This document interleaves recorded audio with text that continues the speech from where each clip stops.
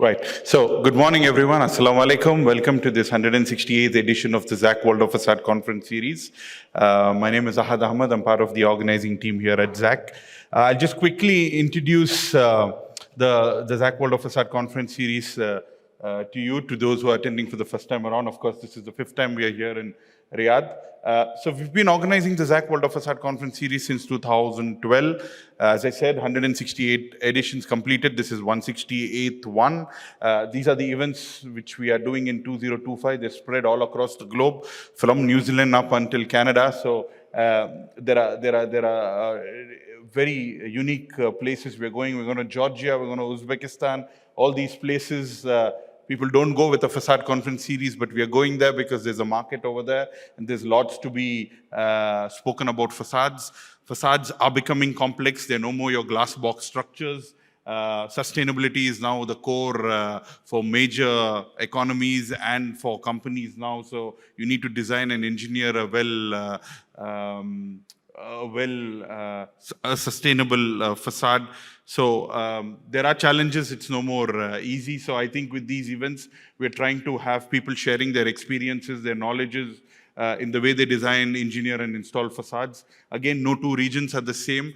In the Western world, people talk about embodied carbon, which is basically calculating the amount of carbon before even the facade is being built in terms of materials, in terms of logistics and other things. Whereas in some regions, it's about cost. Some regions, it's about giga projects, like this region where people are going berserk with the facade design. So today's agenda is a reflection of designs of facade engineering principles, of materials from different experts who are working in this region, not necessarily based in this country, but working from across the globe for projects in this region. And today's agenda would reflect that.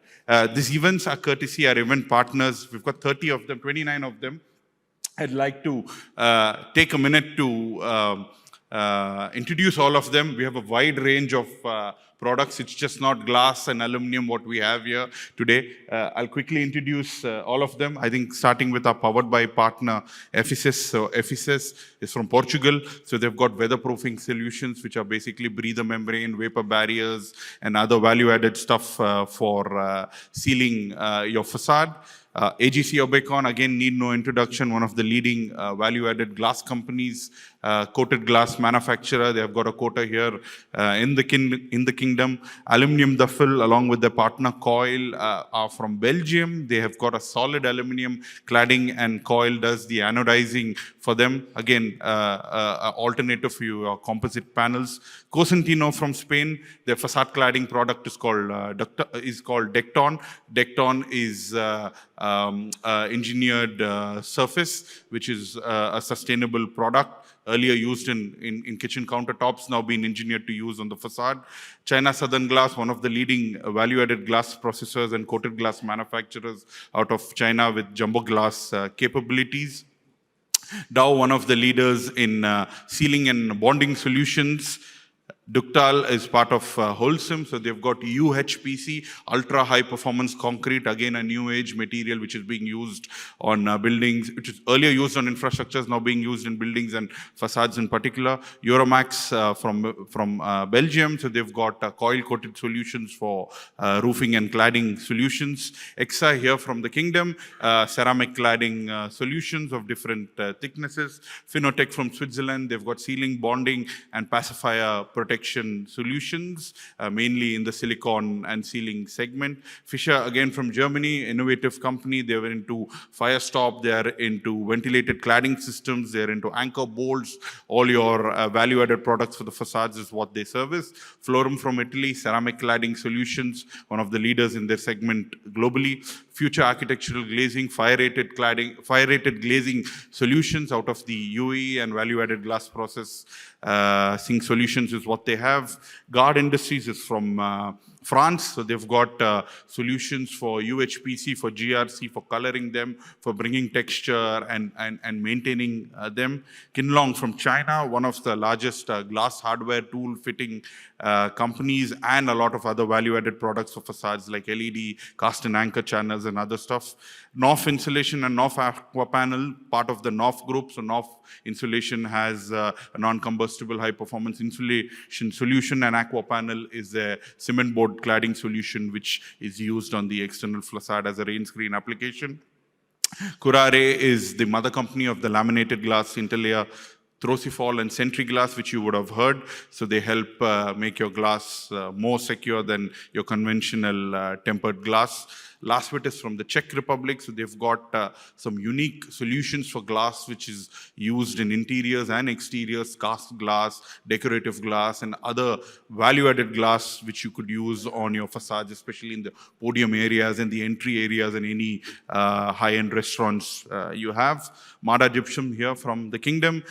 They are, as the name says, a gypsum company, but they've got an external facade solution, which is EIFS, which is basically external insulated facade system. It's a gypsum-based cladding product.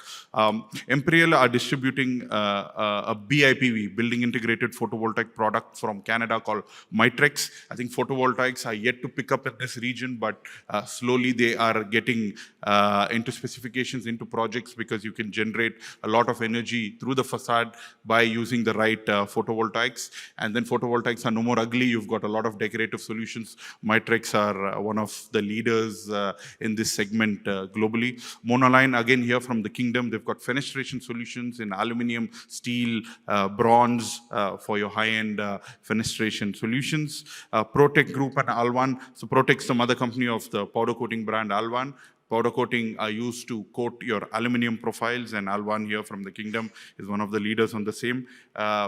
QMEA is the association for, is the coating association and the standard for coating, which is basically QualiCoat. So Quali Middle East's job is to speak about the right coating quality and the standards in coatings, because a lot of projects are coming and you shouldn't have coating failures, and QMEA with their parent organization QualiCoat set the standards for coating. You'll be hearing from them later in session 3.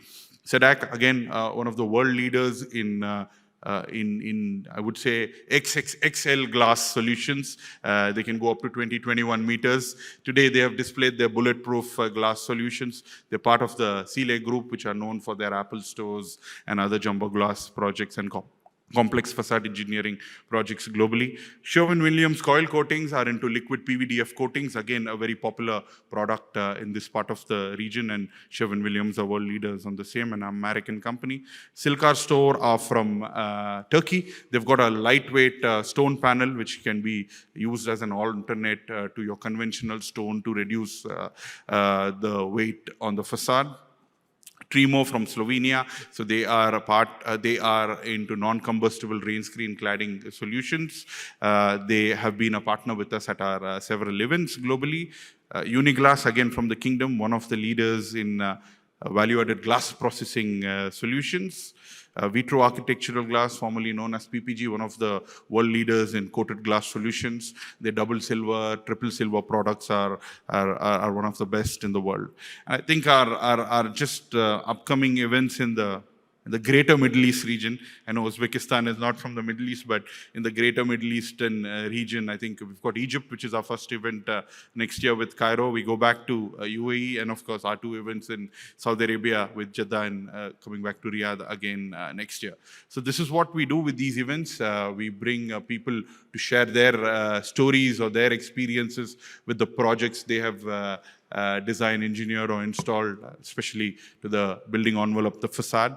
And I think today's agenda will also be a reflection of that from speakers who have come from outside the Kingdom, who are designing projects over here, to give a different perspective. We wanted the agenda to be a little different from what we had in the previous years, so that's why this approach. So I hope you enjoy today's event. We've recorded today's event, so we'll share a YouTube link a week from now once We have the edited copy ready, and we've got permission from all our speakers to share that with you. So that's it from me. I'd like to call upon today's event host and convener, Malak Hamdan. She's the managing partner at Phase 2 Consultants. So she's going to be taking you through until the end of the day. So enjoy today, and I hope today's storytelling from our speakers will give you insights to design your projects more efficiently. Thank you so much.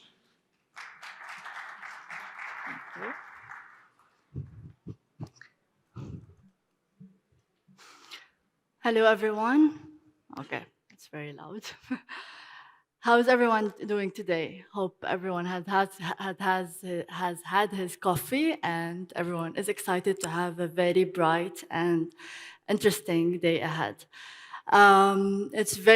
First of all, thank you, Ahad, for the presentation, for introducing me, and I thank the organizers to giving me this privilege to be on stage, to be hosting you the full day. Hope we're going to be more interactive and full of energy so that we can continue have a great day together. I'm going to start by introducing myself. I'm Malak Hamdan, the co-founder of Phase 2 International. We are based in Cyprus, and we operate in Saudi Arabia and Beirut. Along the years, I have the privilege to be working on very interesting projects in Saudi Arabia, including design and architecture and interior design for commercial buildings and F&B spaces. In addition to that, I have worked on multiple interior design for corporate offices.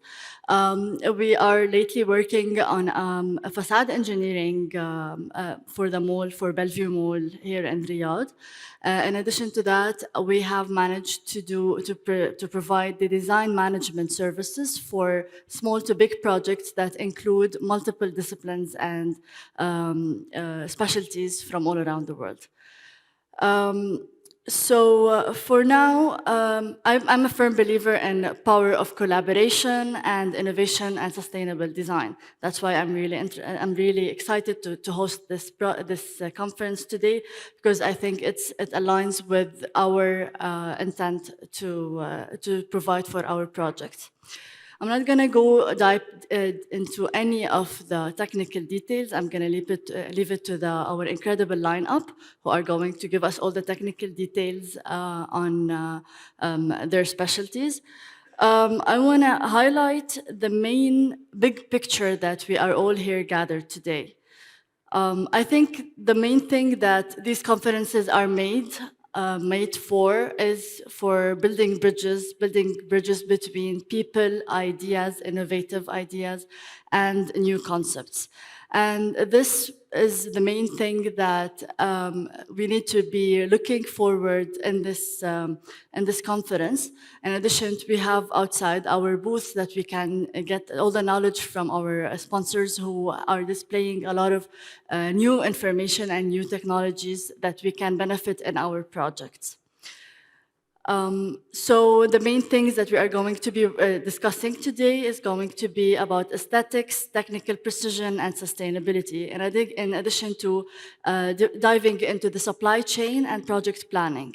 And these are the main essential pillars for any successful project. Now, I'm not going to go further with that. I hope that everyone is going to have a wonderful day, getting new information, learning new things, exploring and connecting with other people. It's going to be a great opportunity for us to gather new insights from different people across the countries. And I'm really happy that we have multinational people over here. Getting information from expertise all over to get them customized and in our own projects. Without further ado, I just have, because I'm the host, so I have to give you some rules for you to be following. First of all, please make sure that your phones are always on silent, just because we don't want to interrupt the progress of our speakers. The second thing, unfortunately, due to the very strict timeline that we have and multiple speakers after each other, we won't be having any Q&A after each session. So please feel free, and we encourage you to contact the speakers and on the breaks or the sponsors. They are going to be outside in the booth so that you can get all your answers for the questions. Other than that, I think we can get started. Please, I would like to introduce Mr. Panos. Panos is going to be talking about the common denominator shaping Saudi Arabia's icon assets. Thank you. Thank you so much.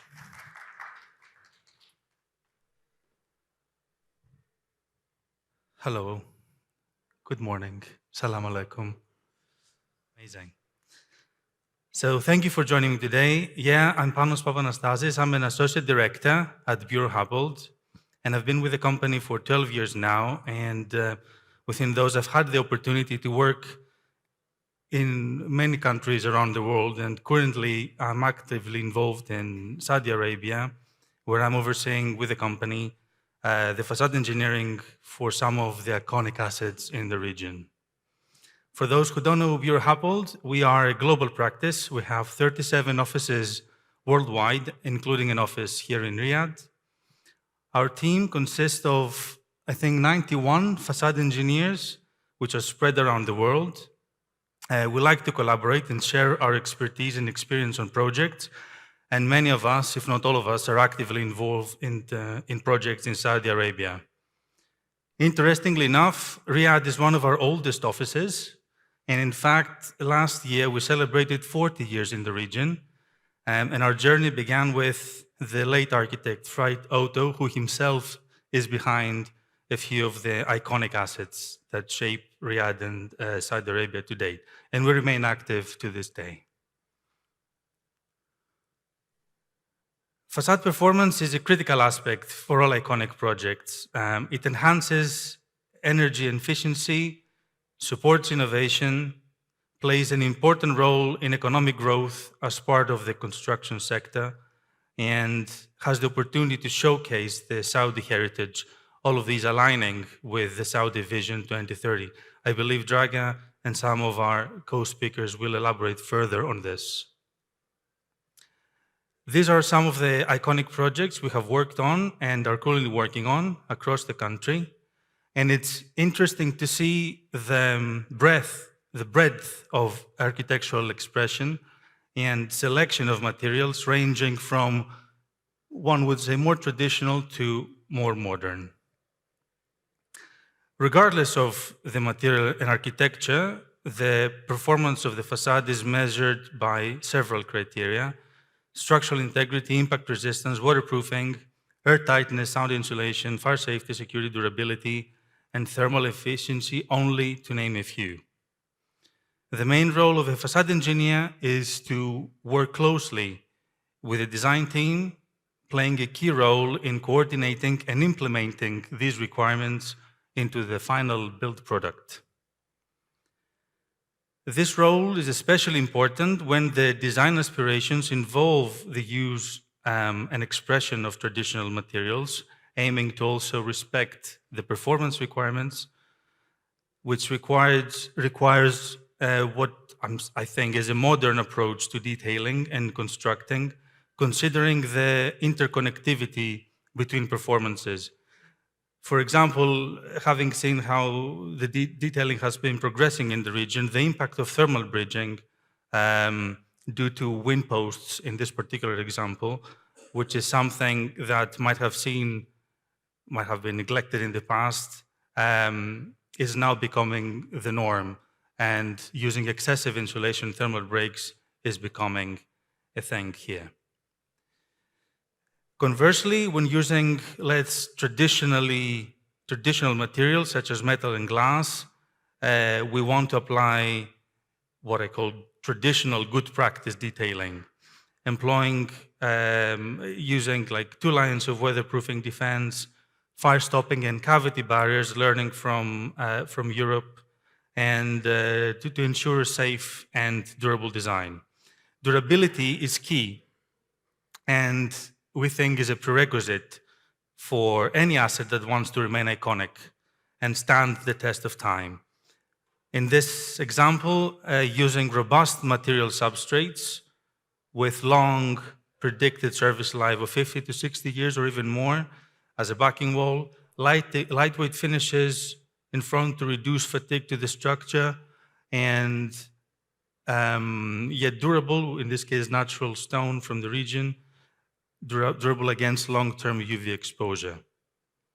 Another approach would be to implement an accessible cavity as part of the facade access and maintenance strategy to allow for ease of inspection and allow value engineering, for instance, in this case, using painted rather than stainless steel as what could have been specified in non-accessible cavities. Accessing also allows for ease of disassembly, enabling easy replacement and future recyclability if need be. It's important to emphasize the need to maximize prefabrication. Why? Because it's key to meeting the region's growing construction demands with this very ambitious program, while ensuring consistent quality of the final facade product. It also enables us to tap into the global supply chain to meet demand, which we think is very, very much necessary. Designers, consultants, and contractors need to work together, all of us, and shift our thinking from a traditional construction approach where thousands of components interface on site, and start looking at, or looking more, a mindset that focuses on complete prefabricated systems, not just for facades, but for the entire building envelope, or building generally. We should also illustrate how these elements should perform together. It's common for us to draft clear packs of information. Like this one, we're showing how things come together, but we should also illustrate how things come together. It's common for us now to include diagrams of installation in our tender documentation to help the supply chain understand our thinking and embrace what might otherwise be seen as a complex design.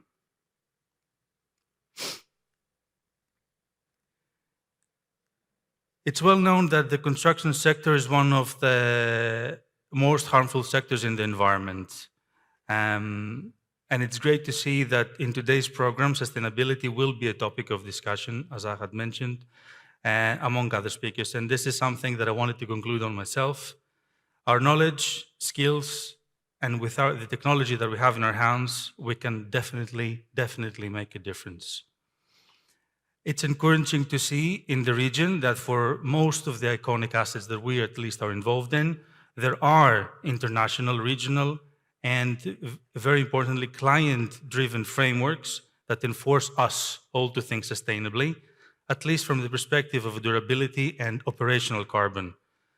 As I had said, the discussion about embodied carbon needs to accelerate, following the example of other parts of the world, such as the UK and the EU, where I'm based, which have set themselves ambitious targets for decarbonizing the building stock. At Bureau Happold, we have set our own ambitious targets and are using all our efforts and tools to play our part. But ultimately, it's up to all of us in this room and in the industry to continue driving and influencing sustainable building practices. To conclude, facade performance, and needless to say, is essential for the quality of all the iconic projects in Saudi Arabia. It supports Vision 2030 by enhancing sustainability, innovation, economic growth, and cultural integration. Facade engineering is crucial for coordinating and implementing complex performance requirements, making it an essential practice in achieving the goals of Vision 2030. As an industry, again, that's my last point, it's up to us to drive and influence good and sustainable building practices. Thank you very much.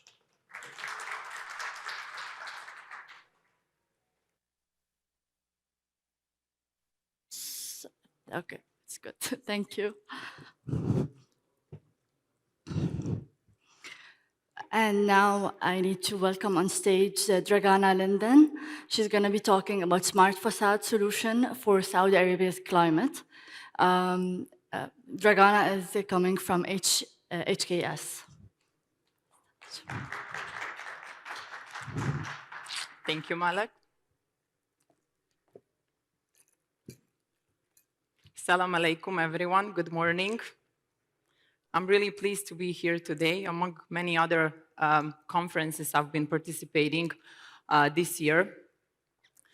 I would like, before we start with this presentation, next session, I would like to thank you, the World of Facade team. Thank you, Aha. Thank you, Shelza. Malak, thank you so much for a great introduction. And thank you, Panos, for opening this session today. I'm glad that my presentation is slightly different than yours, but we're talking about the same thing. That gives me the confidence that we are all aligned to meet the 2030 vision all together.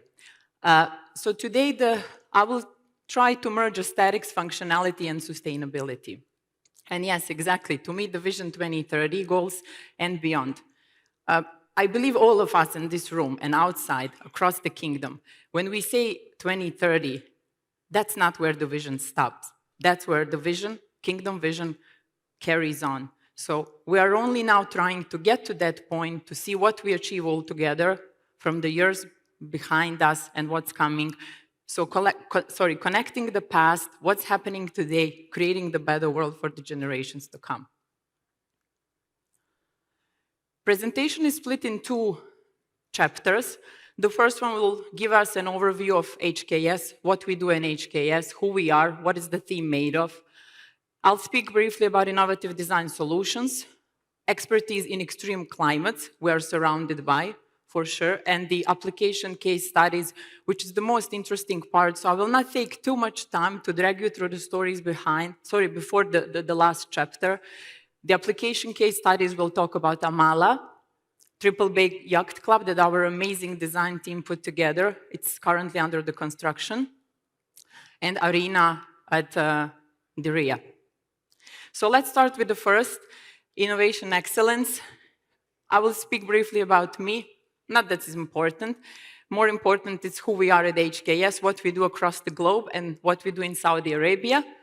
And our sustainable story, which is, I guess, the key, as Panos mentioned earlier, that's the key for us, the driving force. If someone would have asked me maybe 7 years ago, would I be here today as a managing director, a female, representing the international global company in Saudi Arabia? I would say, are you dreaming? Or is that something that it's almost what sounded impossible, but here we are today, I'm grateful. I forgot to thank the kingdom, actually. The reason why we're here today is because a person and the kingdom had this vision, 2030 and beyond, to bring us all together. Question for all of you. Is there any in the room that came to the region for 1 day, 1 meeting, 1 week, and then 20 years later, we are all still here? Is there anybody, or are we all guys based here? My case was, okay, don't be shy, just raise up your, I'm sure, because I have many colleagues, many friends that came to the region only for 1 meeting. I was one of them. I came for the World Cup, and it was a week of getting together with the team, and 10 years later, I'm still here delivering all these amazing, iconic assets across the region, in Qatar and now in Saudi Arabia. So proud, but also carrying a lot of responsibility to make sure we meet that vision, we meet that goal that Kingdom is putting ahead of us. HKS Saudi Arabia, this year, we initiated the opening of our office with MISA. Ministry of Investment, and we are very soon, inshallah, moving into our new space at KAFT, and you are most welcome to come and see how our new space is going to look like. Some of the notable projects we've done in the KSA, Amala, Qiddiya, you see the name. We talk about Qiddiya, Red Sea, we talk about NEOM, we talk all about these giga projects where our amazing designers across the globe, across the offices from different sectors are contributing to bringing this to the reality. Some of the projects, which is our case study, later on you will see the video with our designers. This one is well under construction. Some of them are still in the design phases. The competitions are ongoing. Some confidential, so we wouldn't be able to tell you more details.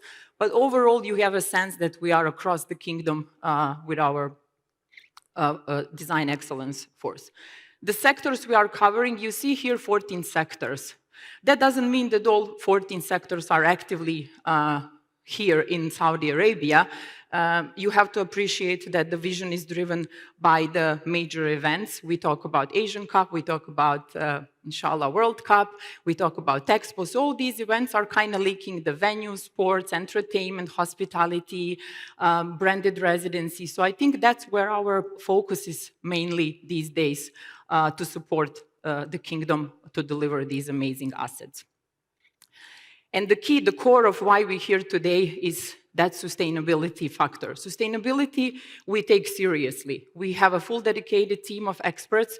That's the key. We apply sustainability to all our projects across the globe, not only kingdom, not only because we have this vision to comply with, and all the references, all the certifications, because we do, that's genuinely what HKS does. HKS is now carbon neutral. We also join UN Global Compact and Design Green in-house, as I mentioned, sustainable team advisors that are working day and night. These are only just the numbers, but behind these numbers, there is a lot of hard work, dedication to bring you to this stage today to say that you have 169 million square feet of LEED projects. And this is what's happening in reality. This is what's happening on the ground. This is how we deliver the projects.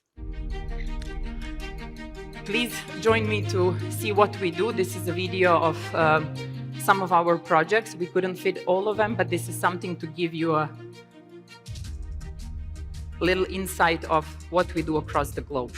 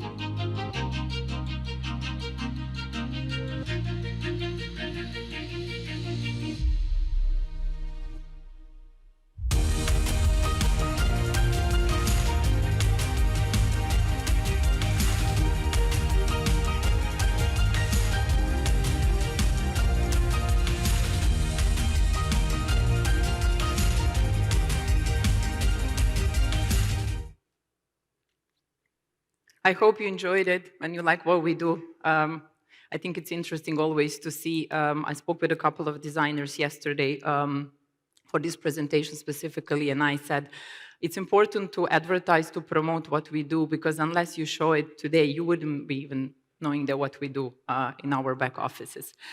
Well, thank you for your patience. We are moving into this chapter 2, innovative design solutions. Innovation team within HKS, it's full dedicated team that is focusing specialized in cities and communities, advisory, research, and sustainable design. Why I'm saying this today is we're not only designing up front. Our innovation team, it's fully dedicated to bring this to life, to bring this old, beautiful designs to the operation stage, to the maintenance stage, to bring these buildings to live, to interact with the humans, to interact with the end users. And this is very important. So they are doing in the back office a lot of research. That's why we Fast Company Best Workplace for Innovators 22-23. And we have dedicated line. Doesn't have to do anything with the line, but this is our line, Laboratory of Intensive Exploration. This in-house design team focuses on connection between emerging technologies. What's new, what was before, make the connection, and deliver the end product using that architectural methodology. I think this is the key. We cannot dismiss the heritage, we cannot dismiss the history. We are not brought here, we're not coming here to change, to impose. We are coming here to carefully listen to what history is telling us. What is worthwhile using? How do we use the nature, the natural source, to bring it to life and make it live with us sustainable product for generations to come? Ooh, a tough one, right? We all know that the region, we have half of a year very challenging time outside. It's almost unbearable. We're talking about extremely high temperatures, dust storms coming with the change season, with the season changing, and humidity varies from the coastal to the inland regions. All these factors, I believe, as a designer, we are responsible to take into consideration to make sure that our end product is compliant with the local, with what client is requesting, with the expectation, not only expectations for the client, but expectations for the end user. We will speak more about all of them. These are only some of the most critical scarce sources that we include and we consider. If we speak about giga projects such as Qiddiya, it's full of entertainment, events, it's flashy. What are the two key components you are using for that project versus some other project that would be more traditional, more conservative, such as Diriyah, where you have a Najdi history, heritage, style. If you compare these two, certainly the cooling solution that you have to put within Qiddiya as a full entertainment, flashy, I call it like a disco club, disco cube, you have to think about these two aspects, cooling solutions and energy, sustainable energy sources. Different, comparing, and you will hear our designers later on speaking about this. Amala Yacht Club is fully on the coast. That's why you're applying a different parameters, applying different materials, different design tools to bring that to life, versus the one that is in heart of Riyadh, such as Diriyah. It's important what we learn from nature in historical developments. We go back, we learn, we note, and we implement. How we think to recycle. What's the most important critical source that we need to recycle, to reuse it?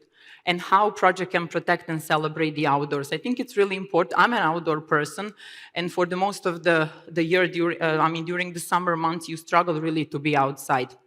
But I believe what's happening currently on the ground with the mega projects, we are changing completely the shape of the environment, and we are bringing these projects to life to serve the community, to serve us as an end user. Another important key point to mention here is that if we design this for somebody else, not for us, as we would live in the building, we would live at that, we would visit Amala Club, we would visit the Diriyah Gate, we would go to Line, to Neom, to all other projects across the iconic asset, that we are on the wrong path. If we are designing with the pure heart, with the intention that we're going to be end user, we are creating the better environment for the future, for the generations to come, that's the right path. Here briefly, again, what we learned, what survives, what are the natural plants that we use, what is the natural source we can grab from here locally without going to New Zealand or all the way to California to bring the source here. We don't have to do that. We have it here. Nature is giving us responses. How can we use this to inform the future of built environment? What materials the client? The key question for the client is, what is ROI? How do you explain to the client what's the best material you use when you implement this? That's when you come back to your point, Panos, the collaboration between, I think we are still slow percentage, but we are still within traditional mindset that we should design, give a design to the contractor and they will execute. I'm totally against it in a way that we should come all together in an early stage as much as possible. I know there are challenges, but if we sit together as a client, consultant, designer, all the suppliers with the idea, with the different methodology, we can come up with a better solution, the best solution up front, rather than expose the projects to delay and cost and time impact. I believe most of you agree in the room that that's the challenge we have today. Giving it away, contractor taking it, and then discussing what are the methodology. Meanwhile, design didn't address these aspects on the upfront. Moving to the most interesting part. These are two application case study. This is the one we talk about. Amala, regional design director from Mexico City. Imagine all the way from the Mexico City, Dan Flower, and Rafael Petrovic, our studio design leader in London, are going to speak about Amala, and I will invite them to speak since they were designing, and I want to hear from them the passion and where they find the inspiration to design such a beautiful shape of Yacht Club. Hello, I'm Dan Flower, Regional Design Director at Mexico City's HKS Architects Office. And I am Rafael Petrovic, Studio Design Leader at HKS Architects in London. And together we led the design of the Amala Yacht Club alongside facade engineer Meinhardt. Triple Bay Marine Yacht Club aims to provide guests with a unique and memorable experience in a spectacular setting on the shores of the Red Sea. Offering state-of-the-art facilities and exceptional architectural design, the new yacht club will immerse its guests in yachting lifestyle experiences. The club offers a complete range of services and facilities to support the needs of world travelers, yacht owners, visitors, and guests. The design concept is inspired by two sets of geometry, both relating to the sea. One is found in nature and the other is man-made. The heart. The landforms along the coast of the Red Sea have been eroded through time by wind and sea. The resulting forms are sculpted cantilevers of rock. The second inspiration is linked to humankind's relationship with the sea, and in particular seafaring vessels made to travel across it for trade, leisure, and sport. These geometries are combined in the formal expression of the building design, an organic form emerging from the landscape of the material, from the landscape of the marina. The building shape is designed with the local climate in mind, twisting volume sculpted to create shaded spaces around the club. All fenestration is set back and self-shaded by the club's form. Environmental analysis tools in Rhino were used to minimize heat gain on all glazed surfaces. The stunning views across the Red Sea and the inland mountains are key assets of the site. A minimal, tilted and curved glass facade allows 180-degree views out from key hospitality spaces, constantly connecting guests to the natural setting. Sliding doors allow for cross-ventilation in the cooler winter months. The main geometry of the building has been designed to be single curved throughout. This allows the substructure to follow straight vertical lines to describe this very organic shape. The building is then clad in a rendered rain screen system made up of individual, more handleable panels. These sheets have a certain amount of flexibility so that they can be bent to fit in between the vertical rails. The facade is then grouted for a smooth finish. The carrier boards are made from 90% recycled glass. The choice of this light facade system over, say, a conventional GRC facade reduces the superstructure and foundation weights by up to 40%. Aluminium systems have been selected for resilience in the marine environment. These reduce envelope weight and increase the recyclable content of the facade for end-of-life reuse and recycling. The metal reveals and glazed screens were each optimized to reduce material waste and standardize detailed interfaces wherever possible. Interface detailing focused on ventilating the rain screen cavity whilst minimizing sand ingress. This is where the application comes on The board, Yacht I Club think. is a key here Red in Sea the room we Global have. project designed in line with the 2030 vision, supporting the growth of tourism in the kingdom. The project is predicted to reach LEED Platinum status, and as an all-electric building, it will help transition away from carbon-based economy. Operated by Yacht Club de Monaco, it will be a landmark hospitality destination on the shores of the Red Sea. Thank you, guys.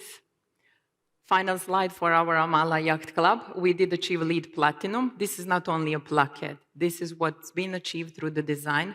And I want to reiterate this again. Once we open the discussion up front with the client, we always ask this question when it comes to the LEED. How sustainable do we want to be? Is that the real intent, or we just want to present that, yes, this is the plaquette, where it's okay. Definitely for us, it's deep in our core, it's our foundation. That's what we go for, that's what we implement. Definitely this is well-deserved LEED Platinum, and this is the project now. We could share, I believe, in the next conference, we could share some photos from the construction site. It's coming to life. Yesterday, I spoke with one of the application company for the facade. They said they have challenges, but they are overcoming. So that's why all of you here in the room, I guess when we work together, we come up with a better solution to give the client a better product. Not the client, but also for the kingdom, for all of us to enjoy it in the years to come. The second, and you will see now a big difference that I was saying up front, the Riyadh Gate, heritage, history, dreamy land of Saudi Arabia. That's where the arena is. Bringing all the history and linking with the innovative design, all the entertainment together. So let's hear Sergio and Song Jin Lee. They were our designers. Hi, my name is Sergio Roca, senior architect and lead designer on this project. Hi, I'm Song Ji Lim, senior architect from HKS in London, and together with Sergi, we are working with facade consultant Fortin Formasati on the arena in Diriyah. As a society, we are naturally attracted to collective shared experiences. We all very often remember with joy that concert or sporting event we attended and with who we shared that moment with. When designing the arena in Diriyah, that was one of our main targets and design drivers, to create custom experiences that will shape the memories of the current and future generations of Saudis and visitors to come. To design more than a building, but the backdrop where an emerging society will build long-lasting memories around sport, entertainment, and culture, and build a sense of place and community around it. The arena is a 20,000 seat capacity indoor multipurpose venue able to host a wide range of different types of events, from basketball, ice hockey, tennis, to concerts and smaller performances. The project has the ambition to integrate the state-of-the-art technology and become a global destination for international events, but also serve the local community. We wanted to design a building that could only belong here, that it's connected to the history and legacy of the area, and is part of the communities being built around it. We wanted to create an architecture from its place, a modern interpretation of the Najdi architecture with its characteristic triangular openings and solid appearance. The close proximity to Al Tarif, birthplace of the Saudi Kingdom and UNESCO World Heritage Site, was a great source of inspiration for the project exterior and interior hospitality spaces. The building massing is defined by this series of what we call the monoliths that emerge from the ground and break down the scale of the building and articulate this massing, creating terraces, skylights, and smaller volumes that engage the public realm. The main and secondary entrances to the building are those moments of relief where the massing opens up, welcomes the guest, and reveals the energy and light within the building. The facade system is made up of external wall systems that are split into two categories, opaque We're and getting here glazing. into more technicalities. Glazing with the facades are guys, kept you to a can guys minimum see to reduce solar gain. what's being used. For the opaque facade, the monoliths were first numbered clockwise 1 to 23. and then rationalized in 2D and 3D using standardized angles. The panelization process began by differentiating trimmed and full panels.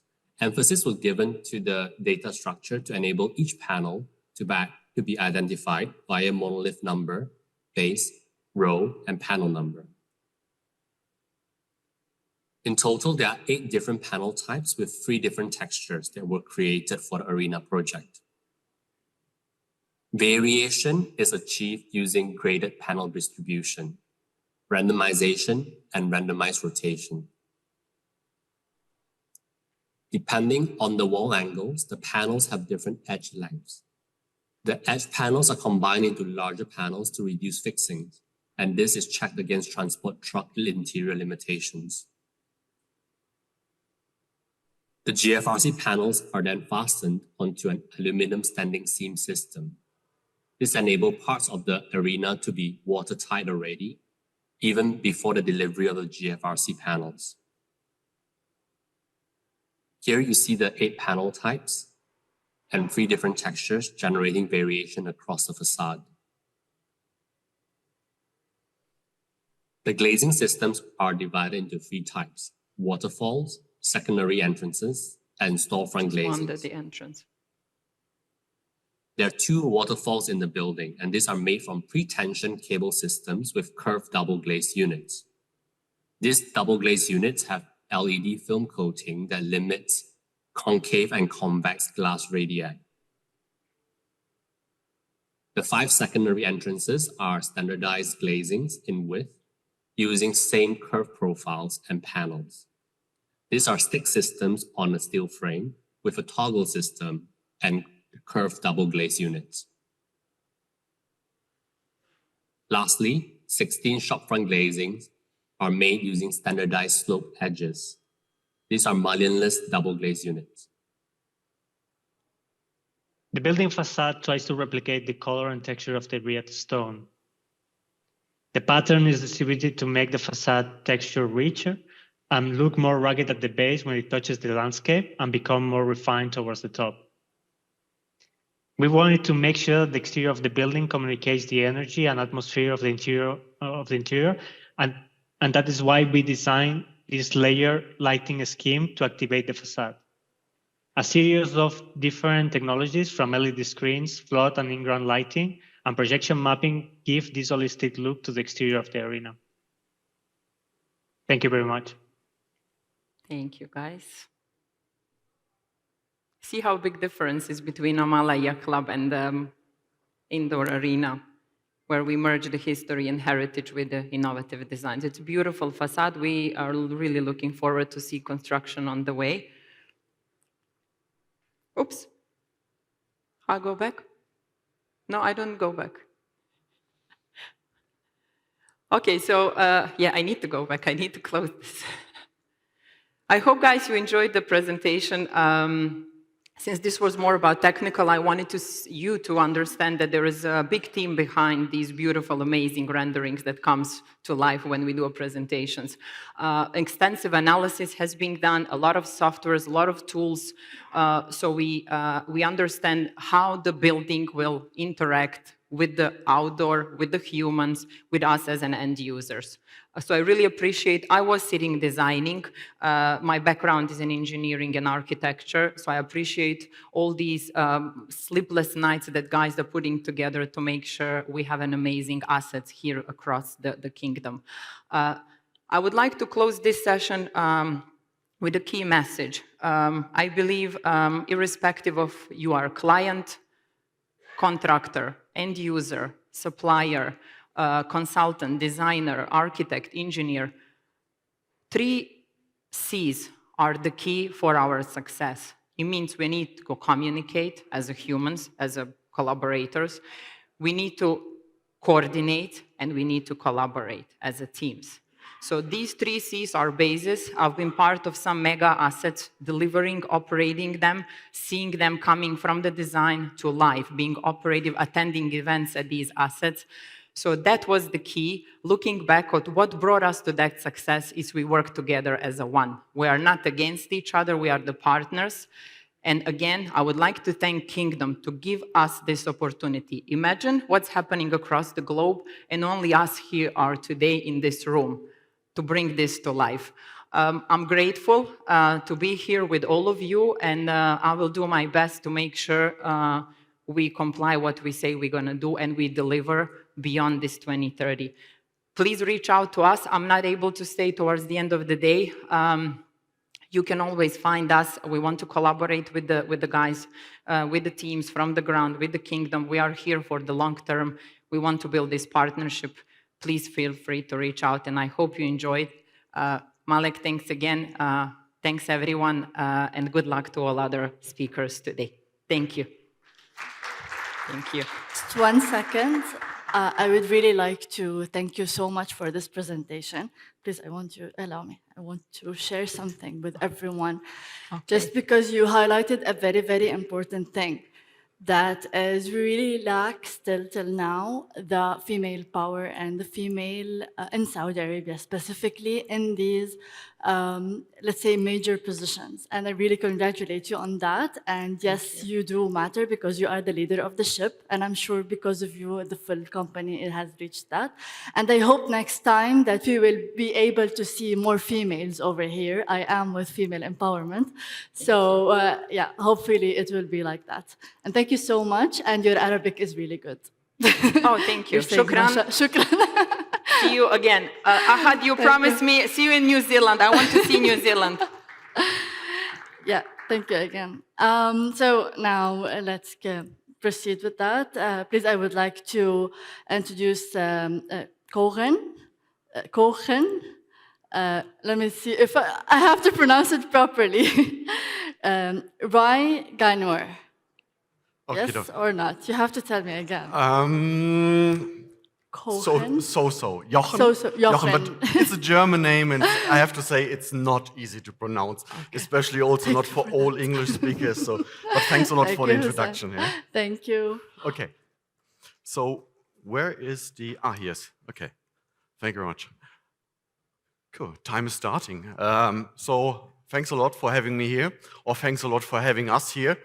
So before I'm coming to the main topic, sustainability and durability, because we're talking a lot of nowadays about sustainability, but we also have to think that project has to be long-lasting, and this is something I'd like to come later on.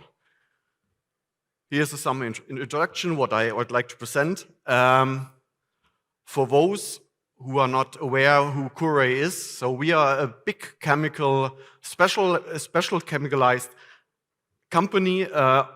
Headquarters is in Tokyo. We have 52 production facilities on a global scale. Our main areas are architecture, automotive, textiles, chemicals. We are one of the biggest producers in the world for PVOH, alcohol. We are quite huge in barrier filters. And I'm belonging to the AIS division. AIS means Advanced Interlayer Solutions divisions. And this is what I'm talking about. So our main focus is the architectural business. So that means we are producing interlayers like a PVB, like a Sentry Glass. A Sentry Glass is, the abbreviation is not SGP. It's a very, very common thing nowadays. SGP is something really completely different in the world. So nothing to do with the ionoblast and also nothing to do with the original Sentry Glass. So why is an interlayer really important? Interlayer gives really the performance to a laminated safety glass or in general to safety. But it's not only safety, it's for sound protection, it's for UV protection, it's, we have a lot of knowledge in terms of bullet-resistant glazing. We have a lot of knowledge in hurricane glazing. It comes originally from the US. There's the origin. Blast, we are able to do blast consulting also. So it's not only selling, we are selling millions of square meters to the industry, but we are also really consulting the industry in quite an efficient way. Coming to the main point, sustainability. So we have really ambitious goals. 2030, we are quite confident we will reduce 75% of the CO2 emissions internally, and we will definitely be net zero in 2050. It is an ambition goal, we know that, but we are really right on track nowadays. And we are well prepared, especially also with our products. So with our standard products, with the PVB interlayers, as well as with the Sentry Glass, we are having our EPDs.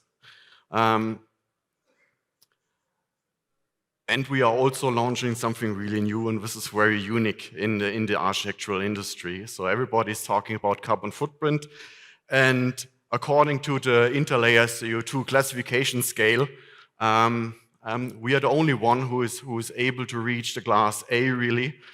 Class A means this is something we will launch quite new. So newly, it's coming up with an CO2 close to be zero, and this is something which is quite unique. We will have an additional grade, also a PVB. But why I'm mentioning also Sentry Glass. Sentry Glass is a little bit out of the range here, because Sentry Glass, it is 100 times stiffer than a PVB, so it means it's perfectly used for structural applications. Down-gauging glass. Glass has 3 times more CO2 content than an interlayer, than a PVB interlayer. So a standard interlayer has roughly 4.5 kilogram CO2. Here you see the others. Others means Chinese roughly at 10. There's a big gap between the Western world and the Eastern world. And here you see what is the real difference when you are using a structural interlayer in terms of down-gauging glass. So it could be a balustrade, it could be also a facade. Set up a 16 millimeter laminated glass contains roughly 55 kilograms CO2.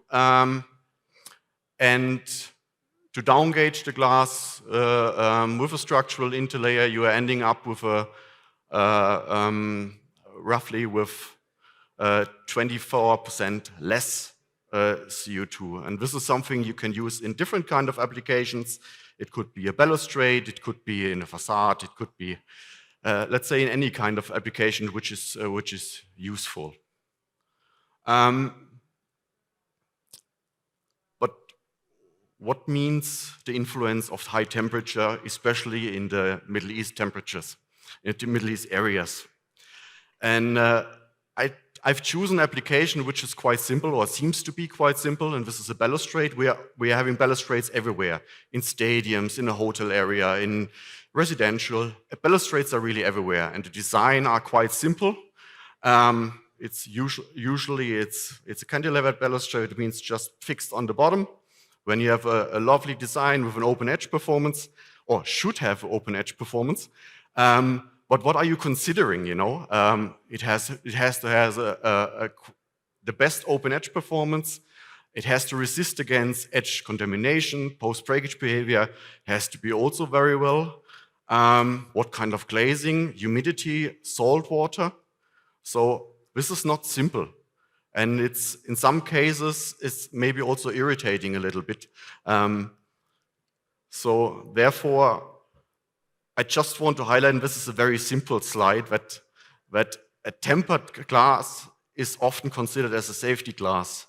Yes, in some areas, yes, due to the high pressure, surface pressure of tempered glass, it is a partially safety glass, but if it explodes, you're having thousands of pieces, there is no post-breakage at all, especially not in the balustrade. So therefore, a laminated safety glass should be used definitely. So, and this is something which is also maybe confusing in some areas of the world. So, and it's just an extract. You will find many, many more. So there are different kind of codes are available for balustrades. Germany, UK, Switzerland, Australia. So some are reflecting static loads, some are also reflecting dynamic loads. And, but what does it mean? What's the reality of it? And a static load is always that you're putting a static load on the edge, could be 1.5 kilonewton, maybe when it's a crowd, when you're at a stadium, it could be, I don't know, could be 3, could be sometimes more. We've also seen current designs with 5 kilonewton, which is also, this is really heavy. But in some cases it's needed. And on the right side, I'm showing you, it's just the extract, what's happened 2.5 weeks ago in the US, in Las Vegas. A very ambitious fan. And this is what's really interesting. You know, fans, we are in a stadium, you have thousands of people, you're having these glass balustrades, always looking nice. But is it nicely designed in a safety manner? So you see his enthusiasm when he's clamping, and he was wondering what happened. You know, in that case, safety all is well, but this is not a standard PVB interlayer. This is an ionoblast interlayer, it's a centric glass interlayer which still stands, and therefore the post-breakage behavior worked quite well out. But so, and in terms of static calculation, I used in that case the tool Trozifol, the StrengthLab AI, which we developed. You can go on our web page, you can use it. So, and here I'm showing 2 examples. One is with a standard PVB interlayer, one is with a structural interlayer, and the glasses are the same. Is 2 times tempered, hopefully heat soaked. For the outside applications, and I put there a line load of 1.1 kilonewton, and you see on the left side that the deflections are too high. And this is just, I would say, a recommendation. What we're always seeing is that the stress in the glass is sometimes high, but the limit is definitely the deflection. And the deflection is when the K.O. criteria for the design of a glass balustrade, for example. So what is a dynamic test? A dynamic test is a simulation of a human impact that someone is really falling into a balustrade. The design temp or the testing temperature, and this is something which is really important, is always room temperature. Yes, you have a variance between 18 and 25 degrees, but the 18 to 30 degrees C is, for example, written also in the ASTM or in other norms. So, but what does it mean when you're designing a balustrade, for example, in the Middle East area? So, and therefore we did some testing according to the ASTM norm.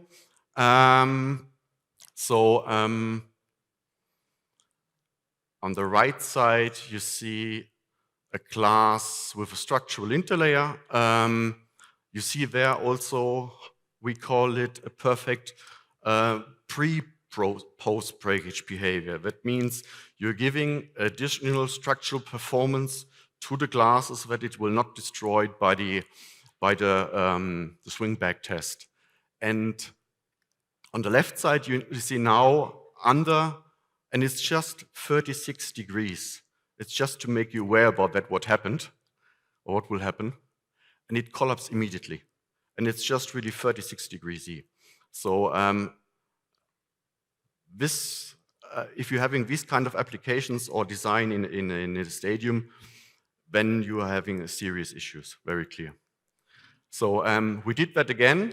We destroyed one side of the glazing, and did the pendulum testing again. So it's still in shape.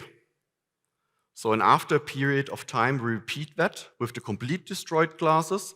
Also, same loading, same temperature area.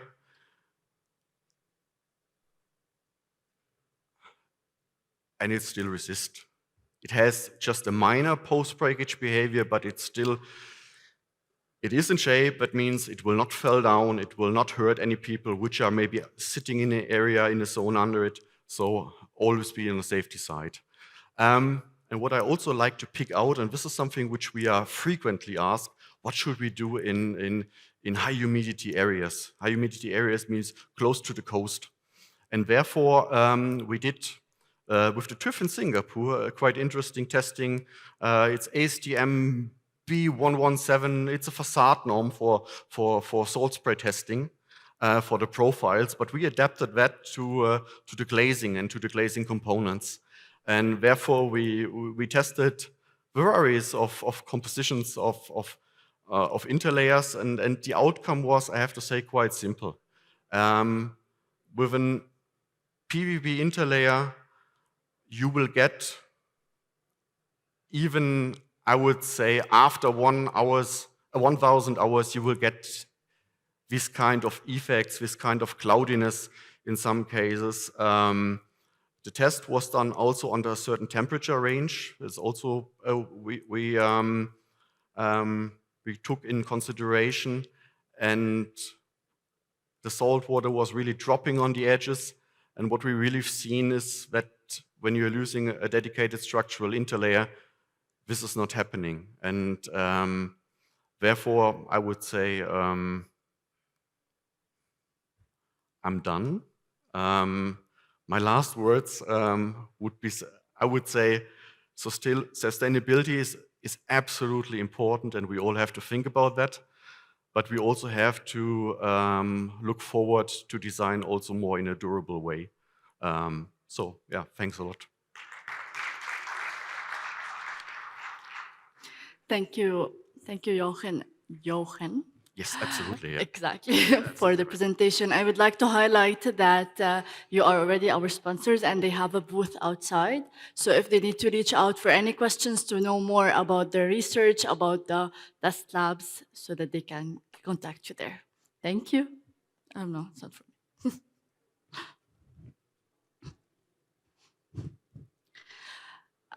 Hello again. I would like to invite now Federico Verfoglia, Environmental Sustainability. Thank you. Okay, can I put this here? So now we speak about a new, different typology of cladding. Florim is a company, is an Italian company that is not working. It's not working. I try again.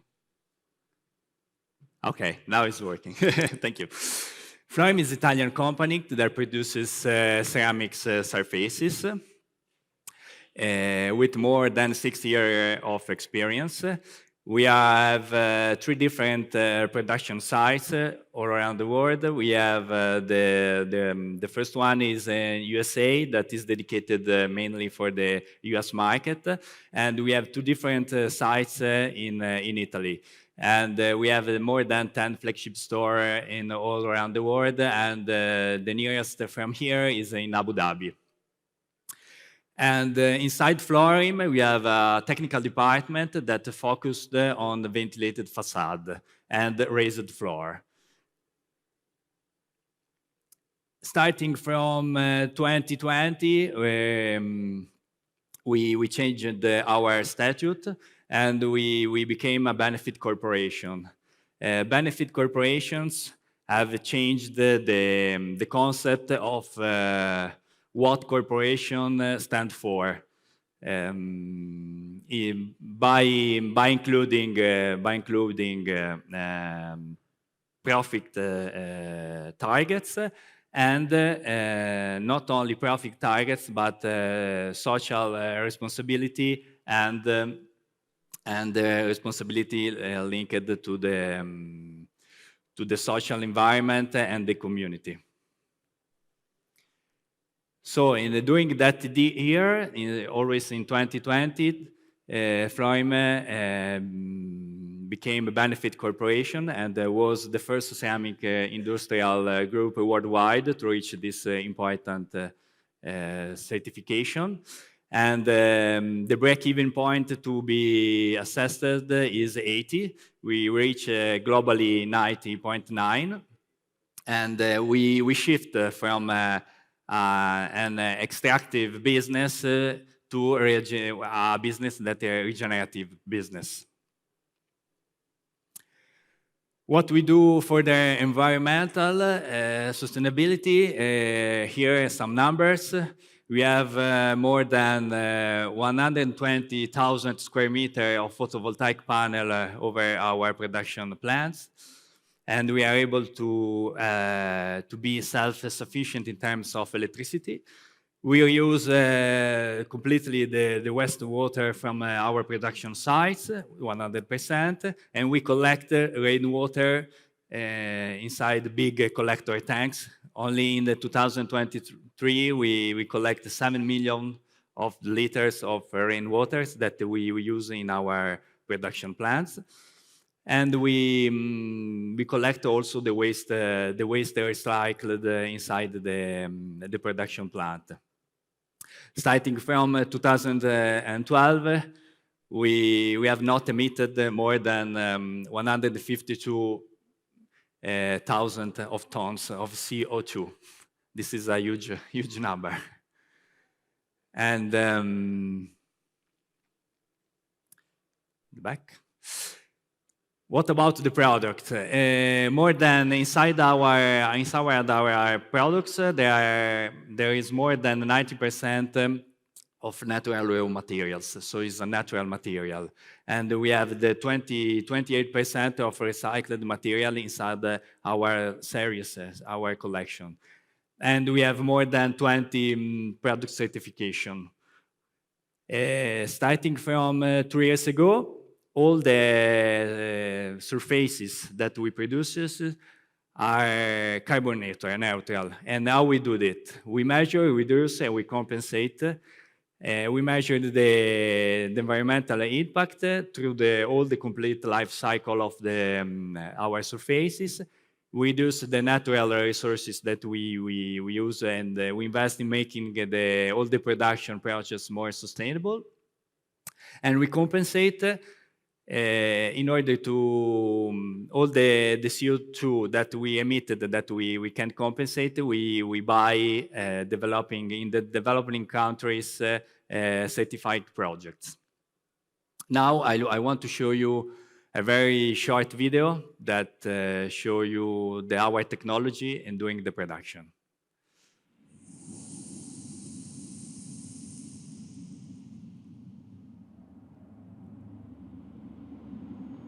Everything starts with the soil, with the pursuit and selection of the finest raw materials nature has to offer.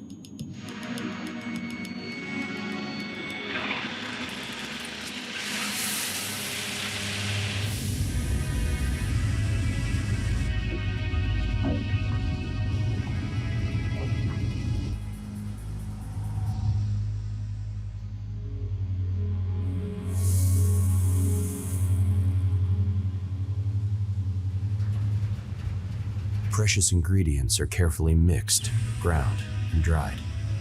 A conveyor belt leads them towards the rollers, where they are carefully pressed.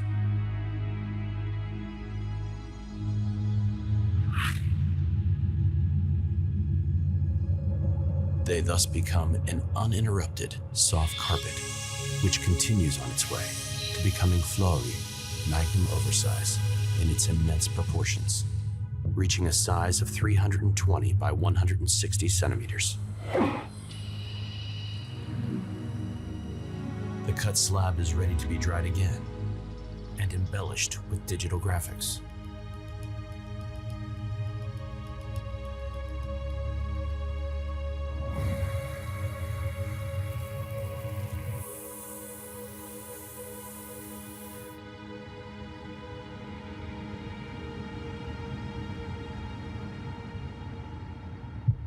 At this stage, it enters one of the many kilns that fires it at more than 1200 degrees. This process makes it solid and hard-wearing.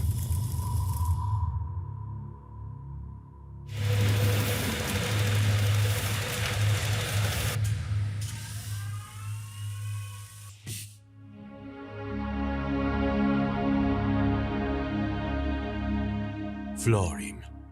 Design is our passion.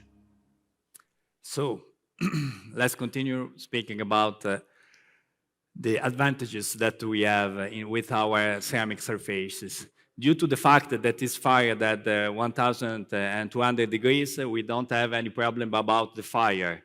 And about the same story is about the ice, the frost, and is a surface that is resistant to UV rays and resistant to wear and scratch resistant. Is completely waterproofed and we have a wide variety of application. We are speaking about facade, but you can use this surface in the internal, in the external part, or for example, for the kitchen countertops and so on. And about ventilated facade, these are the main performance benefits that we can reach. Obviously, an aesthetic part. Insulating the facade, you have energy saving, the sound waterproofing, and the maintenance that you have with the ceramic slab is like zero, because during time it doesn't change color. In flooring, we have more than 200 different effects. We have a lot of marble, stone, cement. You can choose the effect that you prefer for your project. And we have more than 10 different sizes. We're starting from the biggest one, 160 320, till the smallest one, 30 by 60. We have also different kind of surfaces. But okay, in doing the installation of facade, you can touch, but the surfaces are mainly focused for the floors. And we have different 5 thicknesses. We start from 3 millimeter to reach the 20 millimeter thickness. Now I speak about our fixing system. The first one is called the S1, is a system, this is patented by Florim, is a system that is both mechanical and a chemical system. We have the certification from European Organization of Technical Assessment. We tested the system, and the system is composed by support plates for the vertical loads, and in the perimeter of the slab, we have safety hooks. The number of the hooks depends on the dimension of the tile, and the hooks are fixed inside an incision in the back of the tiles. And this kind of incision is easily, you can replace the incision on site with that kind of machine. It's a portable machine. So if you needed to cut on site during the installation, you can cut the slab. It's like a glass. You make the incision and you open the incision, and then you can add or replace the incision very, very easily. The system is composed only by 3 elements, so the support plates, the vertical rails, and the safety hook in the perimeter. What we do to reach these numbers is in terms of the gluing, we fix the safety net behind in bands, only between one vertical profile and the other wire. In this way, the structural glue works well. And we tested the system. We reached the category 1 for the impact.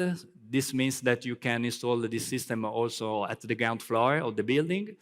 Due to the presence of the structural adhesive, we are not in A reaction fire, but we are in B. That is a good result.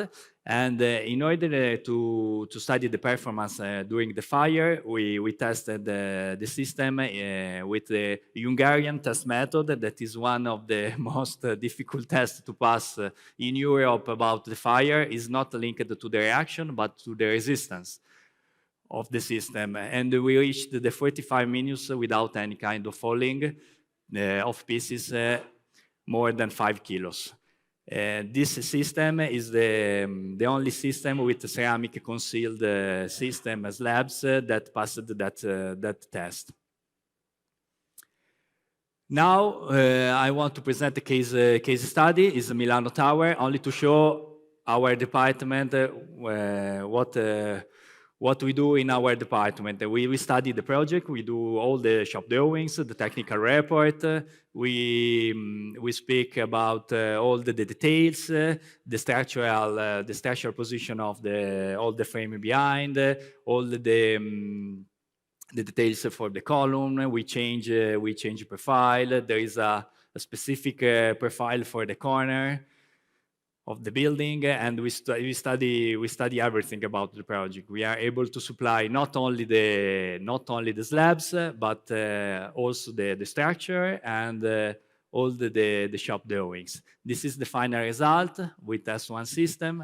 As you can see, we can cover everything in a building: columns, beams, ceilings, all the jambs and the ceiling of the windows were made with ceramic slabs. And in this project, we have done also the ventilation grid with the same collection of the facade. This is the second system that I want to present you, is the system for 20 millimeter thick slab. The technology is the Kerf concealed fastening system. We have an incision in the thickness of the tile. This is a 100% mechanical system. You don't have any kind of glue, and you have the possibility of the construction or use of all the components of the system. So in terms of sustainability, this is very important. But here, the maximum size is 16120. S3 system is the system dedicated for 3 millimeter slab thick. It's a system composed by a frame, aluminum frame. On this aluminum frame is glued the 3 millimeter slab, and the aluminum frame overlaps the slab in the perimeter. The color of the frame is the same color of the slab, so you can't see the perimeter, the aluminum perimeter. And it's a system that is very fast to install on site. And also this system, you can have the possibility to replace all the tiles, and you can reuse the system, you can dismantle, and so on. The difference with S1 system is that the gluing is made by an industrial bonding in a controlled environment. The last system that we have is the famous Keil system technology. With this system, you need the minimum 9 millimeter thick slab, but we have also 12 millimeter big slab in 16320, so you can use big slab with the system. Also, the system is mechanical fixing 100%. You have the possibility to deconstruct and use all the components of the system. Behind the tiles, there are holes. They are not cylindrical, but troncoconic holes. You fix the undercut anchor behind the slab, and with the screw, when you're fastening the screw, the undercut opens inside, and it keeps the hooks fixed behind the slab. To word about cavity barriers, in Italy is mandatory since 2022 to have something behind one floor and the other one that helps during the fire. These ventilated fire barriers are expansion in two-mesh system that expands during the fire and close the cavity for 120 or 6 minutes in order to evacuate the building. And we have horizontal cavity barriers and vertical in the side of the windows, because the ventilation due to the thermal effect must be not blocked during the normal use of the ventilated facade, but during the firing it's better to close the ventilation, because the fire is fast to propagate. Here, very short presentation about our references. This is a project with 20 millimeter in Abu Dhabi. This one is another project also in Abu Dhabi. a small facade. We are present in all over the world. This is a project in US. Don't think only about rectangular slab, because we can with HydroJet cut we can cut slab in the shape that you prefer. In this case, the architect put the light inside the chimney, the cavity. This is during the day. We can move and make more dynamic the facade, because the joints could be also not aligned, perfectly aligned. This is a project in Germany, and we are able to fix our system also in front of the sea. This is the Riva Ferretti builder, yacht builder, and we are able to study also a custom colors, because the blue Riva we don't have in our range, and we studied the blue color Riva for Riva Ferretti. Okay, we have done also in South Korea. This is a project to show the minimum thickness that we are able to do with a micro-ventilated facade that is 4 centimeter, to cover all the zones, all the areas that you don't have insulation, or if you don't need insulation, 4 centimeter is the minimum. In this case, all the balconies have this system. This is a tower in Africa. I have collected some projects all around the world. And the last one that I want to present you is this tower, more than 100 meters in Manhattan. And here the facade is all around the glass facade. Thank you for your time, and thank you for being here. Thank you. Thank you, Federico, for the amazing technical Different, presentation. cladding. Yes, Different. and also I would like to say that Florem, you already have a booth. You are one of our sponsors. Yes. If you have any questions or any clarifications, you can contact Federico. Thank you. Thank you very much. Okay, so now we're going to have a break. But before, please, I want to call Miguel Ephesus, please, to come on stage. And we're going to have a break for 25 to 30 minutes. So we're going to call you back after that. Thank you, everyone, for coming, and we'll see you after the break. Hello, and welcome back, everyone. Hope you all had some coffee and had some snacks. So please help me to welcome now Mr. Russell Cole. He will be talking about what should the facade be, making big decisions on an early stage. And he's coming from Arup. Thank you. Thank you. Good morning, everyone. Thank you for having me here. Thank you to the organizers at ZAC for the introduction. I'd like to talk about the facade design process a little bit and run through a few examples. I'm the global leader in the skills building envelope skills network for Arup, and also lead the facade team in UK, India, Middle East, and Africa. Arup is about 300 strong in terms of facade consultants, and of course we're a 17,000 strong multidisciplinary practice. As you can see here, I have a long relationship with the ZAC World of Facades, having given quite a few presentations in India and the UK.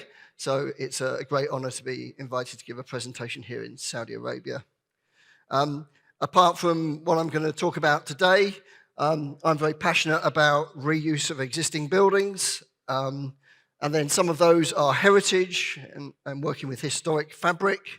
Also love complexity and always looking on any project to see if we can recycle what we're demolishing or even reuse parts of the old facade. So we're here to talk about the world of facades. They have a huge impact on our environment. They enclose us, they help us control the external environment. The buildings have an identity given by its facade. And the idea is that a great facade brings delight to everybody who's in it or outside of it. However, for many of us here, it's also an industry and a career. And so it's good to think about what we're doing and why we're doing it. So I'm quite passionate that I believe as a facade consultant, I'm helping save the earth. We have a big impact and we can play a big part in saving the world from the climate crisis, etc. We need to think about what we do and how we do it, thinking about climate change, consumption, and recognizing that we're on a one planet. We've got to meet climate targets, and we all need to work hard in what we do, both with our footprint, carbon footprint, but also in our handprint, what we design and the impact that has on the environment. It's not just carbon, but also the ecological damage that we need to think about, and we need to make the world a better place. So for every project we do, we look at the UN Sustainability Goals and think about how they interact with our project.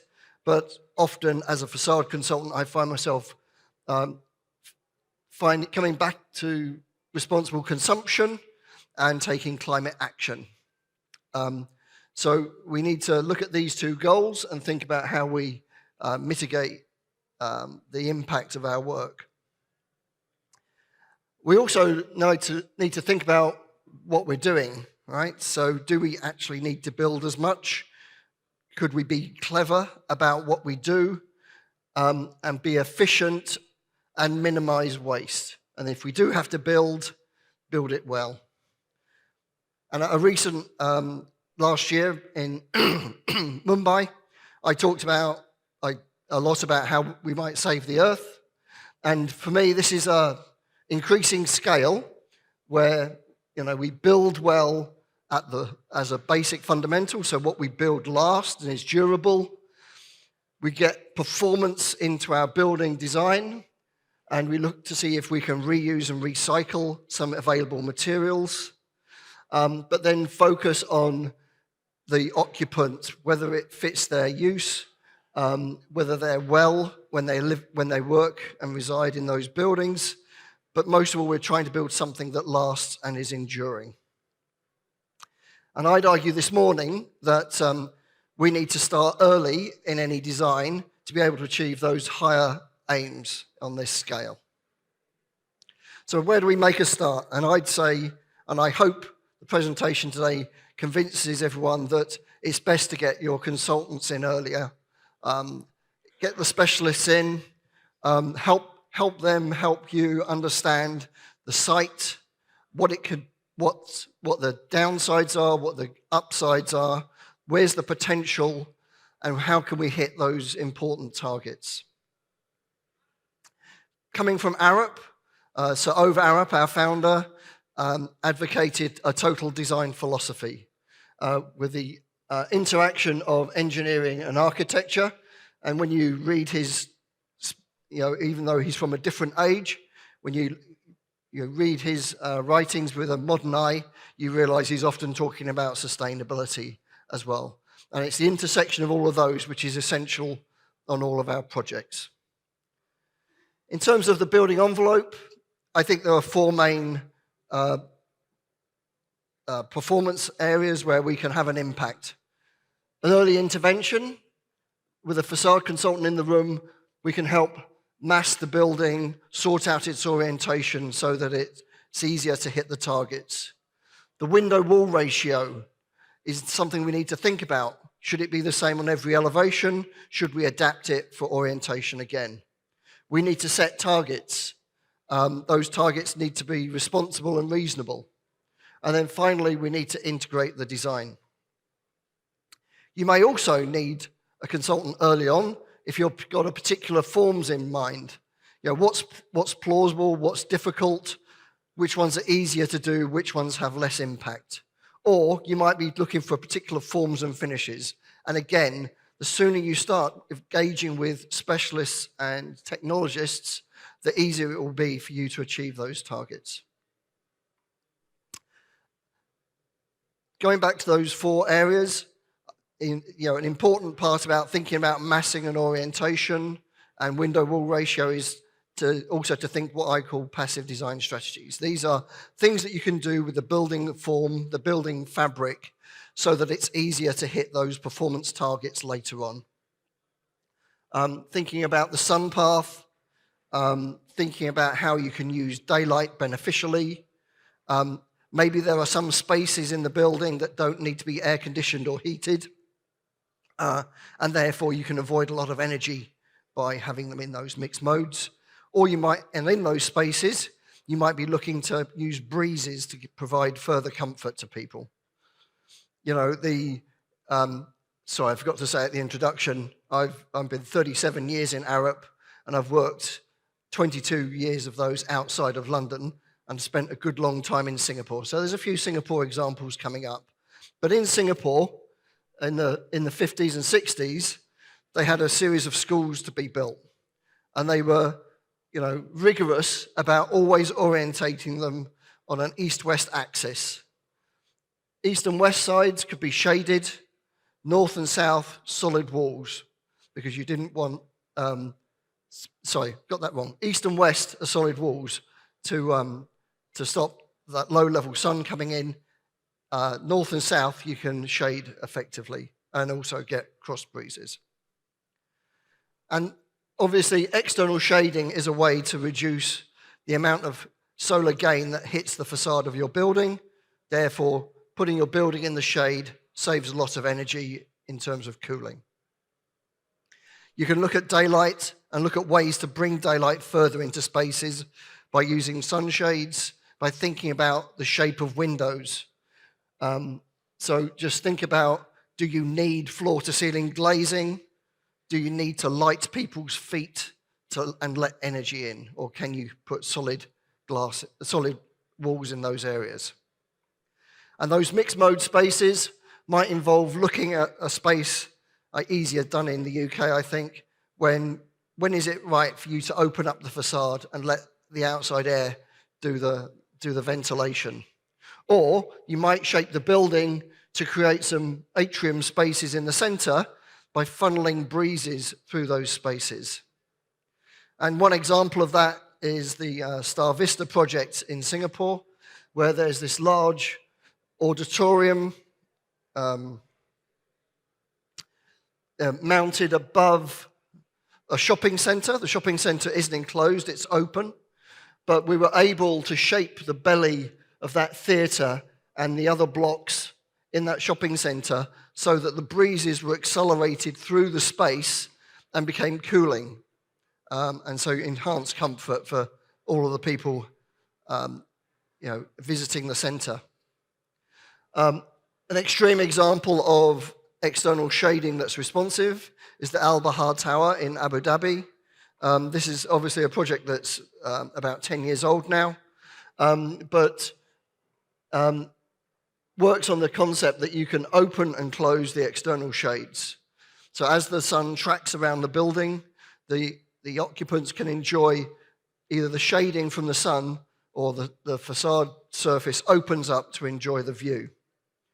Obviously driven by analysis, once the building's orientation is set, the blinds can be programmed and provide that shading of the external skin of the building. These were put in modules. They were tested rigorously for number of cycles, exposure to the environment, the sand and the dust. So a very interesting facade. It's a shame we haven't seen more projects like that since it was completed. In a lot of the examples I want to show you today, one reason to start early is so that you can run lots of options and look and compare different schemes and different ideas. So this was an very early stage of a residential development in London. The challenge was, which way round should we put the building? You know, it was a square building, but did you put it north, south, east, west, or did you put it northeast, southwest, etc., at 45 degrees, or maybe halfway in between? So we looked at the building, we did a series of analyses on the right-hand side, daylight and how much people needed to use their blinds, solar gains in the center, You know, there were better orientations than others. And then we also did a thing around views where we had, I think it was something like 20 landmarks you could potentially see from the tower, and how many units could see how many of the landmarks. And in the end, I think the middle option was the preferred one. Google headquarters in London, obviously a major building with a very demanding client. This image is a little bit misleading at first glance, but if you look at the scale of it with the people at the ground level, you can see that these are triple story height spaces, which have got the intermediate floors recessed from the facade. Obviously, the ambition of Google was to have as much opening as possible so they could see the light, see the views, enjoy the daylight. But the challenge for the building was that it's next to King's Cross Station.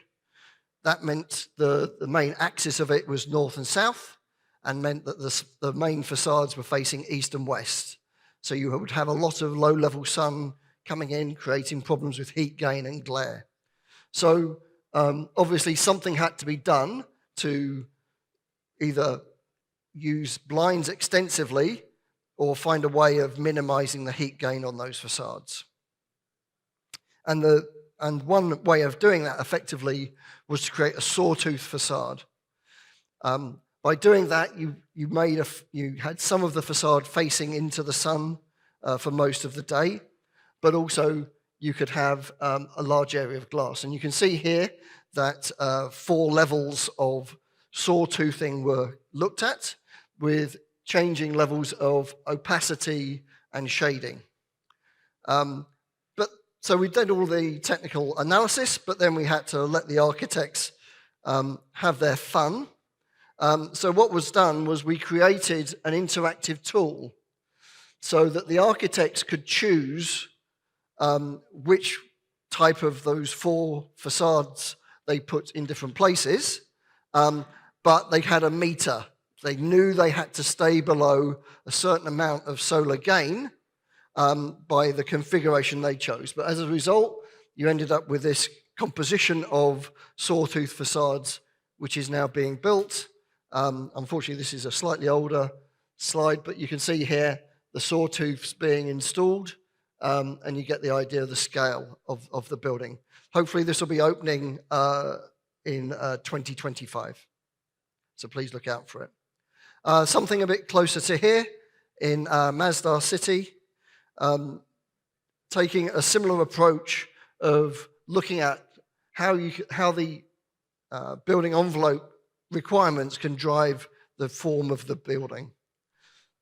2 blocks, very long. Obviously, our facade team was working on it, but with a full Arup multidiscipline team.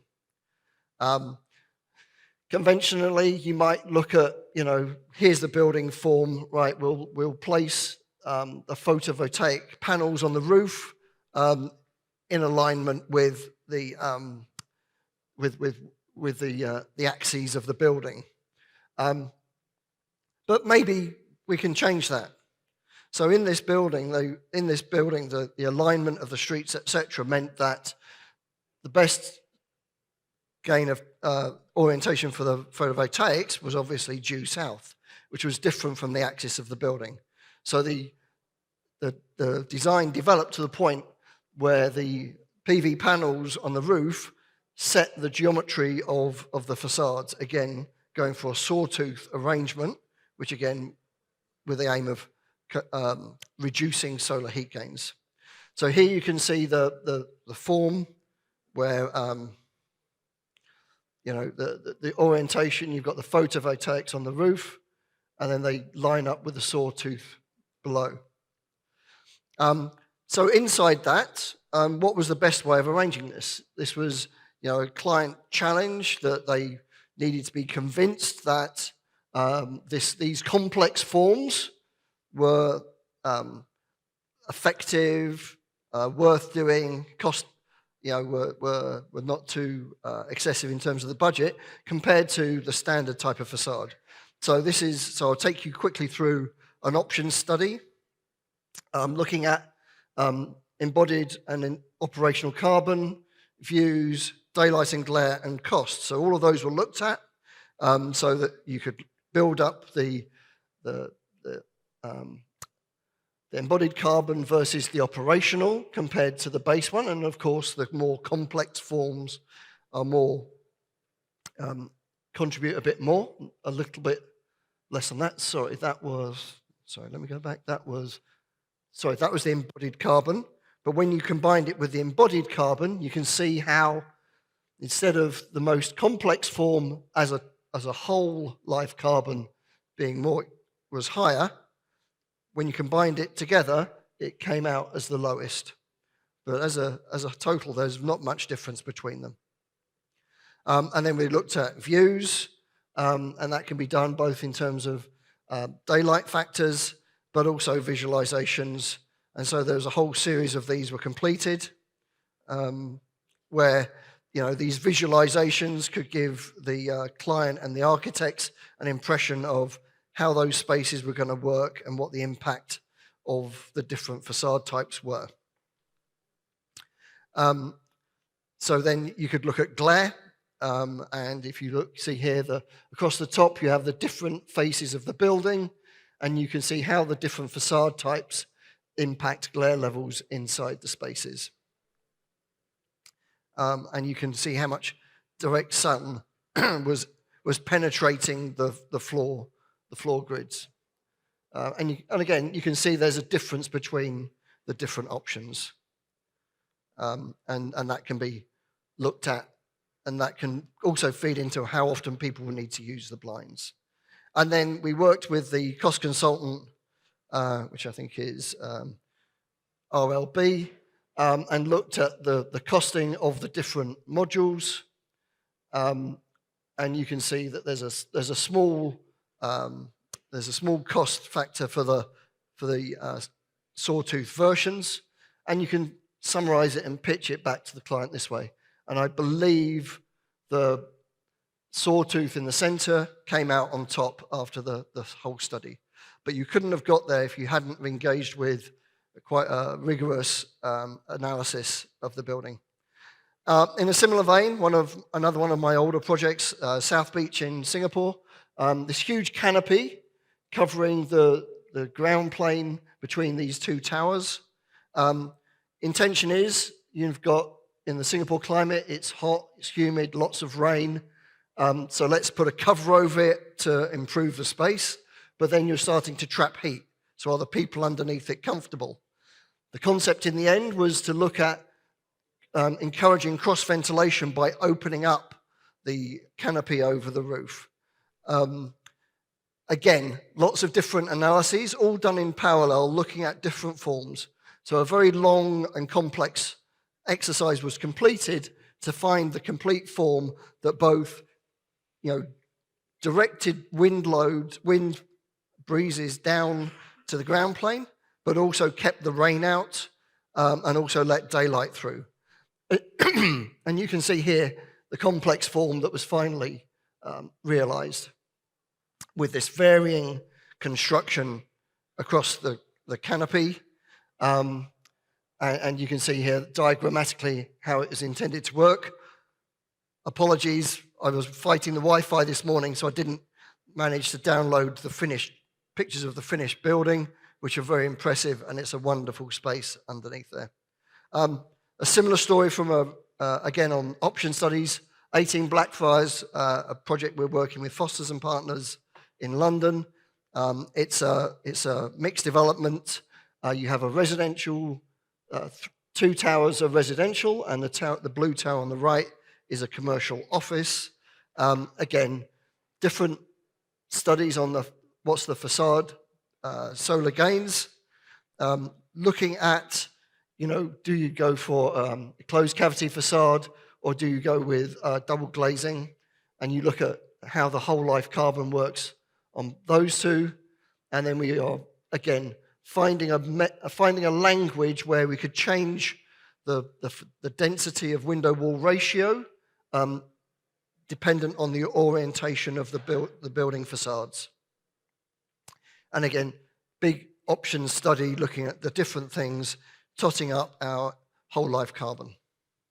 And on the residential facades, that became even more complex because there's a lot more factors to consider. And I would encourage people to, when they're trying to convey balancing out a lot of different factors, these sorts of spider diagrams are very effective. And we found it was the best way for the technical people to engage with the architectural teams and the clients to make a decision about what particular configuration of facade they would go for. And to finish, I'd like to talk about the Amman Botanic Gardens. This is a project I've chosen because if it wasn't for the facade and the building envelope, they would not be able to complete the function of these biomes, and the gardens wouldn't work. So in Oman, they have a large number of different habitats, and they're very keen to bring all of the plants from those different habitats to one central location. So they're creating the Oman Botanic Gardens, and within there, they want to create the environments of the southern mountains and the oases and the wadis. I'm trying to spot the two biomes on there, but effectively they've created a series of pavilions. Obviously, many of the plants can thrive without being enclosed in a biome, but where they needed to create a particular climate to bring those plants to this location, the two biomes were created. These biomes have very particular requirements to suit the plants that are going to reside there. So in the southern biome, of course, if you put a glass roof over a patch of land, it's going to become very hot. But the challenge is it's trying to represent the uplands. And so within there, they needed to create at certain times of the year, the misty, cool climate that you might find at the top of a mountain. Obviously, and it's a seasonal thing, so it needs to be an adaptable enclosure. So by having shades both on the outside and internal blinds, they could control the amount of heat gain in that biome. And they generate, and with Grimshaw's, Arup and Grimshaw's generated this design of 3 layers of external and internal shades with a glass skin in between. The technical design is, of course, some very impressive steel structures, all there to carry the facade, of course, and create the enclosure. Light transmission was critical, of course. The plants need it to thrive, and so we needed to make sure we couldn't shade out things too much, and then create the spaces inside, which might, in the middle of the summer, might look like this, but can be closed down and misted to create the other conditions that the plants need to thrive. Sorry. Sorry. And here you can start to see how the internal blinds are deployed, coming out of rollers here. And then you have the 3 layers of external shading above.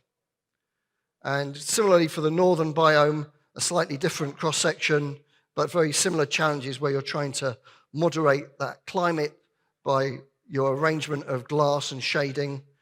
This was allowed to be a bit more open, and you can see here the technical resolution. Of course, lots of decisions, lots of materials, and lots of things to be integrated together, as well as thinking about how it's going to be constructed and how it's going to be maintained. As I said, in this project also is in an advanced state of construction. I think these pictures are from about 2 or 3 months ago, with a target of completing it either at the end of next year or early 2026. So just to conclude, I think you may see from that making early decisions, technically informed, after setting good targets, is going to really make your project successful. So please be open to having specialists and technical people in the meeting room early to make your projects wonderful. With that, thank you.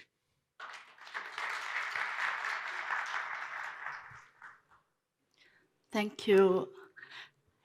Thank you so much for the presentation. I would like to highlight a small thing. Sure. The first thing is you mentioned something called responsible consumption. Yes. Which is the first time that I hear it usually in sustainability projects, especially because for me, I believe that this specific thing, it really saves a lot of energy before getting into the construction and the second. So it's a very strong and belief and intention that everyone should have to start like really being conscious about the usage of all the facilities that we have on the earth. Absolutely. Another thing, I want to thank you for the 37 years of passion in architecture, because this is something that I think most of us, we are passionate about what we do. That's why we are always progressing in our work. Thank you Yes, so I've got much. no intention of stopping anytime soon. Yeah, exactly. So now we're going to be talking about ultra compact stone with Adi Abu Khalil, coming from Al Ubaykan, AGC company. No? Cosentino.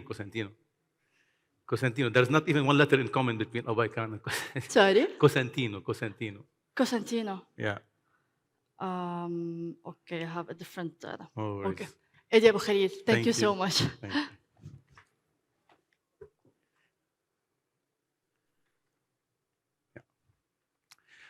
Hello, everyone. I'm Eddie from Cosentino. So today I want to take you through a brief introduction about who we are, what do we do, and how we can add value to any project, and specifically a facade project.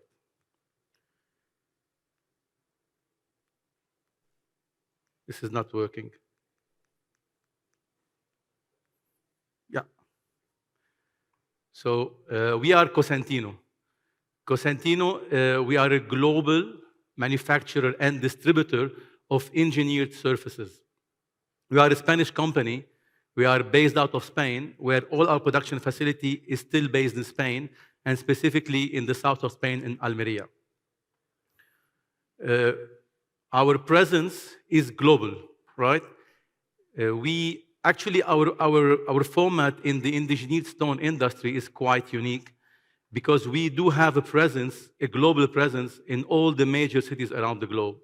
So you find Cosentino offices in mainly all the cities around the globe, more than 42 centers, more than 42 cities, with warehousing and material and our own team, and Saudi is definitely one of them. Our engineered surfaces can cater to any type of project and any type of application, from indoor to outdoor, from a very simple kitchen or vanity top to a very sophisticated, highly engineered facade. What do? We have two main engineered surfaces, and today we're going to focus on one of them, which is Decton. Decton is not a porcelain. Decton is definitely not like any other sintered stone on the market. And there is one main reason for this, is the pressure that we use to compress Decton that makes it an ultra-compact surface. We're the only one using 25,000 tons to compress this slab, which is a minimum of 20% more than any other competitor on the market. Then this gives it very high technical characteristics and properties, which we're going to see in a minute. Decton is made with 21 inorganic materials, so there is nothing chemical inside Decton. And these materials are mixed together, and they first go in that press, 25,000 tons, which, if you want to imagine, is 2.5 Eiffel Tower weight in a couple of seconds on the slab. And then from there, the slab goes to a 200-meter-long oven where the temperature could reach 1,200 degrees. So you can imagine everything that could happen on the slab already happened in the oven, so to withstand any kind of conditions once we install it. We produce it in large format slabs, 3.2 meter by 1.4 or 3.3 by 1.6, depending on the color and on the model. And it comes with many thicknesses to make it useful for many applications. 4 millimeter, for wall claddings or even furniture cladding. Today is a trend where you clad all your kitchen doors or your main doors or your internal doors for the house with stone, and we do that a lot. 8 millimeter to be suitable for flooring and any other application with 8 millimeter. It could be also an exterior facade, direct adhered or mechanical. 12 millimeter for countertops and facade, 2 centimeter and 3 centimeter. So as I said, the material has very high properties. It's definitely highly UV resistant, resistant to stain. You cannot stain Dekton because you can clean it with any chemical you can think of. Paint can easily be removed. Anything can be removed out of Dekton, on Dekton. It's definitely resistant to abrasion, which makes it very good in conditions like ours, close to the sea, salty conditions, or with areas of a lot of sand and wind. Very low water absorption, very close to zero. It definitely has a high color stability. So if you want your building to last 100 years, it has to be Dekton. There's barely visible discoloration. It's a fireproof material because it's inorganic material, so it doesn't burn. It has an amazing dimensional stability, so hence you can install large format slabs on a facade or big pieces on the flooring without any problem. It's a scratch-resistant material, of course. So to dig into some of the characteristics, ultra-compact means a thinner stone with the same power of any other stone. So I give you an example. The Baku, Azerbaijan airport was specified 6 or 8 centimeter granite, if I recall. All the outdoor flooring, because fire trucks, they have to drive over it. It was replaced by 2 centimeter Dekton. The project is there, you can Google it, or you can, when you visit Azerbaijan, you can see it installed on the outdoor flooring. So it doesn't only help you with logistics and to carry the stone and the people hanging on the facade and stuff, it also helps in the building structure, the weight on the building structure. It definitely withstands any condition from freezing temperatures to extremely hot temperatures. It's a fireproof material, as I said. There's no chemical. However, because we have a back mesh on the stone, so in case there's a breakage on the facade on a high floor, nothing will fall off and cause any damage or hazard on anyone passing. With the mesh, it's rated A2, but definitely we have all the testing, NFPA 285, British standard, any kind of testing to prove the fireproofing of the material. It has been tested in many conditions. Obviously, every time we do a new project, they have new requirements. So I think by now, maybe we covered everything. I'll be surprised if there is something for any project that we don't have. This one was in Taiwan, where they wanted to test it against earthquakes. You could see the slab kind of bending while it is on the machine in the harsher condition in a bit. And we passed the test for sure.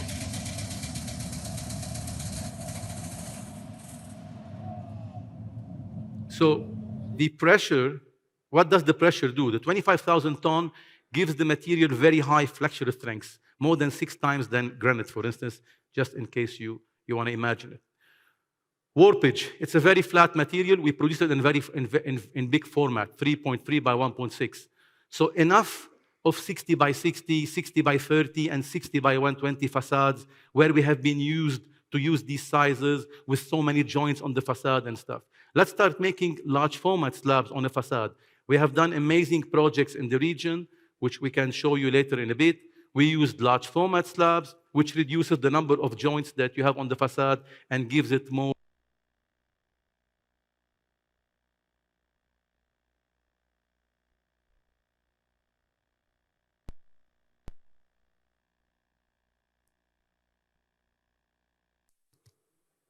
There's not one single technical problem that didn't happen today. Anyhow, so sun, yeah, as we said it's a highly resistant to UV material, hence the color stability, so no problem at all.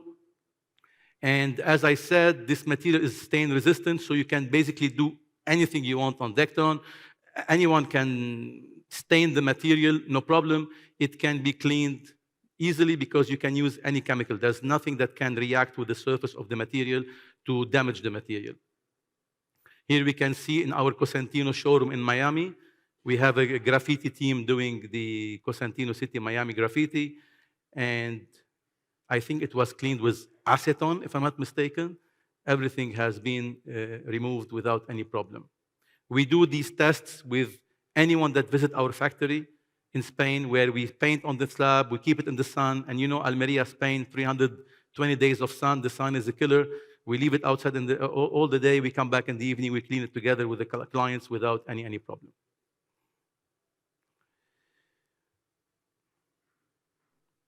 So we discussed that. It's a fantastic slab stone for facades, given the high flexural strength that the material has, and it can be installed in many type of installation method, whether it's directly adhered or glued on the facade, or any type of mechanical system that you want to use.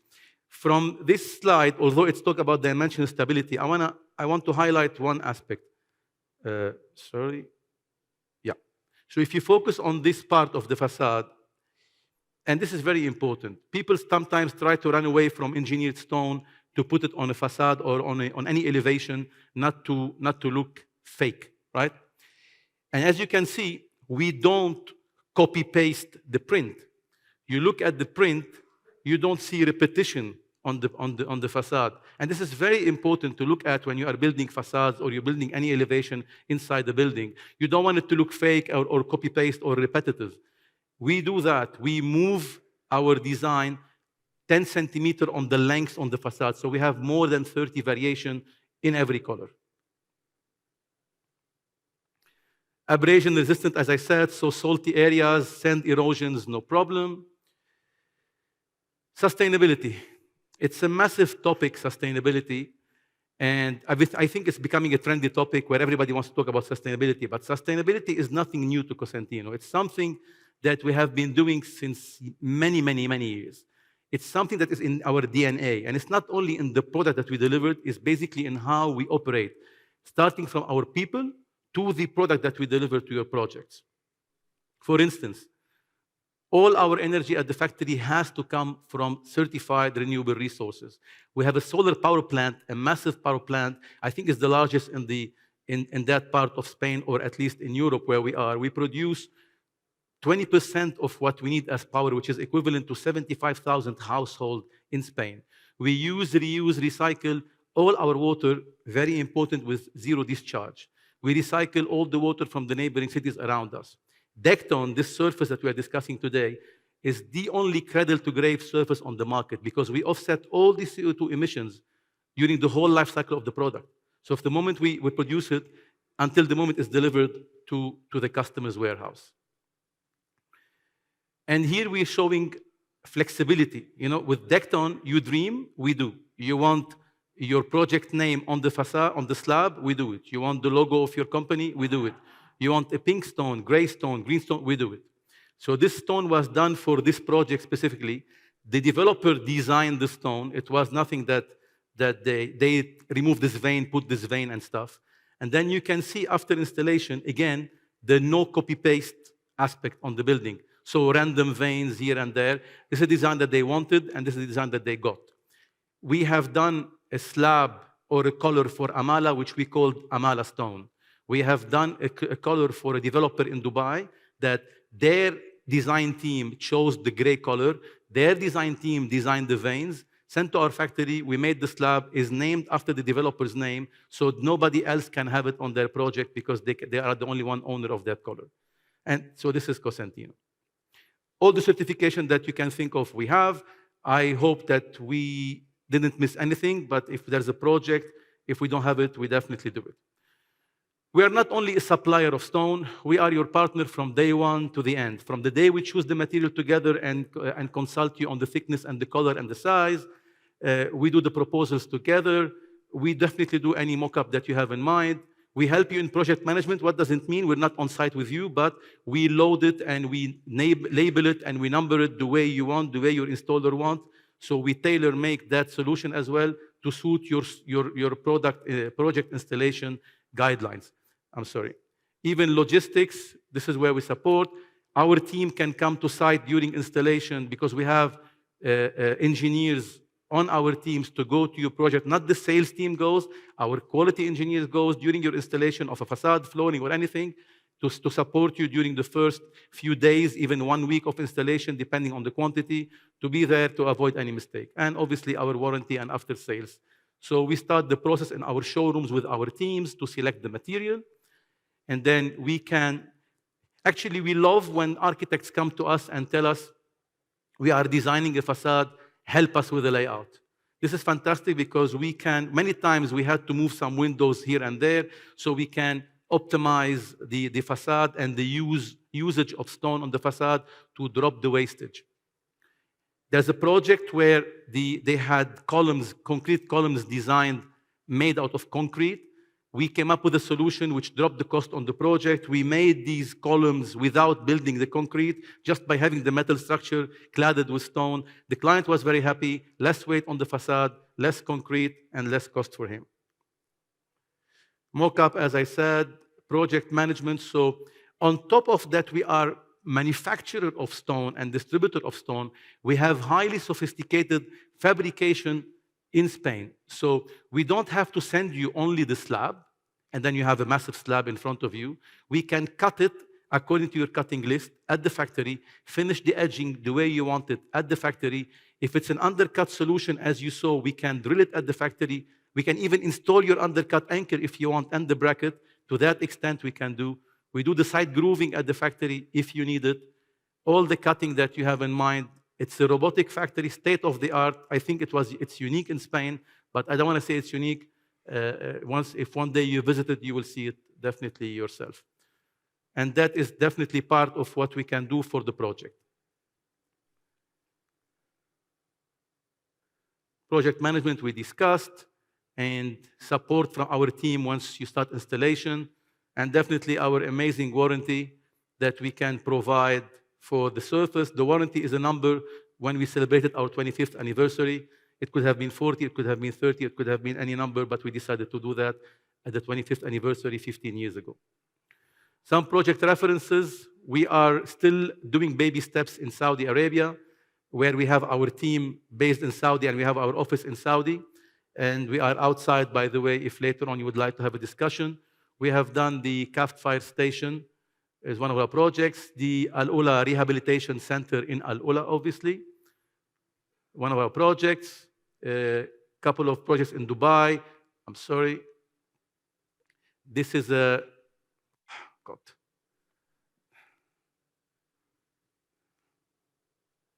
That's a, anyhow, Qaryat Al Hid, 12 buildings in Abu Dhabi of around 60,005 square meters of facade with various colors on all the facade. Another one in Abu Dhabi with Hilton, private villa in Dubai, in Spain projects, and the list can go on and go on and go on forever. Thank you so much, and I hope I didn't bore you.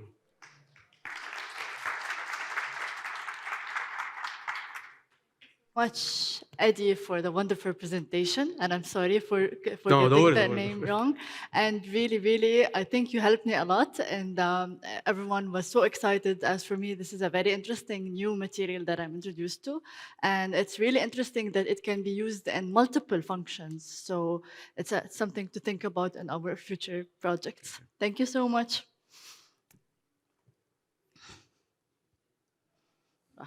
Don't worry.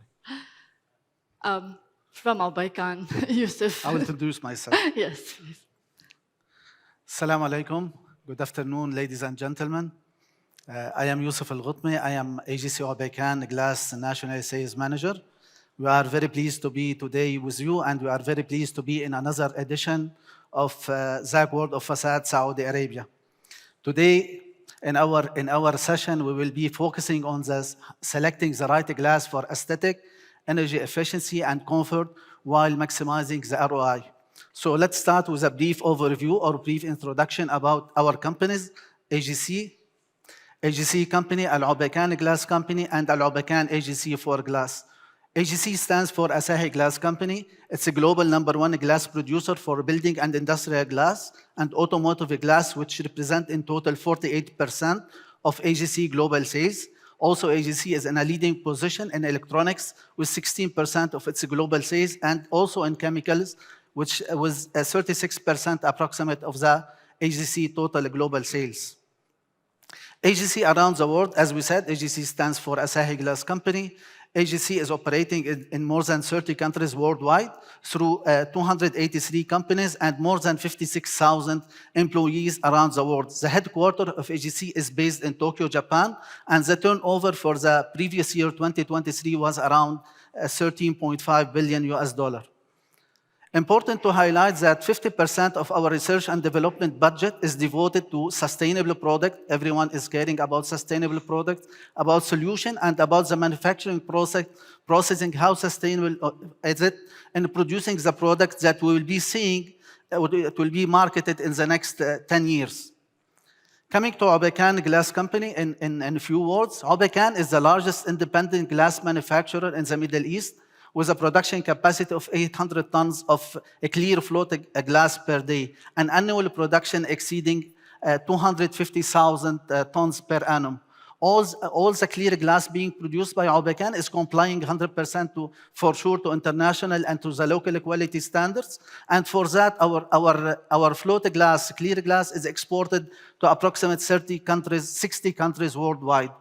In February, it's good to mention also that in February in 2021, Obeikan Glass Company was listed in the parallel Nomo Saudi stock market. And today we are a step ahead in order to transfer to the main Saudi stock market.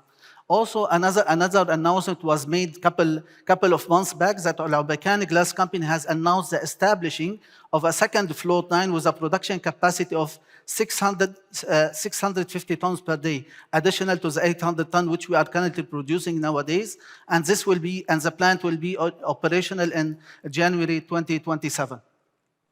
So coming to the main topic, which is AGC Obeikan Glass overview.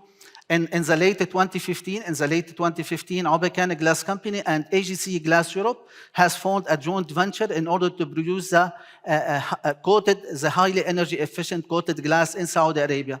Why? In order to serve the increase in the demand on high performance glass in the MENA region.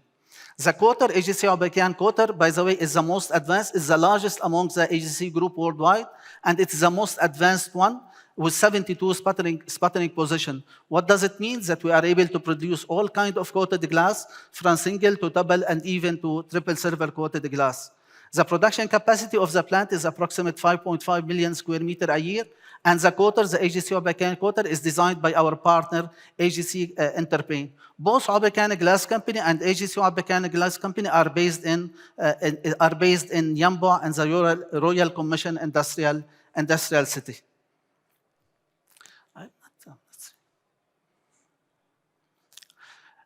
What we do in AGC Obeikan, my voice is clear? Okay. In AGC Obeikan, we deliver a wide range of architectural coated glass, from solar control glass to low E glass to high performance glass, in different, as we said, in single silver, in bi-smart, in double silver, and also and we are capable also to produce a triple silver glass with the line. Sorry. Also to mention that all these products which were being produced in AGC Obeikan Glass are developed in order to meet the regulation or the climatic conditions of our MENA regions, for the solar control protection, for the thermal insulation, for the energy efficiency, which mostly are the most liked product in commercial, whether in commercial, in residential, in the high-end tower facade.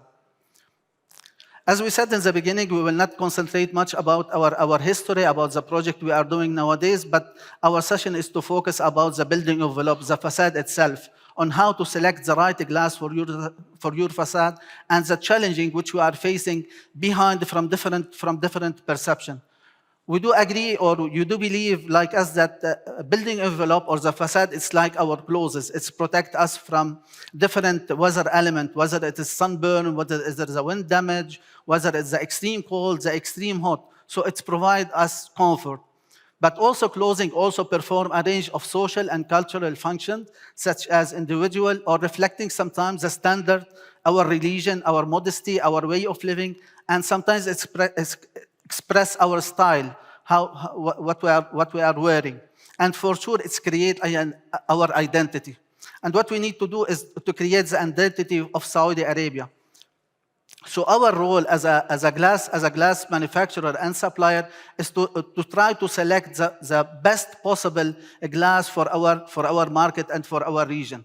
So how we do choose the ideal glazing? What are the characteristics in order we can say that we as a glass supplier, we propose the right glass which is in line with the architect, the consultant, and the developer. As we all know, the glass has different and multiple characteristics, but mainly if we look to the light transmittance, light reflection, it defines the aesthetic or the beauty of the glass. When we look to the other terms like the U value, solar factor, it accommodates for the efficiency of a glass. And many of them and other characteristics, it will interlap with those characteristics in order to provide or to define or to see how comfort as occupant we are living inside our homes or inside our towers. But this is not all. It is not enough also just to bring a sample and to present it or to discuss it or to get an approval, because we also know that many parties are involved in the process of the glass selection. It is the architect who wants to have the building as he designed. It's about the consultant who wants to assure that the criteria has been set are well matched. It's about the glass as a facade fabricator who's doing the calculation, who's doing the structure calculation, who's providing the combination with the support, with the coordination with us as a glass manufacturer. But also, it's very important, it's about the owner or the developer who wants to assure that the investment he have made, he's going to get it back. He have made the right investment as a CapEx, and in return, he will get the return on investment as OpEx. So our mission or our role as a glass manufacturer or a glass solution is to respect or to create the ideal balance between the four values, to provide the aesthetic, which the project requires, to comply with the local building codes, whether in Saudi Arabia, for instance, which is SASO code, also to ensure the comfort and the efficiency of our facade, and to respect the CapEx and the return of investment which the developer is aiming to reach for. When we speak about aesthetics, we are giving you just an idea because we will speak later what's going in Saudi Arabia market specifically. What we have done in order for you to understand about aesthetics and what kind of product we are able to provide, we have done a simple, let's say, comparison between two products of AGC Arbekan. This product is called, between one product of AGC Arbekan, which is called StopRay Vision 51. It's a very famous product nowadays in the Saudi market. And what we have done, we have taken,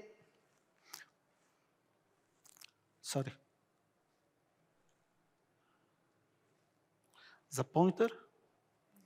Okay, anyhow. We have taken the product StopRay Vision 51 coated on clear glass supplied by our partner Arbekan Glass. And in comparison, we have taken the same product and we put it on a low iron glass. For you to know that no one of a clear float glass producer in the region are producing low iron nowadays. So always low iron glass is imported from Europe or from other countries. And we have run the calculation. And the picture which you are seeing or the image which we are showing is approximately 99% rendering. It has been done by our engine. So the findings we find it that glazing with a light transmission, about 50%, the use of low iron substrate does not bring significant aesthetical improvement. And in case, it will give probably a better improvement whenever we go to a higher light transmittance. But reaching 60% or 70% light transmittance, we will be out of the local standards. So we're not going to meet the SASO requirement.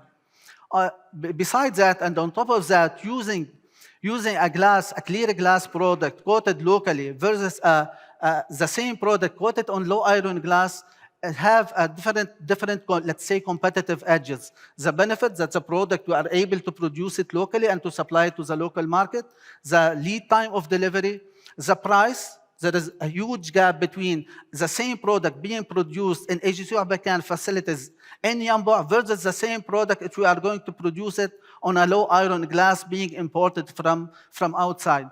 The shelf life is approximately the same, but we have also to consider the transportation period of a low iron glass from Europe, let's say, to Saudi Arabia, which will take nowadays approximately 2 months. So we are about to exceed even the shelf life of the product. Plus the other probably restriction or limitation, what you will do in case there is a maintenance in the building or there is a breakage, again, you will be in the same scenario. And if we have a glass processor today, for instance, we have many glass processors, they know what we are talking about, and sometimes how much the client or the fabricator is suffering in order to bring just one panel from outside. It's a limitation that you have to bring it in a container, it's a long time for delivery, and it's a complete headache. The second, let's say, showcase we have done is a comparison between a locally produced product, the same product, Stop Ray Vision 51, on a clear glass supplied by Al Obeikan, versus a triple coated glass, which is not produced yet in Saudi Arabia. It's a ready-made product imported also from Europe or from other places. So we have done a comparison, or we have done a study. The findings that the use of triple silver coated glass does not bring even a significant improvement to the aesthetic. Also, the triple glazing will even create from inside a kind of Greenwich color.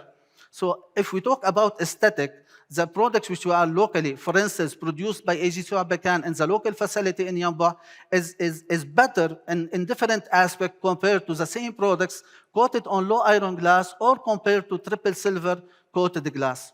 This is a part which we discussed about the 4 value, which is related to the aesthetic, and the part of it is mainly related also to the investments which the developer is doing and to the return on investment. The same, if we look to the benefit versus of a double silver product produced locally versus a triple silver coated glass imported from outside, the production is local, production while compared to the other, it's imported. Delivery time, big gap. For the pricing, there is honestly a big gap between a double silver product produced in Saudi versus a triple silver produced or imported from overseas. And whenever we are talking about triple silver, most of the time, we are not talking about a standard combination of 6, 16, 6. We are talking about at least double laminated panel. So in terms of prices as a unit, IG unit, the price will be quite remarkable. Also for triple coated glass, also here in Saudi Arabia, there is a limited glass processor who can handle. Plus, there is a limitation related to the wastage, the high wastage compared to the other products. If we jump to the second value, which in the proposition we have said, it's about the efficiency and comfort. Compared between a double silver product and a triple silver coated glass. For this, what we have done a study, and we have built a tower in Riyadh, in the King Salman Road, a 35-story tower with approximately 153 meter height, and we applied a 45% windows to wall ratio. And we applied to this building the KSA, or the Riyadh weather climatic data. And we omitted, in order to have the, let's say, the worst case scenario, we omitted any building surrounding this tower in order for it to gain the most heat gain. And we have run the study. How we did run the study? We have selected 4 types of coating. One coat, product A, which is from AGC Al Obeikan glass. Product B, also it's a double silver coated glass from AGC Al Obeikan. And the product C, which is a triple silver coated glass imported from outside. And our base calculation, or the base type of coating, it was the first one. It's a glass which is available in the market. Also, it's at affordable price. It's commonly used in residential or commercial building.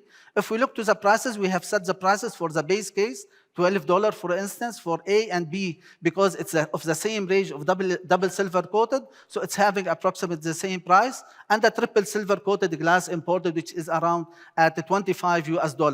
The good thing is that all what we have done in order to be neutral in our calculation or in our study, all these products are meeting the Saudi building code. To run this study, we have used one of the best software in our industry, which is a virtual environment from a company called IES. And we applied, and the company or the software, we applied at approximately 25 different scenarios or simulations. And for that, the software will calculate it, and we will get the, let's say, the weighted average numbers.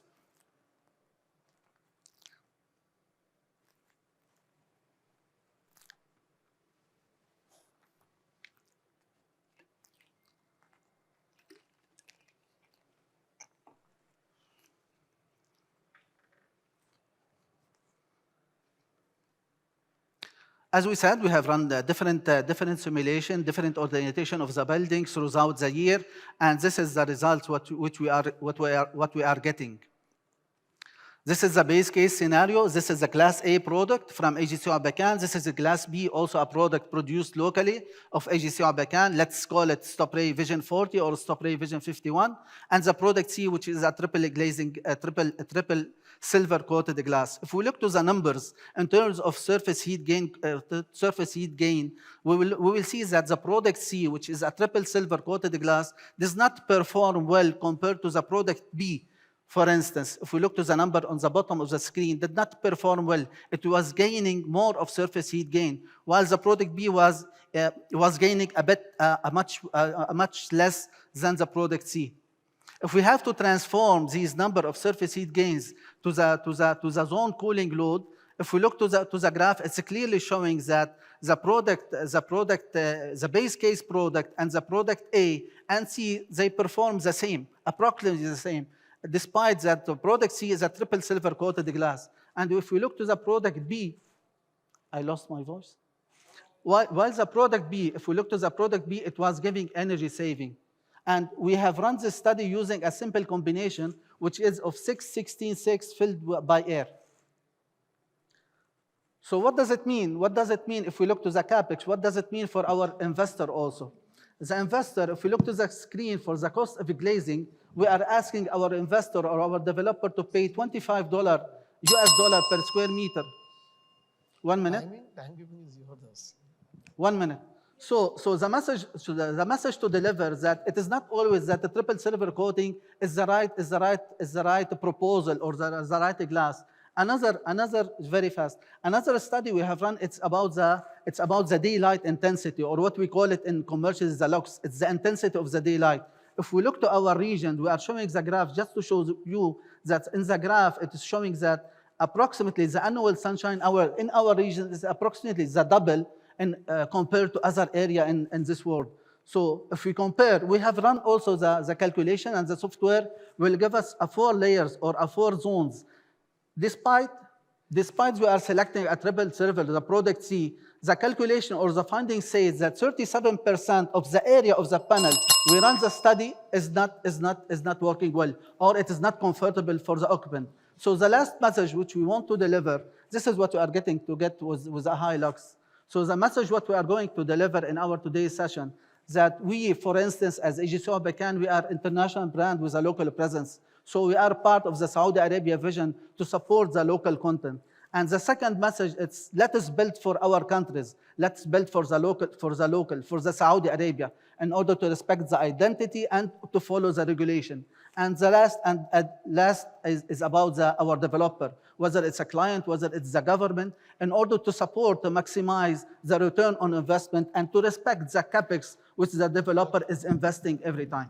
Thank you. Thank you. Thank you, Yusuf, so much. It's okay. Thank you. And please be, they are sponsors with us, so if you have any other questions, you can see them outside. Yes. So just to run on time, let me introduce now, we have Shireen Hamdan and Giovanni Zizioli, sorry. And they're going to be discussing with us innovative facade technologies transforming sports facility design. Thank you. You can use this one.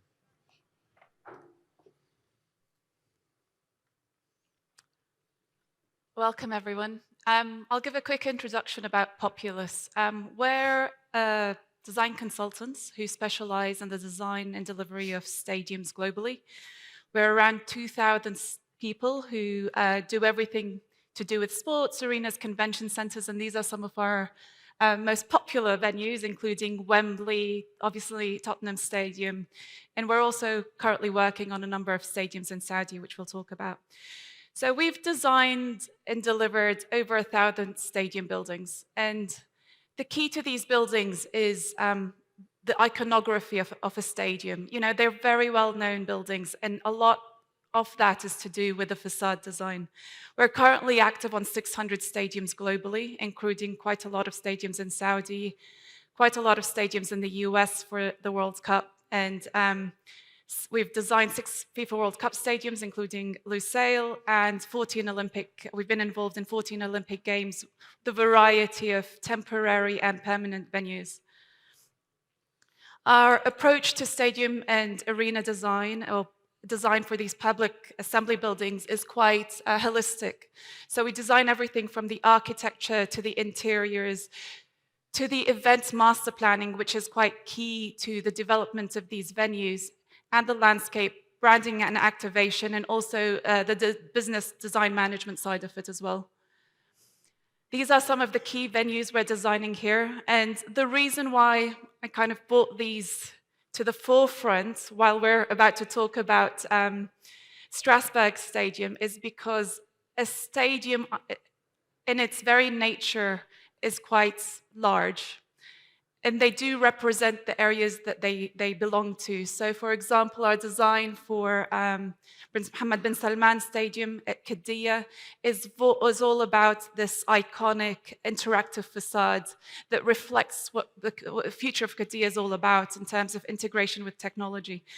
Our design for King Salman Stadium is all about its integration with King Abdulaziz Park. Similarly, Aramco Stadium, which is on Khobar Coast, it represents and reflects kind of this nod to the sea, this kind of shell architecture. And obviously, one closest to our heart and closest to us here is King Fahd Stadium, which is a complete refurb of an existing facility. So with stadium design, it's not just about the outside, it's also about the inside and the whole interaction with it. You know, a few more pictures about the facades and the details of the different stadiums. And this is quite key because these are venues that will be seen holistically, publicly, day in, day out, and on major event days. So they do really have to reflect kind of the city, and they need to represent kind of the stadiums of the cities and the clubs they're in. So now touching base on Strasbourg, we were invited to a design competition for this during, just before COVID, actually. It was last refurbished in 1984 to increase capacity to 26,000 seats. Strasbourg is quite an industrious city, which has a lot of technology and quite famous for its engineering as well. With us, we have Giovanni as well from Matthias, who was part of the design team on the project and really worked with us on developing kind of a quite iconic piece of renovation for the facades. So this is some of the images on the stadium. It was quite run down. They wanted to increase capacity to 32,000 seats. And it was quite on quite a tight site, surrounded by parking on one side, and it was in a green belt. So we had to respect kind of the development codes, but also try to push for kind of environmental design as well. So as I mentioned before, this stadium started during COVID when the aviation industry was hit quite badly. And not too far from the site, around 40 miles away, there's a aviation or plane decommissioning site, also called Plane Boneyard. So we started thinking about how we can innovate by recycling potential plane components for planes that might be redundant, and how to upcycle instead of just plain recycle for potential planes that might not be in use. One of those planes is the A340, which has been in the sky for about 40 years. So we settled, and they were starting to be decommissioned back in 2012. 2012, right. So there was quite an abundance of them. We knew that these planes will not be used for parts anymore because they are being completely decommissioned. So we started thinking on how we can potentially start using plane components to redesign the facade. And we won the competition based on kind of that innovative approach. So very simplistically, the budget for the stadium was extremely tight, so we had to be very innovative in the way we recycle, the way we reuse some of those components. The main focus was on the south stand, so that increased capacity to 6,000, and that has the most integrated or most complex facade because it's the hospitality stand as well. And then we wrapped the rest of the stadium in a pretty with a pretty simple design. This is the south stand facade, where we started looking at using the plane fuselage as the key component for the design itself, looking at the detail of it. With hospitality stands, you need to think about solar gain, but also an element of privacy. So we started looking at how you can take those plane fuselage components and turn them into a facade system so that it offers the right amount of privacy, right amount of shading, and right amount of solar protection as well. And this is the kind of the concept summary of what we did. We took a main body of the plane and looked at how we could parametrically develop it so that it becomes a facade system. So that was kind of the good story, the innovation behind using this facade system, where it gives us exactly what we need. And Giovanni will talk about kind of the savings we developed through developing these types of systems. But the complexity of it was in the lifespan and the production run of the plane, there were about 18 different models for it. So it wasn't as simple as just saying, we'll use the plane and it's all going to be the same. No. And this is where Matthias and their engineering team helped us develop the kind of intricacies on how we materialize our vision for the stadium. Do you want to join? Yeah, so basically this was indeed, as Shireen was saying, one of the biggest challenges on this job. Of course, there were a lot of components in this stadium. There was a new stand on the south side with its curtain wall, a new roof with its own cladding, a PVC coated a new facade. So there were a certain number of interventions, but really the biggest challenge for us was how to really utilize this type of very noble principles, so reutilize this type of fuselage from the left of the industries after the decommissioning. But we soon realized that during this long construction period of these aircraft, actually there were a lot of variances, and these variances were affecting various type of parameters, geometrical parameters, mechanical parameters. So the idea to reutilize it was actually way more challenging than it sounded at the beginning.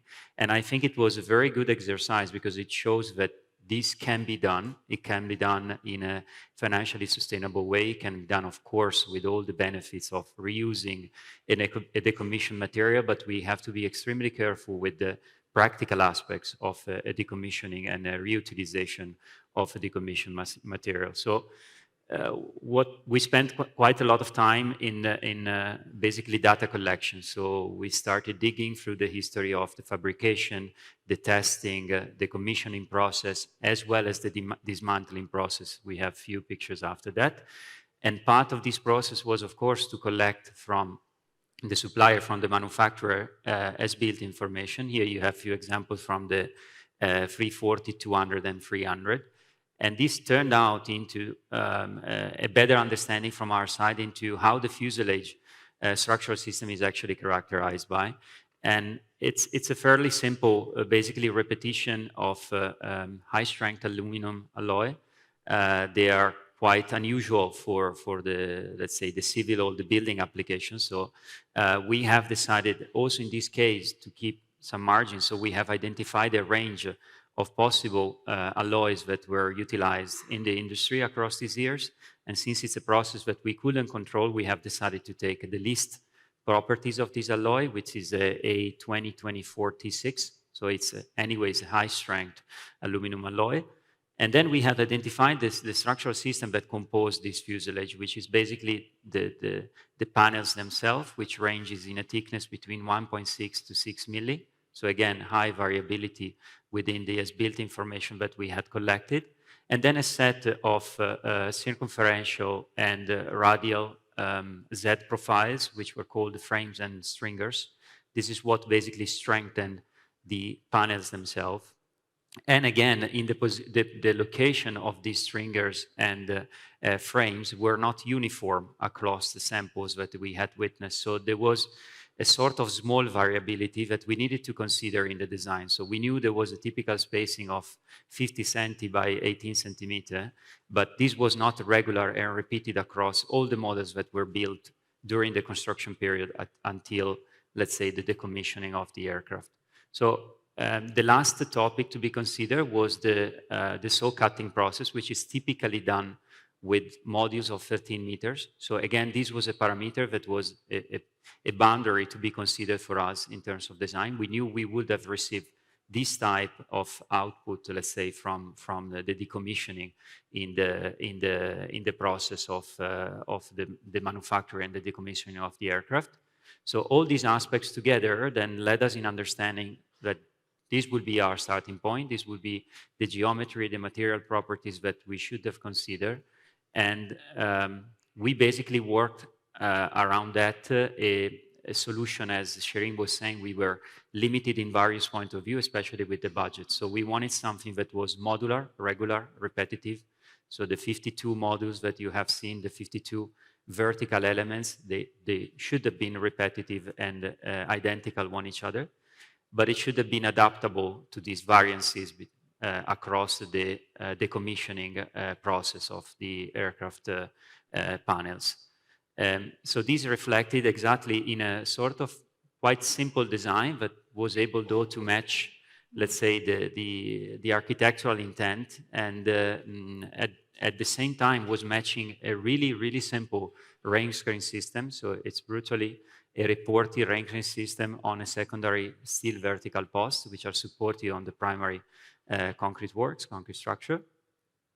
And all the variances related to these panels is replicated in very few details. We had only 4 typologies of connections that covered all the geometrical differences across these panels. And these were simplified again, in a simple isostatic system where the weight of the panel, which is around 20 kilos per square meter, so it's something quite heavy on a 12 meter by 2.5 meter large panel, was carried in a single point. And this connection was basically made with a heavily bolted panel skin in order to prevent any type of bearing, let's say, bearing failure on the fuselage shell. And then this would be supported, of course, on a shimmed, PTFE shimmed plate on a hollow score section that will carry the whole load on the vertical system. So the static seam is really, really simple. The installation is really simple because it's a merely rain screen system, and the weight is carried by the vertical post that carry down then to the bearing structure, to the load bearing structure. All the geometrical differences across these panels were catered in one typology of connection instead, that is basically a pin with an adjustable geometry. This allowed us to reach a 50 centimeter variation. So we have good margin compared to the differences that we had witnessed, let's say, in the as-built documentation from the decommissioning of the aircraft. So the whole, let's say, variance is reflected into a single detail in the whole, let's say, rain screen system. And these type of details had the huge advantage not only to guarantee the budget, respect the design, guarantee the modularity, but also in the decommissioning process and in the proper process of the preparation of these panels for the final product. we did not have to do any type of strengthening of this panel, any type of modification to the structural properties of the three elements that I mentioned, so the shell, the stringers, and the frames. They were left untouched, and the panels were basically cleaned. They were later on sandblasted, so we removed all the non-structural component. We removed the silicone sealant, and we then substantially cleaned the final product, sandblasted it, and painting it for the final application. So it was a huge advantage hidden, let's say, behind the concept of using an adaptive and modular design. And this had, of course, had a voice of control on the cost. The idea to use this type of rethinking and workflow design with the adaptive modular system had different advantages across, let's say, the different voices that you have in a CapEx of such a project. And this impacted, of course, the panel cost and the stockpiling. We are reusing panels that will be anyways decommissioned. But that also part of advantages on the cleaning and cutting process, as I was mentioning, so the panels were not subject to any structural modifications or strengthening, and on the installation and the connections because of the modularity of the application. So overall, we were able to, let's say, compare to a project that will be newly built with, of course, with a similar geometry, similar properties, to have a significant saving that will fit within, let's say, the set budget that was quite tight, as Shireen was saying before, for the renovation. So I think the last two words is just for, and these are some pictures. This is the mock-up from the site. So it's currently under installation. So you can see the size of the panels and the fact that indeed we have basically not touched the panel itself. Of course, there's a certain number of provisions behind related to firelight safety and so forth, but substantially the panel is as it came from the decommissioning process. And this is a picture from the side. So the last is just a hint, let's say, of how we would like to apply this type of solutions on other type of projects in other contexts, but with similar let's say, sports facilities. So these are two examples in Italy. One is the new stadium for Roma, which is currently under design, of course, by Populous. And in this case, the challenge is how to apply a modern design with extensive use of prefabrication to guarantee an old, let's say, an old appearance, like the historical context in Rome, obviously, but with taking advantage of the innovation and the technology in terms of execution, in terms of cost, and in terms of prefabrication. And this, we hope we will be able to give you some more updates when the project reaches the right phase of the design. And the last point was instead on a different topic, on a competition, which was for the cathedral, again, led by Populous for the new stadium, the new San Siro Stadium in Milan. And also in this case, an eye on the historical background, the Duomo of Milan, which is a symbol of the city, and the idea to utilize, again, an iconic design driven by modern technologies, by modern method of construction with instead a very slick cable stayed facade that would guarantee, let's say, the maximum light penetration. So these are just two examples of how we would like to apply, let's say, similar principle, either on the reusage of material or the understanding of the local context, as Shireen was saying, the historical, the industrial, and the history related to the specific area. And that's it. Thank you.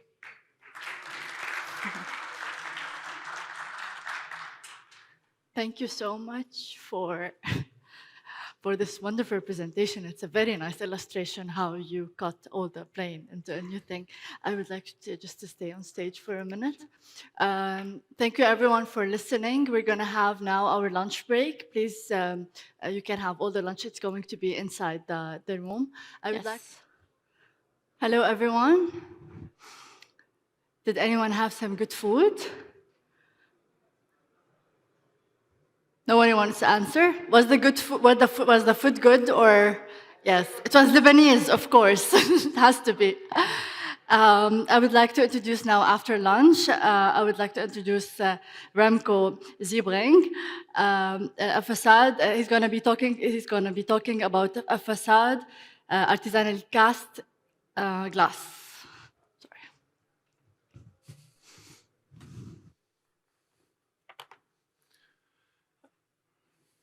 Hello. Yes, I'm Remco. I'm project director in Studio Anne Holtrop. We have two offices, one office in Amsterdam in the Netherlands and one in Bahrain. We are an architecture office that mainly focuses on material development. We also have a material research studio within the University of Zurich, where the main focus is the material gesture of different materials.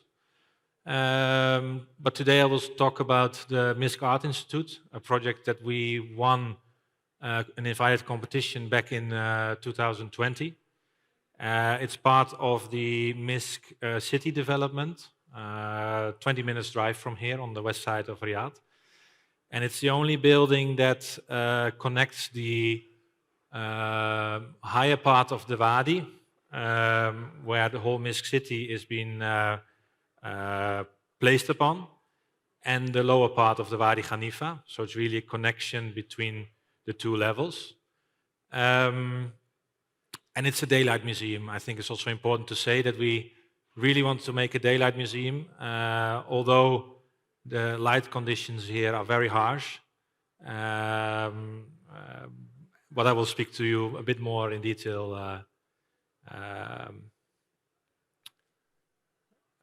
after I explained a bit the overall concept of the project. This is a photo of the site back in 2021. Nothing yet was under construction, and we were already fascinated when we were there in 2019 on the beautiful Wadi Khanifa, the beautiful landscape, the beautiful textures. And basically this view would be from the roof of the MISC Art Institute. And when we were developing the scheme for the museum, as I said before, we were super fascinated by the landscape that we find in and around Riyadh and in Saudi in general. As you see here on the left side with the beautiful limestone rock formations, with the granular material of loose rocks that are laying there in the front. And what we did in our studio was immediately try to develop, because of course with the Daylight Museum you think of a glass building, but we didn't want to make a standard glass building. So what we did was first to try to get this imprint within the glass. We didn't know yet how to build it, but this is the first test on the right side, where we vacuum formed plastic around rocks, and you already see a very beautiful diffuse kind of texture, light transmittal, and we were really fascinated by that, and I will go more in detail later on. The overall concept was, in the brief, it said we need to make an underground museum, and we thought, well, if we are digging a big hole in the Wadi, why not keep it exposed and place the building loosely in it? And by doing that, you create a lot of in-between spaces around the building. This is, of course, a conceptual model, but this is a top view of the building, where you see really the excavation. It's a 30-meter deep excavation. Oh.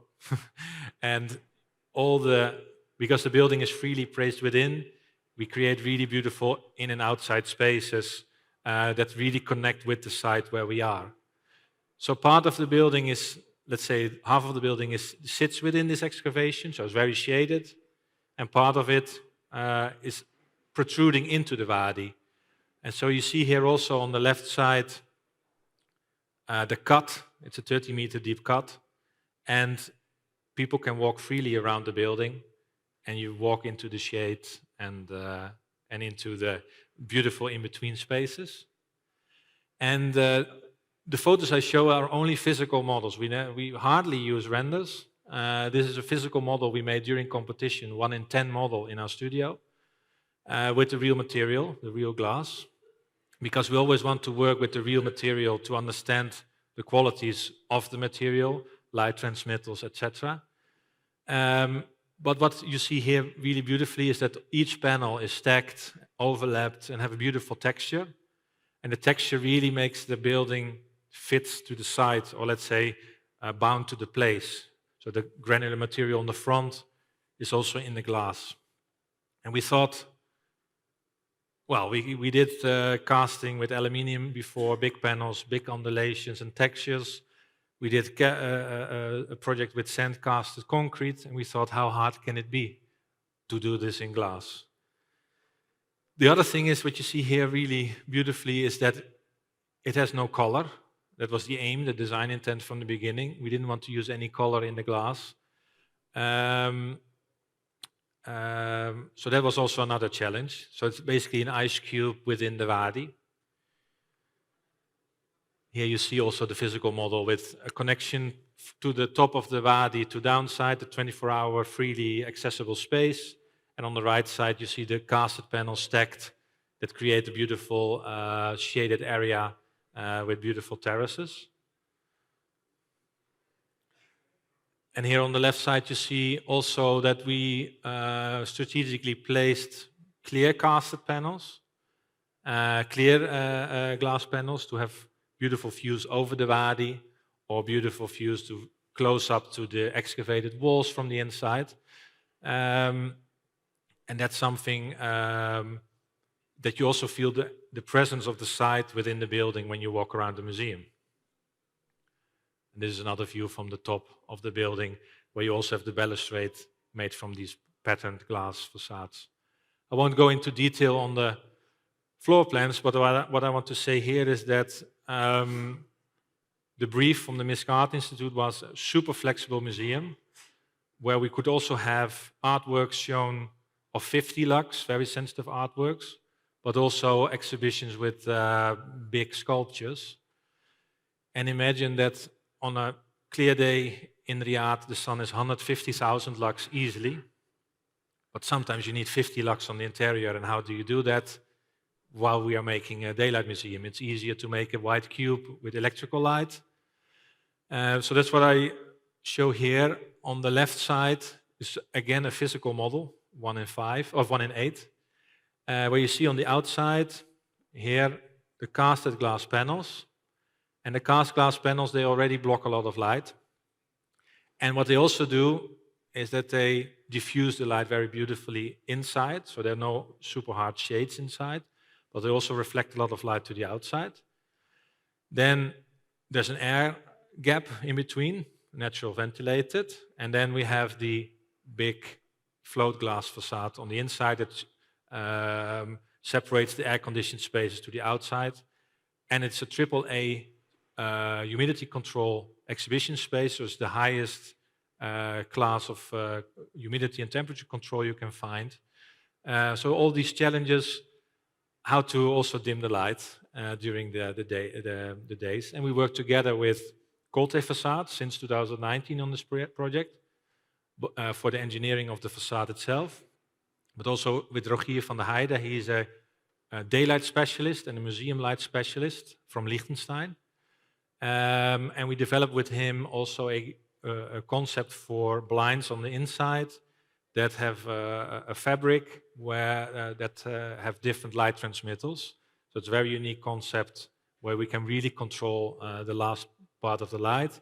And on some windows on the float glass, we have developed a sort of Prit that blocks also a certain amount of light. I cannot go too much in detail of that because this is also the first time we actually are allowed to show this project, but I cannot go too deep into all the details.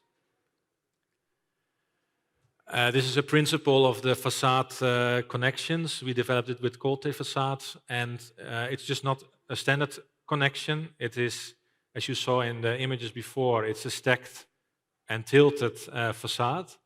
But we also didn't want to have a lot of fixings on the panels themselves. So we have a lot of panels that are only supported with two points, and not only in the center, but sometimes even off-center, that we have it only a meter from the edge of the panel. So it was a very big challenge to come up with the solution. And we also didn't want to have too many columns or structure on the inside that blocked the view. This is an overview on the left side with the build-up. You see here the cast glass, and it has also an SC value that blocks a lot of the light. Then with the inner facade, and then the blinds, that we have a system with multiple layers of fabric. And that's what's also the beauty during development. If you walk outside and you go into the museum, you have 150,000 lux in your eyes, but the eye can really adapt faster when you walk in the building, and it's 1,000 times less light intensity.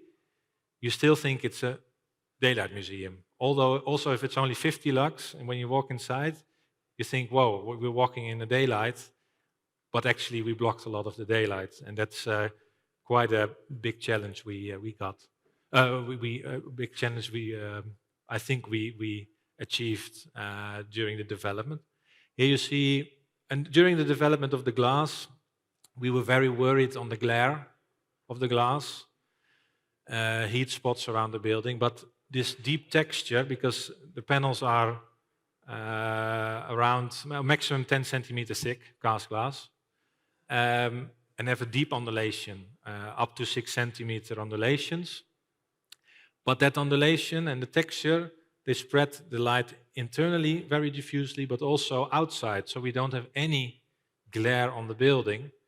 And that's very beneficial because there are also no heat spots around the building. And that was a fantastic find, I think, during the development of this project, that it helped for the surroundings of the building as well, and to have a comfortable place around the building. Then production techniques, of course, we had the vision of this model we made during the competition, and we visited many factories around the world with different production techniques on how to make glass. And they all said, or most of them said, it's impossible, not in this size. It's 4 meter by 2.5 meter, but the thickness was a problem, and the flat back is a problem. And also the artisanal way that we would like to produce it with a very controllable outcome in an industrial scale, that was a very big challenge, and production time. So we ended up with the research of 2 techniques. This is the first one I briefly touched upon, is the slump technique. With the slump technique, we also made full-size mock-ups. It's a technique where you have a mold, and you put float glass on top of the mold, you put it in a kiln, you heat it up, and the glass slowly melts into the shape of the form. And these were the first results. Amazing texture, amazing undulations, but there was a few downsides. One of them was that we needed to laminate the panel for safety, of course. The other downside was it's very blue or green, depends on what type of low iron you use. And if you have a fully daylight museum, fully glazed building, and you have a lot of green or blue glass, the light quality on the interior makes all the red colors in the artworks very dull. It's very bad for the artworks. But the texture was beautiful. And here you see the non-flat back, let's say. What we did manage with this producer is, these are actually 2 layers of glass, 2 slumped layers with a PVB melted layer inside. Very complex. He managed to do it, but mainly the possibility that we could not temper the glass because it's annealed low iron. And in a project like this, we needed to have to temper it if you have low iron. And it was too complicated to do on a mass production. So there was a one-off mock-up, let's say. Then we found companies that could do a full open pore borosilicate. And this is really the first project in the world that used borosilicate cast in this scale. It is used in artworks, big artworks, but borosilicate in a cast is very unique. So with borosilicate cast, you have a steel mold where you pour liquid borosilicate in. Then you take it out of the mold and you anneal it for 10 days because the thickness of the glass. Then you polish the back, it's nicely flat, and here you see the production process. These were smaller samples that we did, still 1 meter wide by 3 meter, to understand how to work with this glass. And here's the first results. We did test it low iron, that's this one. But on the back you see borosilicate. And that really resembles the first images we showed in the model, that there's no color in that glass. The benefit of the borosilicate, here you see the beautiful deep textures and the thick solid cast. And on the right side you see the flat back with the laminate also of the borosilicate. The big benefit of this glass, you can also not temper this because it's too thick, it cannot fit any tempering machine. Maybe we did research on chemically tempering. We did manage to do it, but we did a lot of tests also on thermal shock, and this glass, the borosilicate, is very good in thermal shock resistance. So we managed to make an outer facade with annealed borosilicate that's not tempered, but laminated. So here you see the build-up. That's a minimum thickness of 3.9 centimeter and maximum undulations of 8 to 10 centimeter. And the other benefit of this is that we as an office, we are always very closely bound to the projects we are doing. We are very close to the production making. We develop new techniques. And also for this glass, we want to make the molds ourselves, to be really in control of what we see on site, that idea would also be imprinted in an artisanal way. And that's also what we did with this technique. We make clay molds. We can have many different clay molds around for the building, so that there's no repetition or hardly any repetition in the building. And here you see the first step.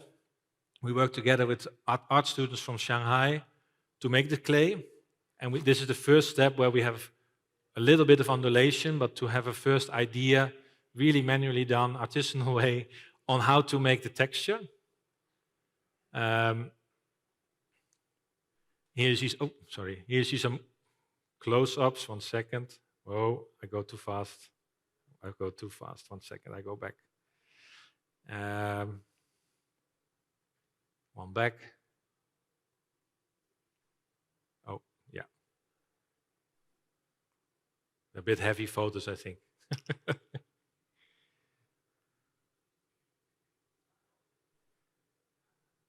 Okay.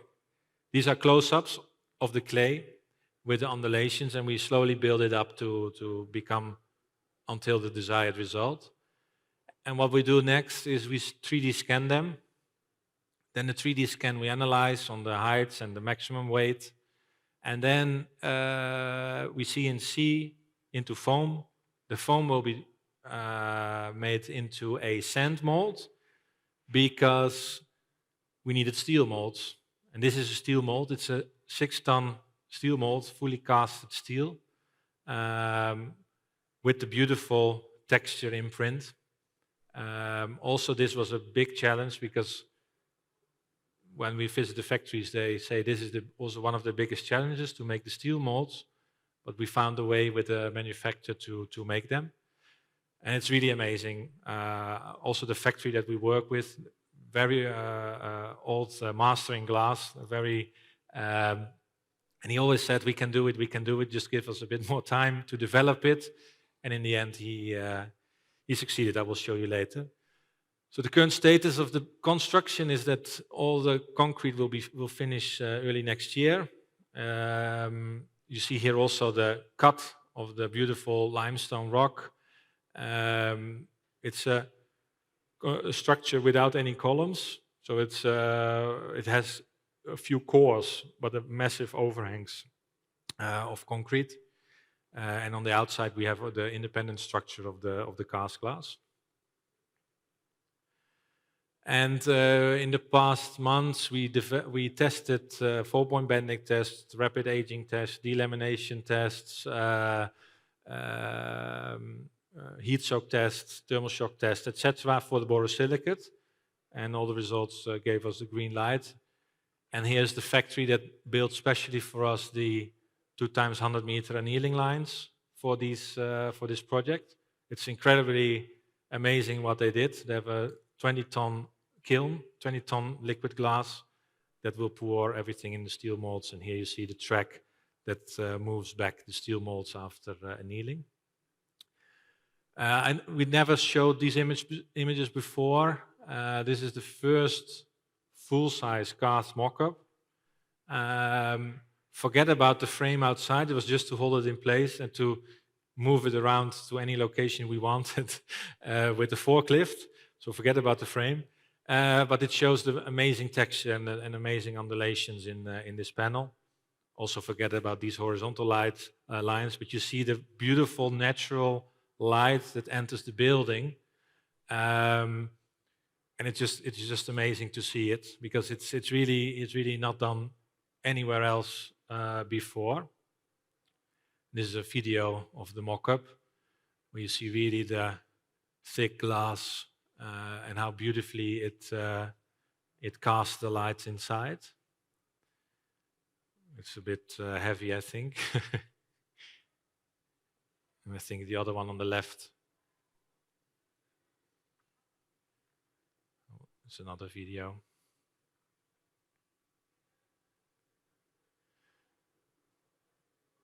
So this was the first mock-up we did. We developed it further into a more, or even better product. We start production early next year of the full 770 panels, and will be constructed throughout the whole 2025. And here you see, it's quite interesting to see, because on the left side, this is an image where we have the blue sky on the back, and on the right side we have trees. We don't have it in our side, but it's just to show that it also gets a little bit of color from the outside, although when we measured it with a light specialist, it still gives 98% good color rendering. So it gives a really beautiful, also a beige kind of color on the inside. When you look to the outside, when you see the excavation, but if you measure the light, it's almost 100% perfect color rendering. So that's also really, really beautiful. And that was the presentation.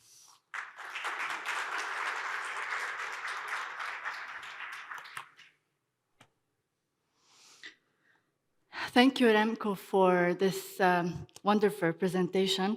I felt like we had a scoop today, that we are the first ones who saw the first pictures of the project. So thank you for that. Before I present the second speaker, I wanted to ask you about how's your energy right now? Slow. It's up or down? So I wanted to do a small exercise that we can all do together, because when I started the presentation, I wanted to, I was concentrating on the bridges that we are here to build between different ideas, between people, and for new ideas. So I wanted to ask you, first of all, as whole, please raise your hand if it applies to you. Have you had any inspiration out of the presentations that you have watched? Any inspiration, any new material, any new ideas that you can find that can help you in your projects, in your current projects? Good. How about collaborations? Have you found any potential collaborations that you can work and you can make and enhance along the years so that it will be a productive collaboration? That's good. So I see that we are 50%, 70% is successful. It's considered as a successful conference. The last question was regarding the disciplines and the integration regarding different disciplines between. Now this is gonna make it, I feel like singing right now. Yeah, so the last thing that I wanted to ask was, have you found any new inspirations? And it's a bit hard. Inspirations like very creative ideas that can be incorporated later on That's great. And the last question is, how's your energy right now? Up, up, up, up, up, up, up, up. Okay, that's great. So let's go on with the second, with Marina. Yeah. So I have with me here Marina Kindelan. She's going to be talking about adaptive use, reuse, shaping the future for sustainable facades. You have your microphone. Yeah. Hi. Hello, everyone. Good afternoon. So, thank you for the introduction. I'm Marina Kindelan. I work for AESG. I'm the director of the facade division. And during my career, I've been trying to focus on how we can actually design the facade to be more sustainable. Everyone talks about sustainability, and there is a lot of effort from suppliers, contractors, clients, architects on how we can actually approach this big word of sustainability.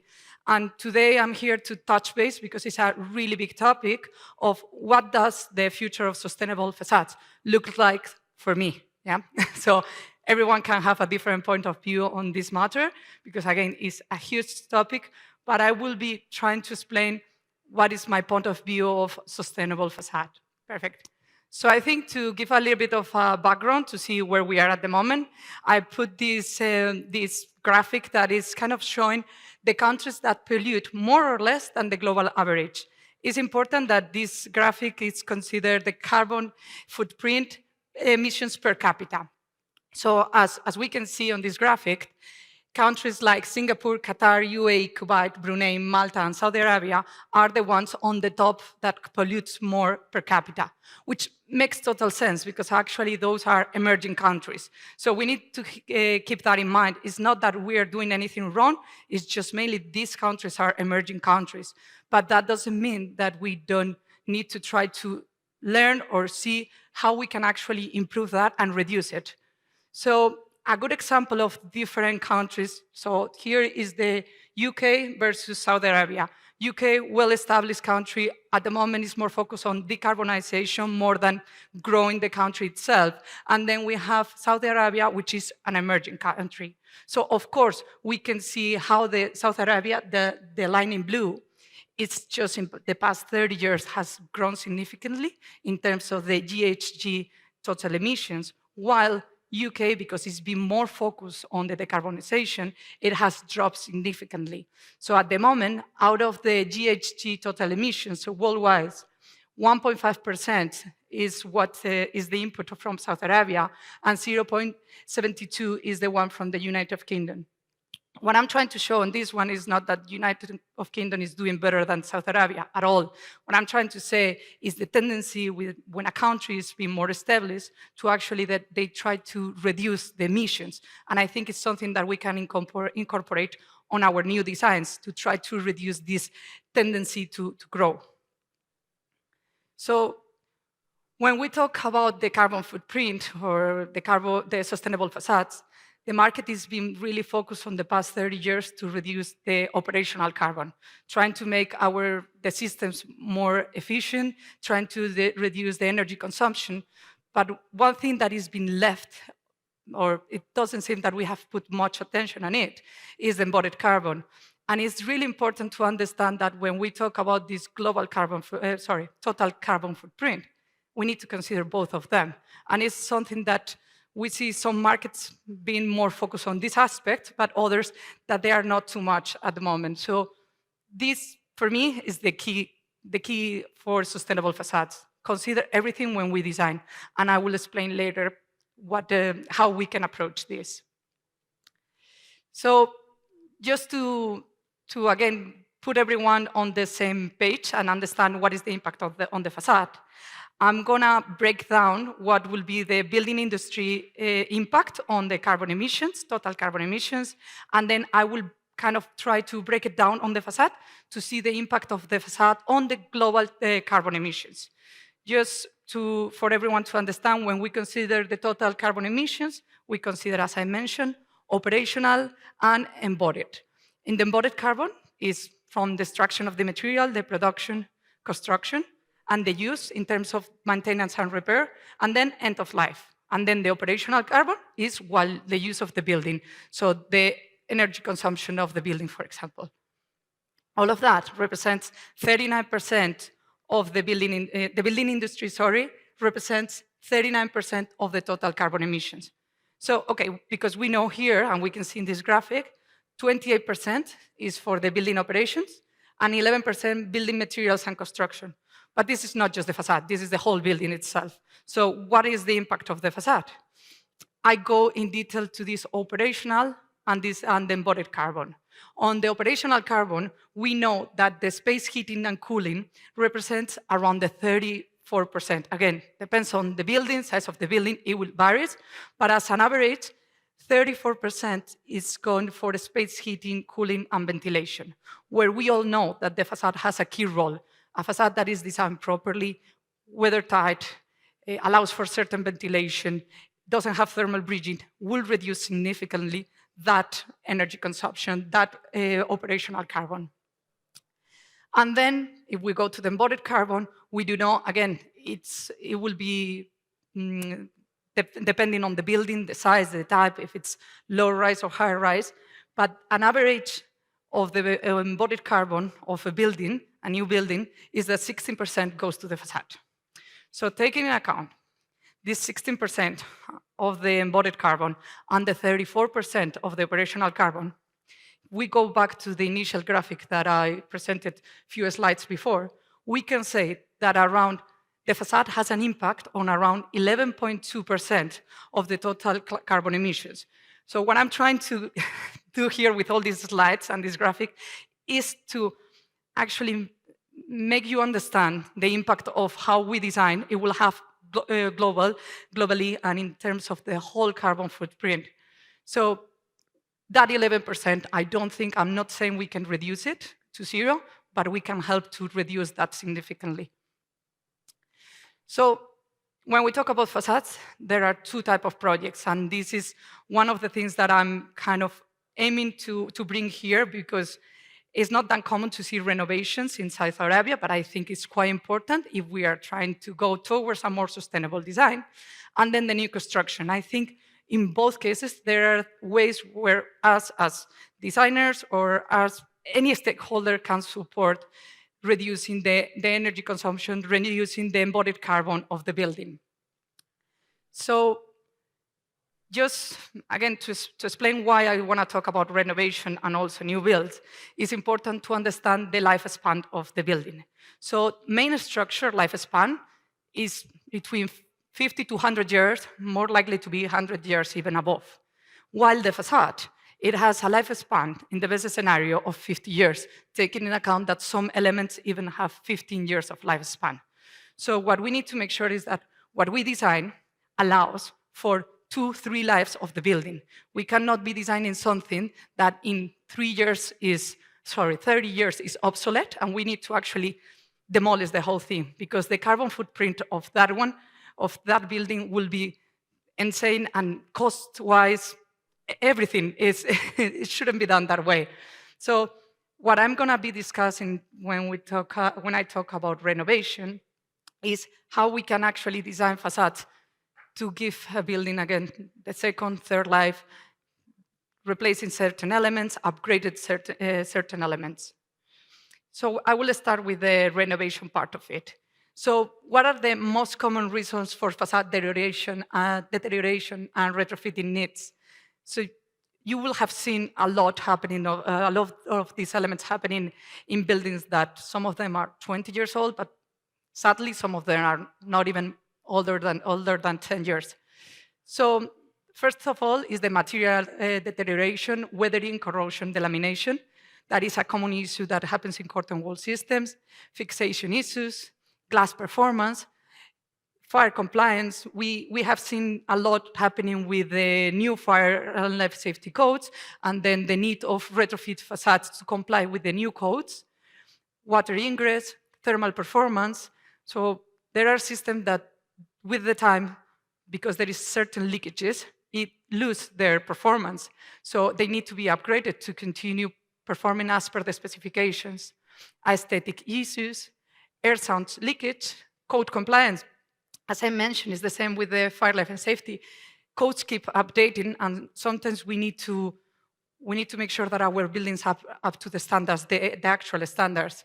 And obsolete use and aesthetics, sometimes there is a need to change the use of the building. For example, we have seen in other countries where offices are not as a high demand at the moment and it's more residential, so they want to give a second life to a building and they need to retrofit the whole building to change the use. So how we can do that or how we can support that with our design. So the way that as an AESG approach the facade renovation process is with these 4 pillars.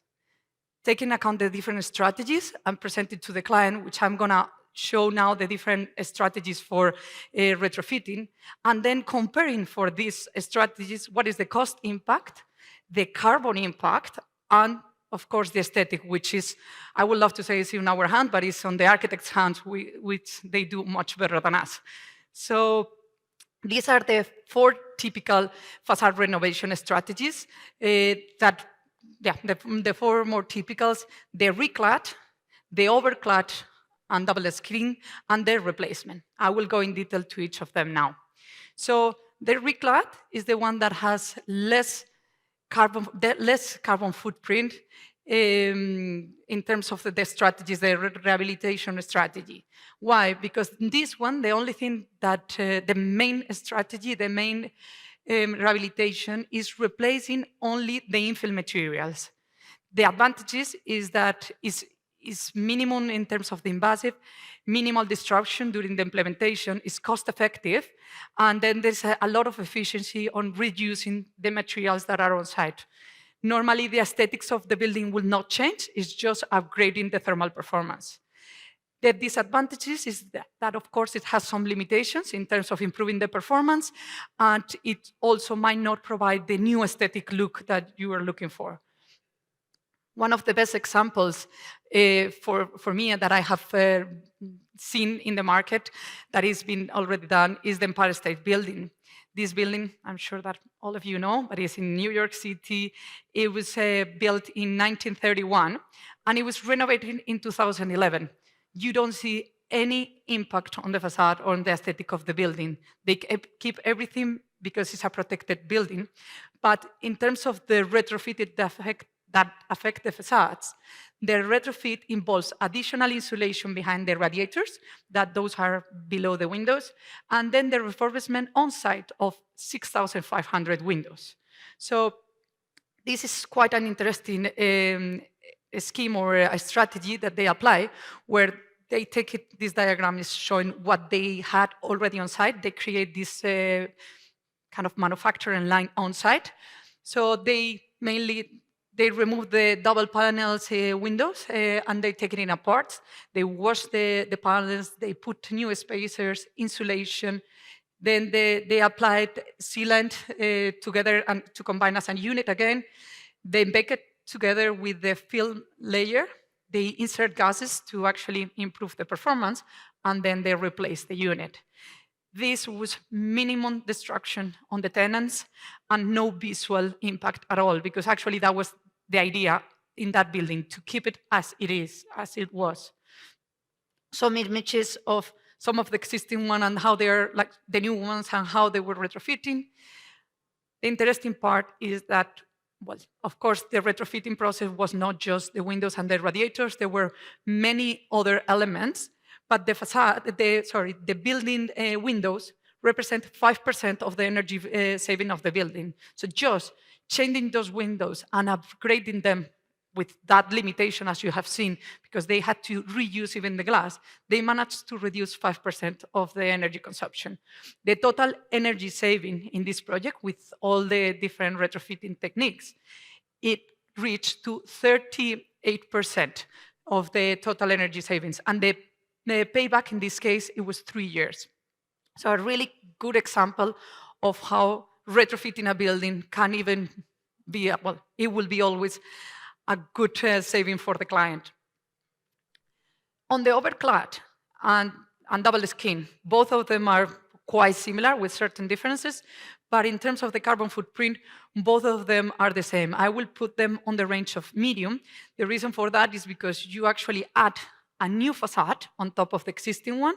So while you are taking some advantages of the existing facade, because it will be part of the thermal performance, you are adding significantly embodied carbon, adding the new facade. But the good thing of this, this strategy is that actually you can improve significantly the performance of the whole building. You can reach any target that you are willing to get or any specifications. You reduce significantly the work from internally, so you don't disturb the tenants. And then the disadvantages is mainly cost of it, and then sometimes the fixation of this system to the existing system or the existing structure. Double skin, similar, but it's not the same because, sorry, no, I'm going back. Overclad, something that I forgot to say, is when you put a new system and then you actually remove the infill panels. So you leave the second or new system, taking the performance, for example, in the case of the glazing, as an example. On the double skin, you add a second layer directly, and then you don't remove any of the existing facade. In this case, advantages is that demolition is not required, maximize the reuse of existing facade, you create a thermal buffer and ventilation, and potential for enhancement of the facade. And again, as I mentioned, is minimal destruction for the tenants. The same as in the previous case, additional loads to the existing structure is one of the major constraints or disadvantages. I'm gonna now show a couple of examples that shows this type of strategy. One is this project, Peter Rodino Federal Office Building in New Jersey. This one, it was built in 1967, and the year of renovation is 2013. As we can see on this image, this is a precast concrete panels with a window wall system. In this case, quite specific because they were looking not just for improving the thermal performance, there was also a safety factor on this project. So the facade renovation included repairing precast concrete panels and installing a blast-resistant curtain wall overclad. As we can see it on the image on the left, it's quite clear where is the double skin and the existing. And then with this one, they target 30% of reduction in energy consumption. So in this case, we can see change completely the look and also the performance. And in this case, they upgraded in terms of safety. Another example, following the same lines, is this hospital in France, built in 1977 and renovated in 2014. The facade renovation introduced a ventilated double skin facade positioned 1 meter from the existing structure. The images that you can see here are from the existing building, and what you can see on the top left is the new retrofitted building. This has changed completely the look, and well, the image here on the, I think I can point it, yeah? Oh yeah, see. This image is showing this buffer, this 1 meter double skin facade, and with this one, they increase the buffer zone that improves thermally and acoustic performance of the building, regulating during the summer and the winter to reduce the energy losses by 25%. Mainly also this corridor is important that for that hospital provides a fire and safety access, which actually upgraded the building to be compliant with the local codes, the updated local codes. The last of the facade rehabilitation strategies is the replacement. So the glass replacement is, of course, dismantling the whole facade and then building with a new facade. As you can understand, this will have the major or the biggest carbon footprint, but at the same time, it will allow you to have a completely new look and new performance. A great and amazing example of it is the Hanwha headquarters in Seoul, South Korea, completed in 1908, and then the year of renovation is 2019. The renovation of the facade with integrated solar panel leads to 40% reduction of annual energy consumption and 35% decrease in carbon dioxide emissions. As you can see, it's a completely different look of the building. This is under construction, the image that is on the left. What is really impressive, apart from the whole design that Unistudio did, is also the strategy to do the whole facade replacement. Instead of blocking the whole building, removing the whole facade, the existing facade, and building a new one, they create this scaffolding that, if I remember correct, is between 3 to 4 floors. So they were just blocking these 3 to 4 floors, removing the tenants, reallocating the tenants every 3 floors. So this still is disrupted, but still it was feasible for them. That is on the renovation, but on the new construction, again, I don't have much time, but I will just touch base on the key aspects that they need to be considered when we do new construction. These are the 4 pillars that I try to implement every time that we do a project. Design optimization, we have amazing tools to actually make sure that we optimize the design as much as possible. Considering the total carbon emissions, as the way that I started the presentation, operational and embodied, both of them all the time together. Design for future-proof, and then design for disassembly. Design for optimization, as I mentioned, optimization is mainly a combination from things that we already have. Is the facade parameters, the knowledge that we have, the sustainability requirements, and the parametric tools. We, as AESG, we normally use Rhino with Ladybug and Octopus for generative design, but it doesn't matter which tools you use, as far as you use all the tools that are available in the market to try to design for optimal design during the competition stage. We have seen in previous presentations showing how having the engineering team and the tools supported to actually lead the whole design to have a more efficient building.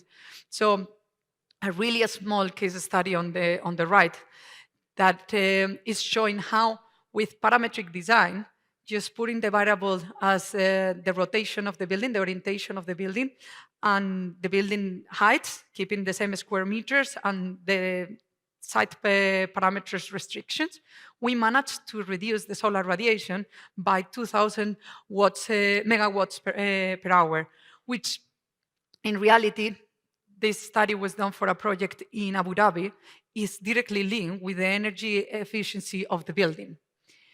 So that can be done in all the competition, from competition stage concept design, because it's when we actually have the luxury to do those changes, to change the window wall ratio, the orientation, on those things. If we cannot do this later on in the design, that will have a huge impact, cost impact, and even time.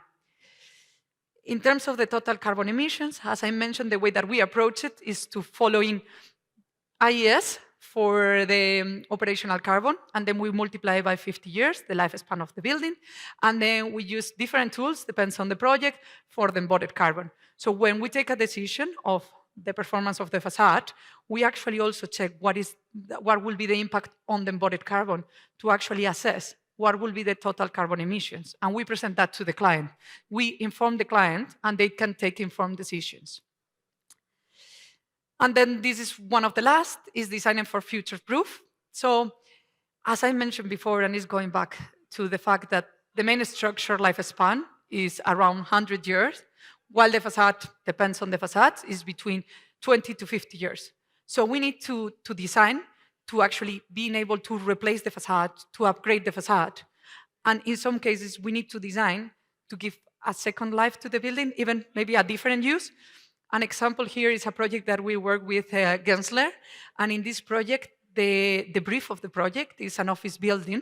And the way that we design all the elements, it was to later on, if needed, it could be upgraded, or not upgraded, sorry, changed to an apartment, maybe 10, 20, 50 years. But that was an option. If those things are considered in earlier stages, at design stage, the things that you need to incorporate might be minimum changes that can make a huge difference later on. And in terms of, and it's kind of linked to the previous point, every time that us as facade consultants do a design, we think of how that system is going to be dismantled. It's really important to have to design for that, because you are giving this way a second life to the building. What are the key aspects for designing for disassembly? document materials and methods of construction, select recyclable and renewable materials, design connections to be accessible, use bolt, screw, nail connections, simplicity of the structure and form, and safe dismantling. So, sorry, this is all that I've been actually trying to push for when I talk about sustainable facades. Yeah. Thank you. Thank you, Marina, for this incredible. And now we have our last speaker before we start our panel. We have Fizur Rahman, who is going to be talking about ensuring excellence in architectural coatings. Faddal. You go.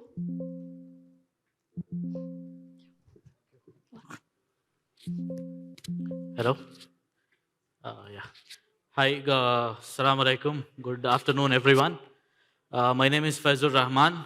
And today I'll be speaking about, I think there's some issue with this. Thank you. So today I'll speak about ensuring excellence for architectural coatings. I'm from Kuala Middle East Association. Kuala Middle East Association is an association, non-for-profit association, which is established focusing on the quality of architectural application of aluminium and surface treated products. So we have 4 quality labels that are QualiCoat, QualiNode, QualiSteelCoat, and QualiDeco. I'll further explain you on each of the ones. And the memberships of our associations is for powder applicators and anodizers, who are basically job coaters and extruders. And the next one is powder manufacturers, and then pre-treatment chemical manufacturers, and then there's associate members who are the industry who are supporting the coaters and the manufacturers. So these are the 4 labels which I discussed. QualiCoat, which is for the aluminium, for the powder coating on aluminium. Then there is QualiDeco, that is for the wood finish and decorative finish on aluminium. And then there is QualiNode, that is anodizing on aluminium. And then there is QualiSteelCoat, that is for the steel coating. To begin with, this is QualiCoat. It's an international quality standard for architectural applications. It ensures the high performance and durability of the coatings for architectural, basically for mainly focusing on architectural applications. And these specifications cover the powder coatings as well as liquid paints. So this is the pillars of QualiCoat specifications. So to begin with, it starts with the extrusion, where the profiles are being extruded for powder coating. But that phase is just for the in the process project phase currently. And then QualiCoat specifications specify the process for licensed coaters, and then the pre-treatment systems, the chemicals which are being used for ensuring to protection from corrosions and ensuring good adhesion of the powder. And then comes the powder, which is the final product for the powder coating. So for the coaters, we have QualiCoat standard license, which is essential for continuously monitoring and in monitoring the process control, the in-house control, then the quality control, including the final product what is being produced. So it ensures that the product, the profiles which are being powder coated are following the guidelines, and it's for specifically architectural applications. The specifications ensure the protection against corrosion by removing 1 gram per metric square of aluminium from the profiles. And the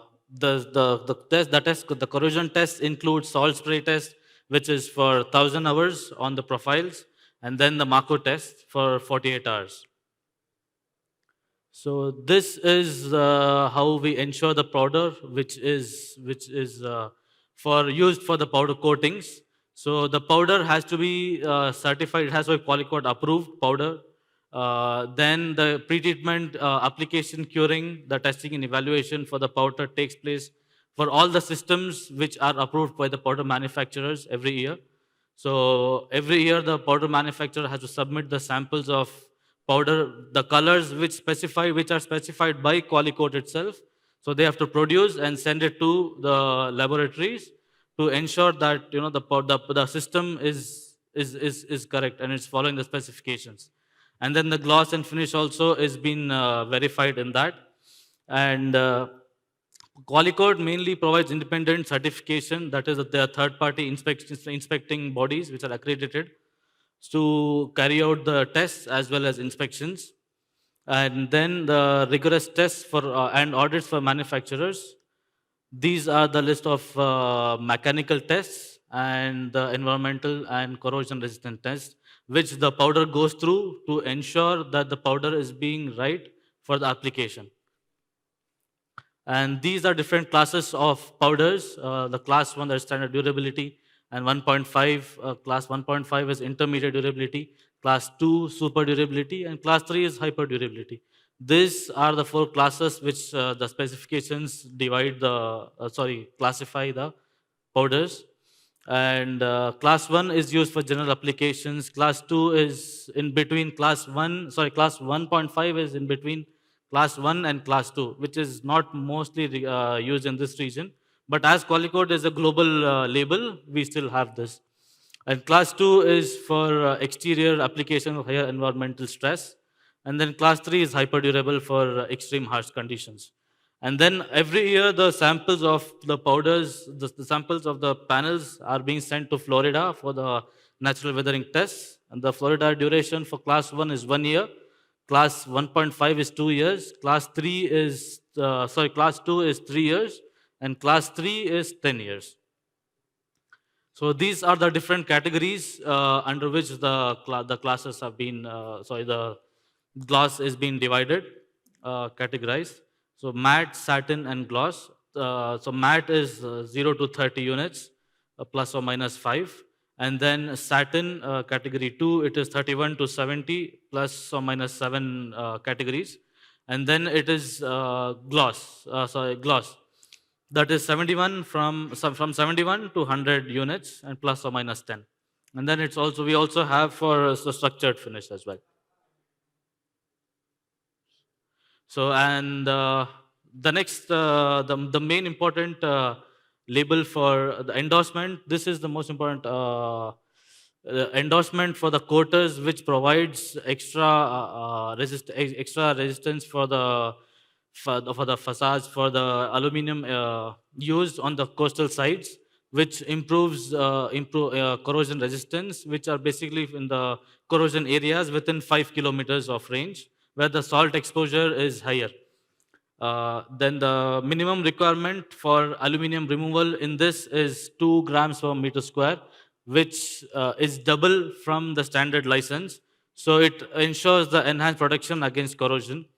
So there is another test other than salt spray and Mako test, that is filiform corrosion test, which is added for the seaside endorsement.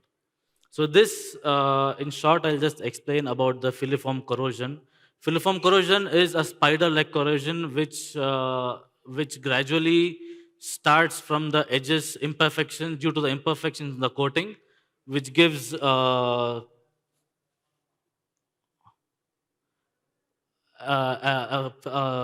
defect like this, where it starts eating up the aluminum from inside. So, and this is caused basically in the humidity level of more than 75%.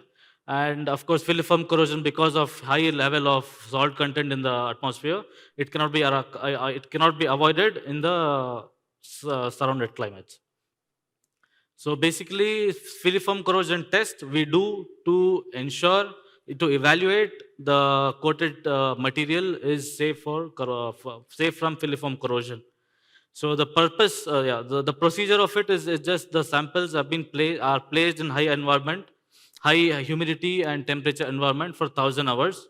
This test is done for all the seaside endorsement holders, license holders for at least once per year. And then the evaluation happens, evaluation is done through the measurement of length of corrosion filaments and inspects for blistering and degradation. The ISO standard for the test method of this filiform corrosion test is 4623-2, and the assessment is as per the Qualicore standards. These are some examples of filiform corrosion and some coastal region effects.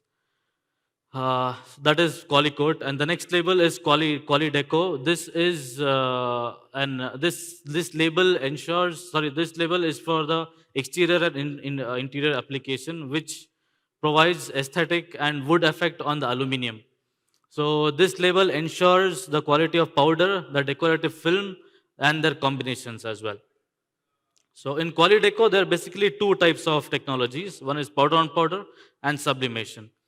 So powder on powder is like this, where it's a two-layer coating with a foundation, and then the texture wood is being done. I'll just show the next video, and then it's cured after that.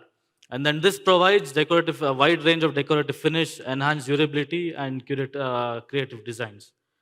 So this is the process of powder on powder technology. Like firstly, the profiles are being loaded, and then the first layer happens, and then the second layer roller is run on the profiles to imprint the design on that.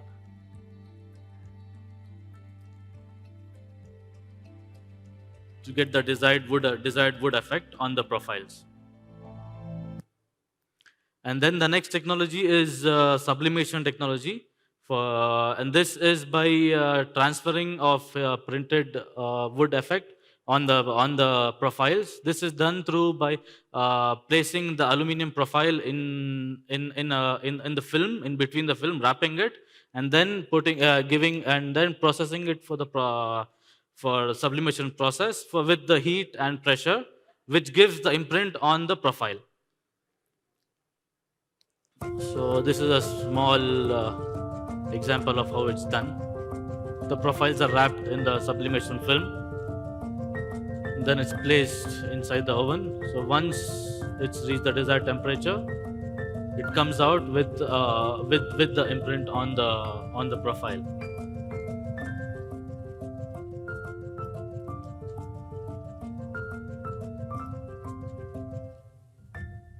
So it's just come out with this final product.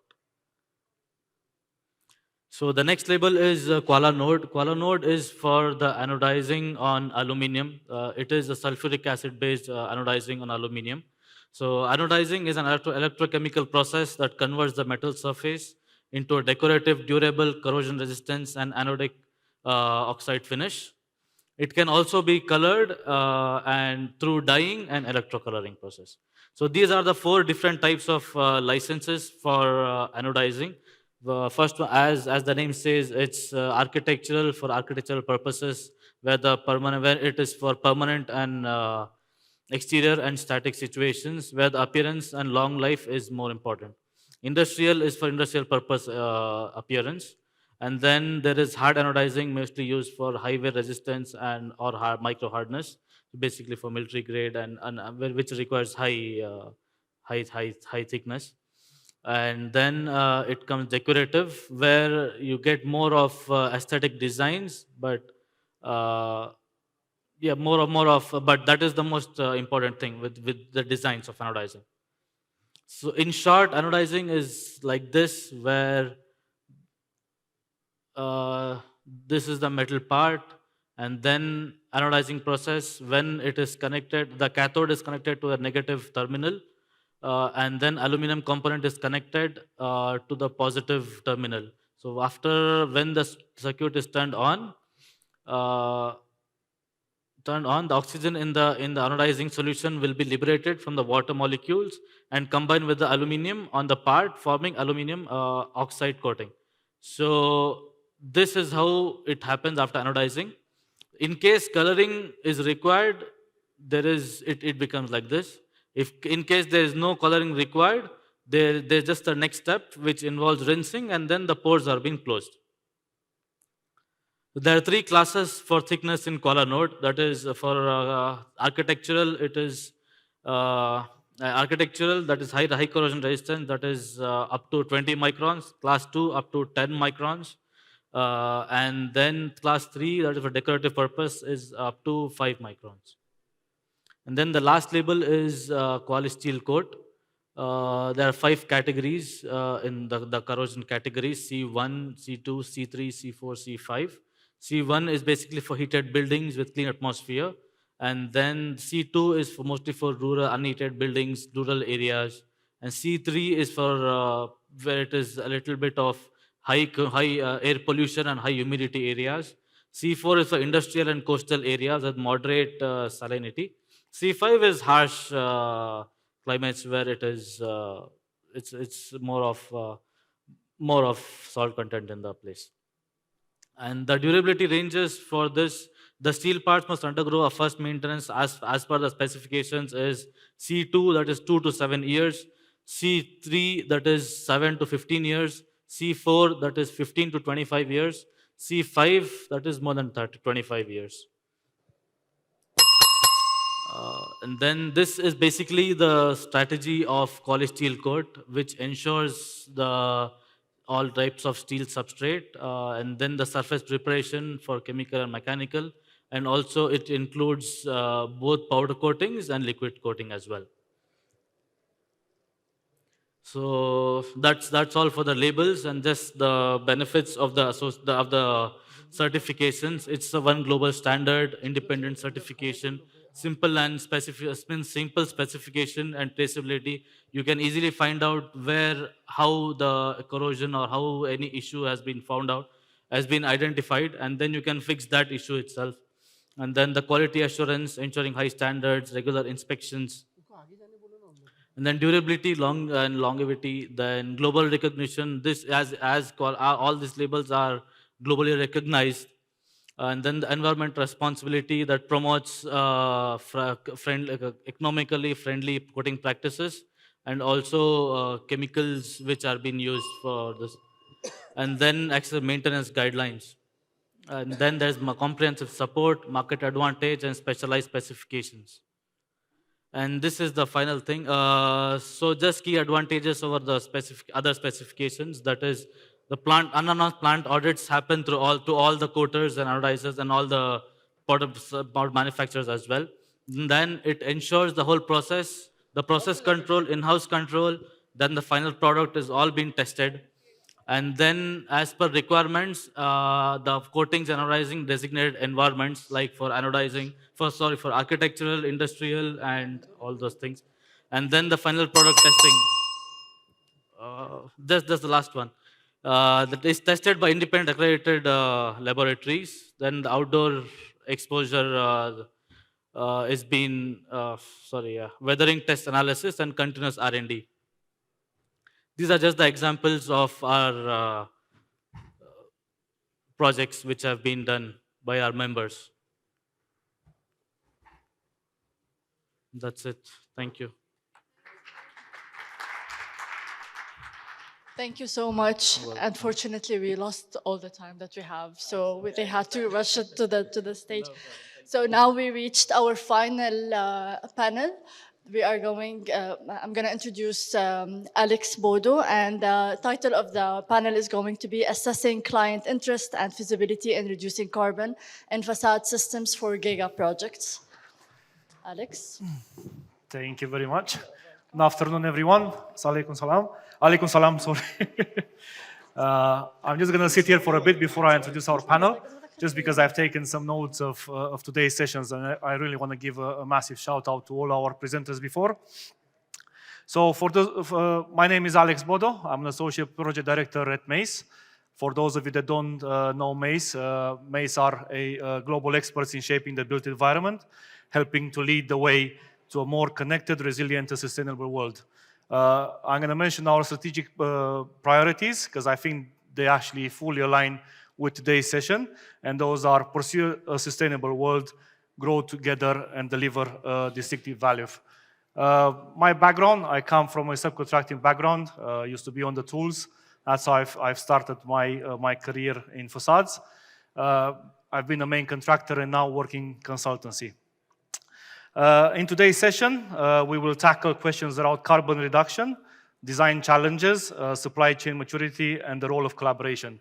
We're fortunate to have an exceptional panel of experts with us today, and I'm looking forward to exploring their perspectives and experience with you. But just before I begin, as I said, I want to take 2 minutes and give a massive shout out to our panelists before. I'm going to give a good round of applause to Marina. She has brought thought-provoking insights into adaptive reuse of the facade, renovation journey, and future-proofing facades. She posed essential questions about when to renovate and when to start fresh, pushing us to think critically about life cycle of our building envelopes. Eddie has shared innovative approaches to sustainable facades, designs ultra-compact materials like Decton. His exploration of carbon-neutral solutions and the journey from design to project completion has highlighted to us the tangible benefits of material innovation. Youssef, he's tackled the challenges of sustainable facade construction with a focus on localization. His work on selecting the right glass, optimizing supply chains, and achieving value engineering without compromise has underscored the importance of balancing performance with practicality in the region. Russell's provided a strategic lens on early stage decision making, showing how performance requirements can shape building form and envelope compositions. His emphasis on tuning building schemes to create optimal internal environments exemplifies the critical connection between technical precision and architectural outcomes. And Panos, lastly, has explored facade performance as the common denominator in shaping Saudi Arabia's iconic assets. These discussions have been both inspiring and deeply informative, showcasing the shared commitment of our industry to innovate and evolve. It's now my privilege to introduce our panel, who bring unique perspectives and deep expertise to this critical discussion. Thomas, welcome Thomas. Thomas is a distinguished architect and urban designer, having studied at the University of Technology in Poland and the Seville University of Architecture in Spain. Over the years, he has gained extensive experience in designing, managing, and constructing projects across the Middle East and Europe. Since 2012, Thomas has been leading Foster & Partners Riyadh branch as general manager, contributing to some of the region's most iconic developments. Next panelist, Shaker. Shaker is an expert in urban and regional planning, green building certification, and environmental building design. With over 14 years of experience, he leads sustainability goals at Mohammed bin Salman non-profit city, with a strong focus on achieving certifications for green and healthy buildings. Holding multiple credentials, Shaker's experience works spans various project typologies, from residential to neighborhood scales.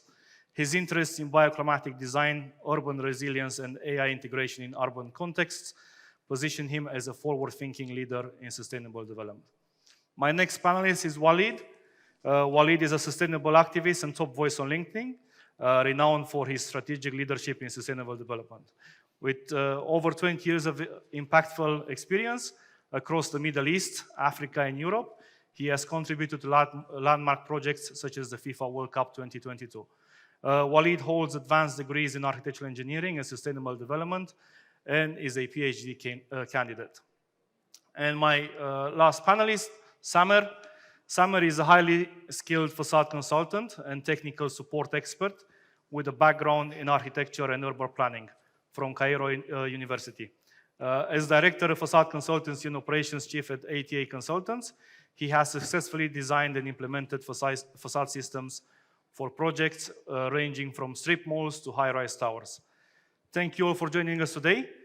Each of you brings invaluable insights into sustainability and facade innovation, and I'm thrilled to have this opportunity to explore the role of the carbon reduction in today's session. So, first question, Thomas. Based on your extensive experience in the region, especially managing large-scale projects in the Middle East, Are you seeing a growing demand for carbon reduction in facade specifications, or is this still an emerging priority? Thank you very much. I really appreciate it. It was a great introduction, and thank you very much for organizing and inviting such a great panel discussion. And yes, I think that is a very good question to start the conversation, especially after so many interesting and very technical information that we've received over the whole day. I think this is why it's so important for us to gather and share the knowledge and experience, because we are responsible for the future. And we architects, I'm an architect working for a British company, already 12 years, I think it's already 12 years in Saudi Arabia. So I've experienced such a huge transformation, and sustainability is one of the fastest and rapid development which we are experiencing in Kingdom of Saudi Arabia. To answer your question, I think prioritization is absolutely taking place. It's becoming less maybe as important to achieve as a goal in a design process, but it's more about compliance of the regulation. I'm going to come back to this point very soon, because this is something we've directly contributed in the kingdom using working on one of the giga projects in Saudi Arabia. I have to be very careful of mentioning the names of the projects of like the all of us, yes. NDAs, but if we talk broadly about because we are a multi-international company and we respect the values and we promote the same principles across many different projects around the world. So Saudi Arabia is not a different one, and sustainability is always the key of every single design principles that we are implementing. Working closely with Sports Boulevard Foundation, we've been extremely lucky working with such a fantastic client and developing the urban code. And during that process, we've experienced a transformation and initiative of the Mustadam. We know from the beginning how LEED and BREEAM certification was very much taking place, but there was always a missing ingredient for Saudi Arabia, and Mustadam was born. And through the close collaboration with Sports Boulevard, we've exchanged the knowledge and experience, and we are still working closely with the authorities and establish certain sustainability goals, achievements that each and every projects have to comply with. Sports Boulevard, as one of the giga projects taking place in Riyadh in particular, is giving a very good example how the good architecture can actually take place. And working closely with authority can actually contribute and have a fantastic results. So yes, there is a prioritization and working closely with the client, with the authorities, bodies can actually be very successful in Saudi Arabia. Thank you for that. That's an amazing answer. I'm going to move next to you, Shakir. In your role as sustainability manager, how informed do you find clients to be about the role of facades that play in the overall carbon footprint? I think we've seen some great examples from Marina just before I left, especially about embodied carbon, about the operational carbon, and how does that come at the end? Are they actively seeking guidance on this, or do you find them really well informed? I think you have to turn it on. It's not on. It's on? Sorry, his microphone's not working. Thank you, Alex, for the introduction. Yeah. So we all know part of the Kingdom of Saudi Arabia 2030 commitment is to reduce the carbon footprint. By 2030 and by 2060, even becoming even more harder, the net zero challenge or commitment. However, one of the best strategy, I think, that to do so is by investing more money and more effort in green building. During, for example, design, construction, kind of certification, like we just mentioned. But unfortunately, this is not usually happening because, you have to achieve, like, so for example, during the pre-design or pre-concept stages, you have to do lots of studies, assessment. You have to find out your return on investment. Is it worth to invest all this money? In addition to that, the most important thing is the greenhouse gas emissions. Sometimes it's really difficult to know numbers about how much greenhouse gas emissions you're gonna reduce by investing all this money. Also material selections and unfortunately lack of expertise in the field. It's not, I mean, Mariana gave a really good examples, but honestly, this is not the regular case. I mean, in real world, you cannot find all these expertise and studies, which is make it even more difficult to take decisions. Yeah. In addition to that, I think another factor that also I want to emphasize is unfortunately the lack of or neglecting the urban context studies and climate-related strategies, which is not honestly being enforced, I would say. There is no enforcement or there is no even incentives to invest in any kind of designing strategies that help you to be more green and sustainable, which is lacking motivation, I would say. Finally, I think the good approach for us as designer, people working in the field, owners, is to look at the local architectural element, which is give us real value to whatever we're gonna design. At the same time, it's already integrated in the design itself and the local context. Yeah, this is my my little thought about this. I mean, you've touched on there on very critical points, which bring me to my next question about cost, availability of materials, about the supply chain in the area. So Samer, with your expertise in facade systems, what do you see as the primary hurdles to adopting low carbon solutions? Obviously, during the design brief, there's that brief about low carbon solutions. So why is it difficult to make those changes, especially thinking about giga projects as well? Is it about the supply chain? Is it the financial, or is it technical challenges? Hello, Alex. First, good afternoon, everyone. First, I'm happy to be with you today, gentlemen and industry leaders, innovators also. Regarding your question, Alex, maybe the reduction of carbon has a big challenge because we have many things due to the materials. It's like scale of the projects. It's like complexity of design and sustainability targets. So we can talking about the challenge and the primary challenge totally revolving around many factors, like material availability, is it available or no? So more challenge if the sustainability of material, like recycled aluminum, like smart of glass, the low carbon glass, and also biomaterial. These are not easy to find, not easy to available. So we can talking in also the geographic limitation, maybe the project or the mega project. When you find in a region, maybe it's not easy to find the material. Also, if you have underdeveloped supply chain, also has a big problem for transportation. So it's also a challenge. One more thing, maybe the quality. Even you can try to make skills or make big scales of the introduction for the carbon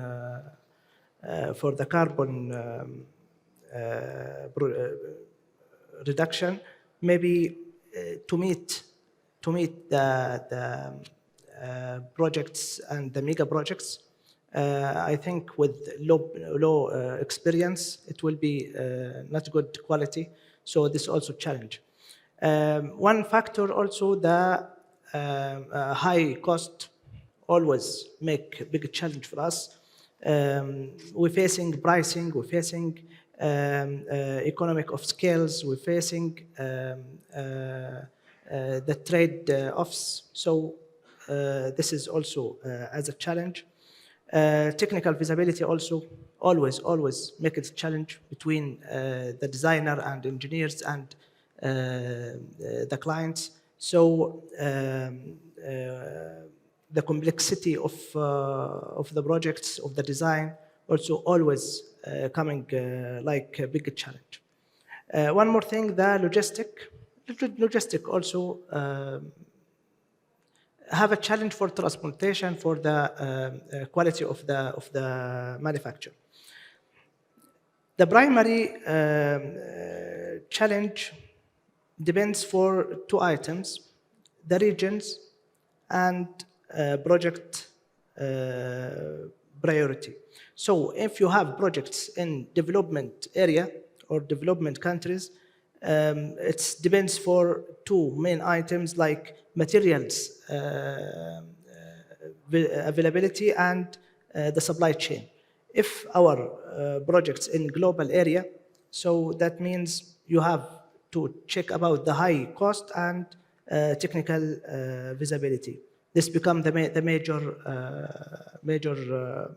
barriers. So that's also.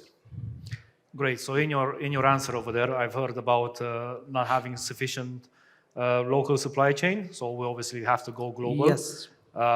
But then we're looking at Southern Vision 2030, and we have to go on. Yeah. But I'm going to challenge that because, Samir, you said very interesting fundamental things, and there is no question. Absolutely, all of those points have to be taken under consideration. But sustainable design doesn't have to be expensive. I mean, if the right decisions are making place from the beginning, even a simple orientation of the building, which is one of the fundamental first design steps, can significantly improve the sustainability point. Yeah? Yes, So, that's why. yes. Okay, that's why to make collaboration with the suppliers, with the contractors, this from the beginning, from the scratch.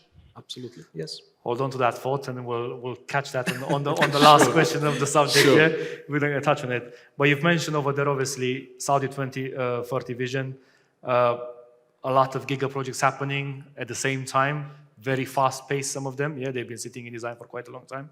So I think that brings me to my next question, and this is for Walid.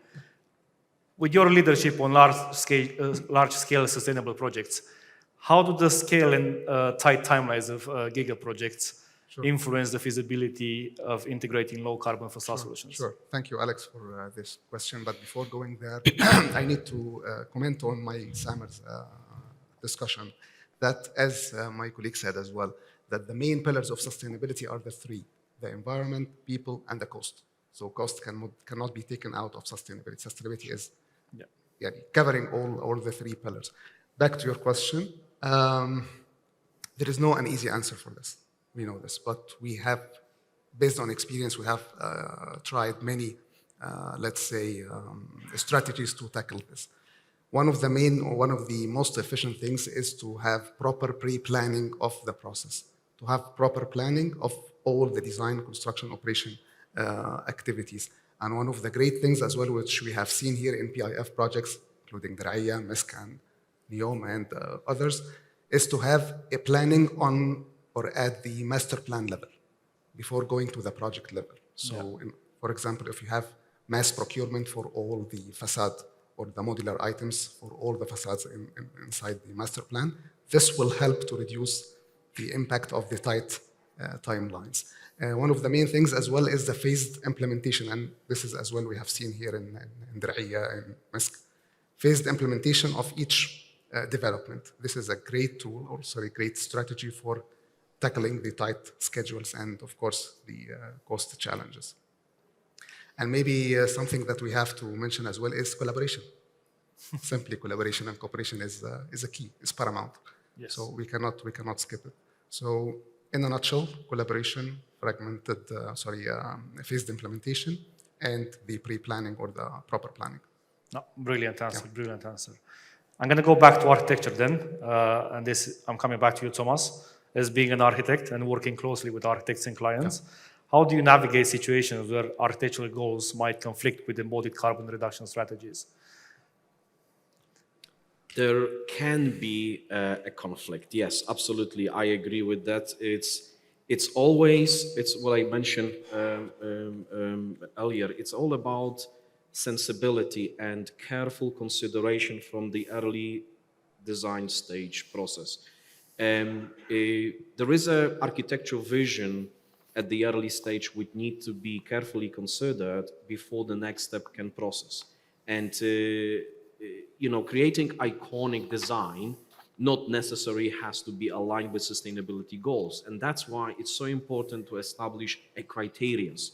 We are all familiar with Vision 2030, which is a perfect example how certain goals have to be achieved. And you know, we've always challenged, because we believe that when there are challenges, there are opportunities, but they have to be done very carefully and very sensibly. If I can use one of our project in King Abdullah Financial District, and we have won a competition for Samba headquarter, which then lately was converted to SNB headquarter tower. It's a pretty much glazing facade envelope building. But what is interesting is that we've always tried to balance the iconic architecture together with sustainability goals. And we promoted at the beginning of the design very much solid building. But from the client brief point of view was always about the transparency and unobstructed 360-degree views, which could only be achieved using glass. Then we started thinking, okay, so if we have that brief, we have a client expectation, how do we mitigate and how do we propose the design that actually is gonna be representing the sustainability values, which after all was receiving a Platinum LEED certificate building. So we came up with prefabricated modular system, glazed units, which have been three-dimensional projected triangulated panels. By doing a certain sophisticated and very complex analysis of the sun path, we were able to establish what the angles and materials and translucency of glass should be implemented. So maybe from the distance you see that the building is flat, but actually is a three-dimensional representation of a modular system. And by projecting the triangular elements outside, we reduce the solar gain and solar exposure, and we've maintained the client expectation of unobstructed views outside. That gives us only one example of how the design can be contributed and aligned with very high standard sustainability design, because sustainability goals. Because you know, I always say that invention is the mother of creation, right? So it's always a question: what is needed, what is expected to comply and meet client expectation. But it's us, the designer, the architects, to take the responsibility how this is going to be implemented. You've touched on an interesting subject over there, and that's prefabrication. Correct. So apart from high-rise towers in Riyadh, as an example, I mean, I went around and I've seen some of the buildings with stick curtain wall system, where very easily we could have used the unitized curtain wall system. Yes. Do you feel like architects and clients are looking more at prefabrication even on low-rise buildings, or is that just an aspect that just keeps going in the high-rise? Not necessarily. I think the scale, of course, it's easier to do on the larger projects, because then we talk about the efficiency, the cost value also aspect. But what we realized is that in Saudi Arabia in particular, there is unbelievable speed. The speed of change is not happening actually on a yearly or monthly, it's even on a weekly basis. You go one road, Olaya, and you see buildings, then the next week they are demolished. The next week you already see the foundation going up. So the speed of transformation is something that we've never experienced before. And fabrication is the answer. It's a very common, very typical process of speeding up the fabrication installation and reducing the cost, not to mention about the sustainability aspect as well. 100% reducing waste, keeping it in the factory, exactly, recycling, very, very important topics as well. And I think as well, labor on site, we want to start reducing the amount of labor on site. Shakir, going back to cost, because you've raised the cost. So obviously, I think we've identified that cost is a critical factor. Have you found any successful strategies in striking a balance between reducing carbon and maintaining cost effectiveness, in your experience? That's a really good question. However, I think if we just stick to the basics, that's going to be an even better strategy. I think utilizing local green building codes and emphasizing to use it is not existing yet in the market. I mean, I have been involved in so many projects, unfortunately. The architect, some architects, they don't even know there is like a green building code in Saudi Arabia, which is really give us like, I'm not going to say a red flag, but it's highlighting how there's a miscommunication maybe with so many parties, governmental, local entities, and other decision makers. Also using adaptive design strategies like we just mentioned, focusing on the basics and more integrative kind of architecture to the local context. It's really good strategies. Climate design strategies should also be mandatory for some buildings and some projects, especially the large like housing projects and other similar projects that's consuming lots of energy and require lots of materials, which is really important, like water. Yeah, we are consuming so much water. I know it's not our topic, but important to mention water. It's really critical, and we living in very scarce like part of the world. Also focusing, as we mentioned, the building rotation, the lighting shelves, skylights, all these kinds of strategies that have like really long-term impact on the energy consumption, the well-being of the occupant. And proudly, we just got the WELL certification for one of our projects in Mesk City, which is really an amazing honestly, amazing milestone for the whole master plan and other neighboring project in Riyadh City. Mentioning that, also incentives. Unfortunately, in governmental entities here in Saudi Arabia, they still don't provide incentives. If you want to invest 1 million, 2 million, even like 10 or 15 million in your project to reduce the energy, water, and invest more in green initiatives, there is no incentives for you, which is, I think it's just the right time to maybe for a governmental call, honestly, to be more involved in similar initiatives. I want to just finish with a great example. I read about it a couple of years ago in Pennsylvania, United States of America, Pennsylvania. It's called the Tower at the PNC. It's achieved LEED Platinum. Some of the sustainability features, it's, for example, they achieve 50% of energy reduction.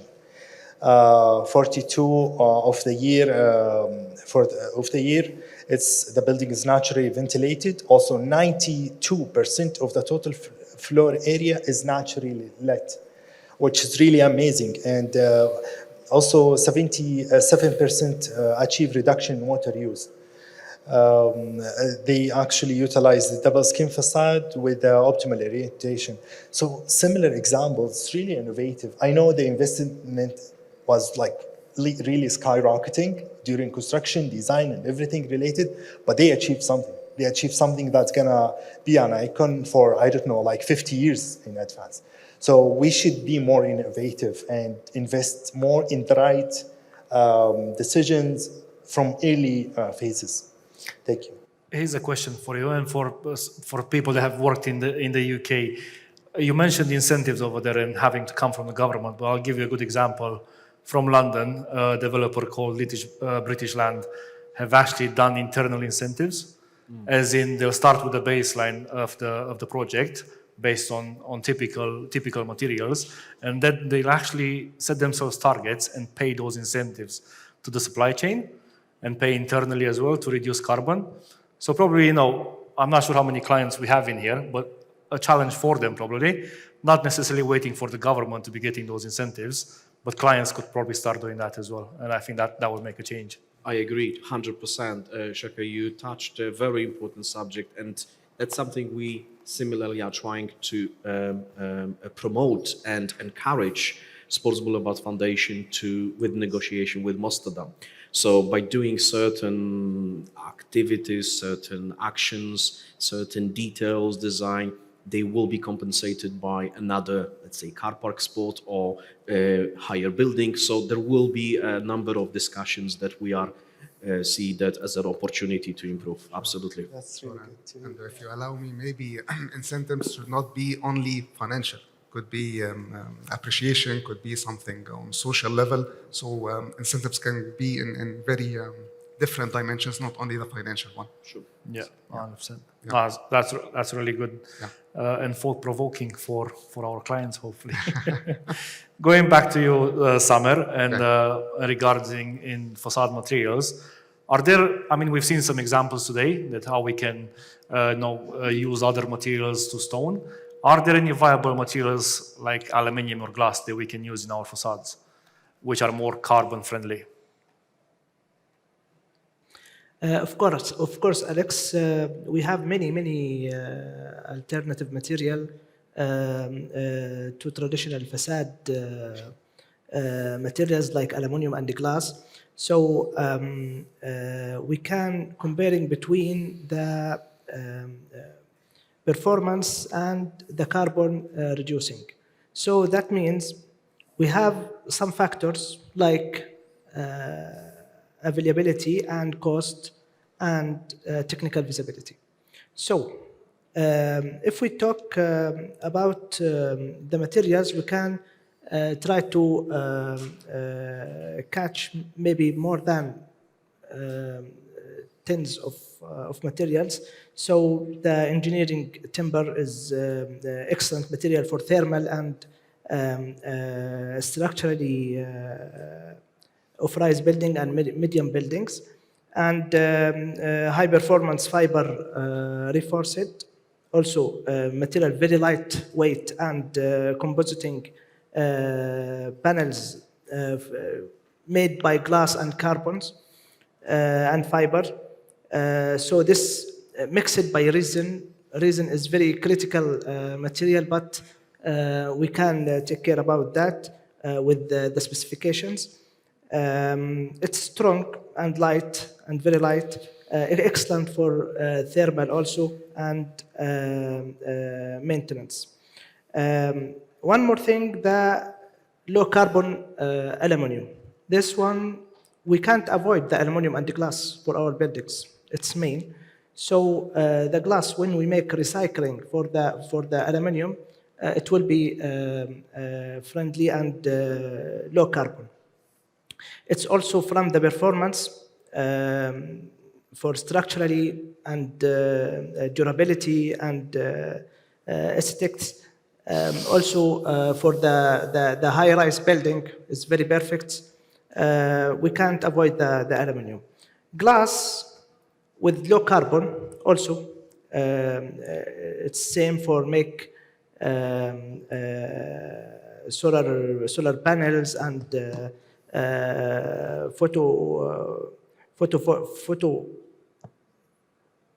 photovoltaic panels. Yes, photovoltaics glass. This is like smart glasses. This one, I think we can't avoid that material. Natural stone, also we can't keep it alone because our vision and the Salmani code is going to use it more than 40% for the buildings, for the facades. So the material is more durability and the limestone, terracotta, bricks, all these materials also sustainable. It's good for thermal and long life and low maintenance. So talking about low carbon concrete also, this is more durability, and we have this with low clinker cement. So it's durable and good thermal with the materials.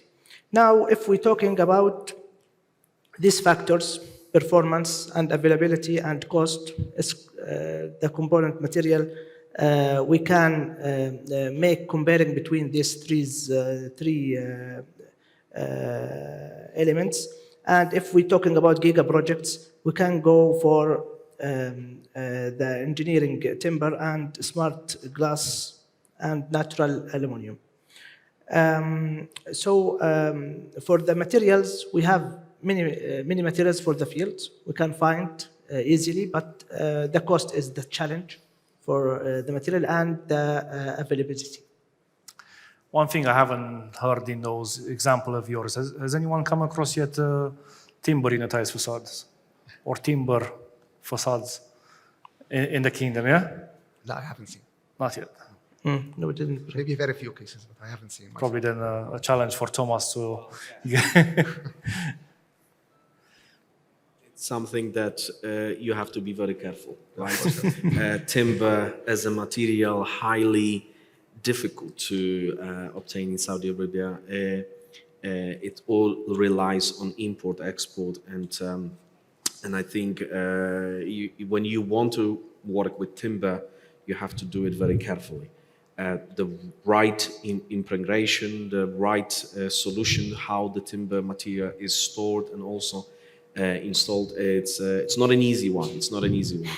With Red Sea Global, we've been working a lot using a timber, and we know it's not an easy subject to implement. And if you allow me, not only this, it's a fire hazard, and from sustainability perspective, it's not locally here available with that quantity, so it's not. Yeah, we should rather stick with the Riyadh limestone rather than the timber. No, that's great. And I think from every single response that I got from you guys today, I think you all led to my last question, and I'm going to give the chance to every single one of you to answer this one for me. So I think the whole discussion today was about collaboration. And here we are, main contractors, architects, managers, developers, facade consultants. How can we improve this collaboration earlier on the project? And my question pretty much goes through, can we move away from the traditional, let the artist and designer go all the way to detailed design and then bring the main contractor on board the supply chain? Yeah. Or do we want to move into a more of an ECI, PCSA, where the subcontractors for the supply chain comes early on into as early as possible as schematic design? It really depended on the client preference, I have to say, because there is the whole palette of different client typologies, let's call it. But yes, absolutely, collaboration is essential. I think, the earlier we start talking with the suppliers, manufacturers, even contractor, the better result in design we can expect. I'm extremely happy and proud to work with Foster & Partners because we are multidisciplinary, and one of our main division is a Material Research Center. And that is, we call it like a kitchen. So similarly, like you do with cooking, you go and get the ingredients for specific meal types. We do the same with the design. In the early design stage, we go and test different flavors, different materials, and we try to build the story, what the project is going to be represented by and what the client preference is. We create the material sample boards, and we also at that time very closely collaborate and talk with local suppliers and manufacturers. We want to understand what the availability of the material is. So we talk about the timber, which is not an easy one. But in this conference, I've seen and met so many different suppliers, manufacturer representatives that can offer an amazing products available in Saudi. Then, of course, it's about knowledge and experience. Shaka, you mentioned very good point, and I also wanted to expand that a very early stage knowledge share is important.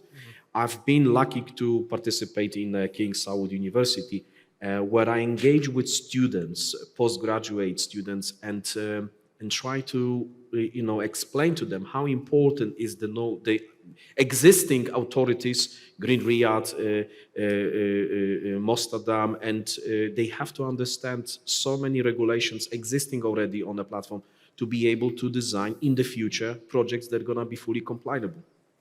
Yeah. 100%. How do we change that mentality with the clients? How do we convince them of leaving the supply chain to come in early doors? Because they're the experts. I'm convinced. Well, if we just move a little technical. For example, looking at lead project is always telling you to start integrative design process. So there is a process should be implemented in all projects, even lead project or non-lead project. But unfortunately, this is the optimal scenario, which is not happening. Again, I think spreading more awareness about the importance of integrating sustainability in early design phases, integrating more like team members, contractors, decision makers, everyone in one table, doing a really good, I would say, prepared threats in early design phases. It's a key. That's going to help you not only in reducing cost, also the time of the project going to be minimized to the minimum. No, thank you for that. Yeah, if you allow me, I can see it from a different perspective, that to improve the collaboration, we have to change the mindset. Because if we have different parties like contractor, consultant, and owner, it's not only the owner who can just direct or give instructions and the contractor to have the burden. We are all working on the same boat, on the same project. So we are one team working on the same thing. So it's not about being who and what we are doing at the same time. So I think from my point of view, and maybe you may disagree with me, that changing the mindset is the key. Yeah. Because collaboration, as I said, we cannot succeed without working together. So change the mindset. We are all same. No one is better than the other, but just we are doing the same thing. We have to do it properly and efficiently and to collaborate hand in hand with each other. No, that's great. Thank you. Regarding this issue, already started with the clients and talking more and more. Many clients, but there is some can sit with you and talking. What you have, we can manage. Show us your proposal, and the other just talking about the cost. So you have a challenge. You have to make more exercise to make that one and make education for the clients. From the early stage, from the scratch, we can do that one with the client with agreement. Maybe we can catch him with this point. And now the mentality, I think, in the case A and Riyadh, especially, I think it's changed, and they all want to be have a sustainable material and durability buildings. So. I think we go on this way. No, thank you very much. Thank you, each and one of you. It's clear that while we have challenges, and they definitely exist in the region, there's tremendous potential for innovation, collaboration, to drive meaningful progress in reducing carbon in facades. Thank you all very much. It's been a pleasure, and thank you to the organizers. Thank you. Thank you.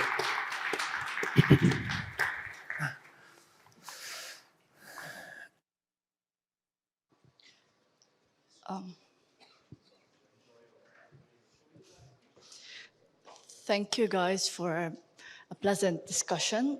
Please, I would like you to stay on stage because they're gonna... I wanted just to comment one thing. Actually, it's a question for everyone who have already worked on multiple projects in Riyadh. What's the answer to the question, when is the submission of the project? When is the submission of the project? Exactly, yesterday. So we are always optimistic and we are all aligned together too for the pre-planning and the collaboration. Yeah. But at the same time, we are always faced, I think, from my experience here for the past 15 years, that we have to rush everything. Yep. Sorry. We have to rush everything because the client is always in a hurry. So I hope that we will be able to compromise these things at the later stages. I think it's part of the awareness also for everyone to know that our work really, as architects and engineers, it really takes a lot of time. It's not only a straight line that we're moving right or left. So thank you so much.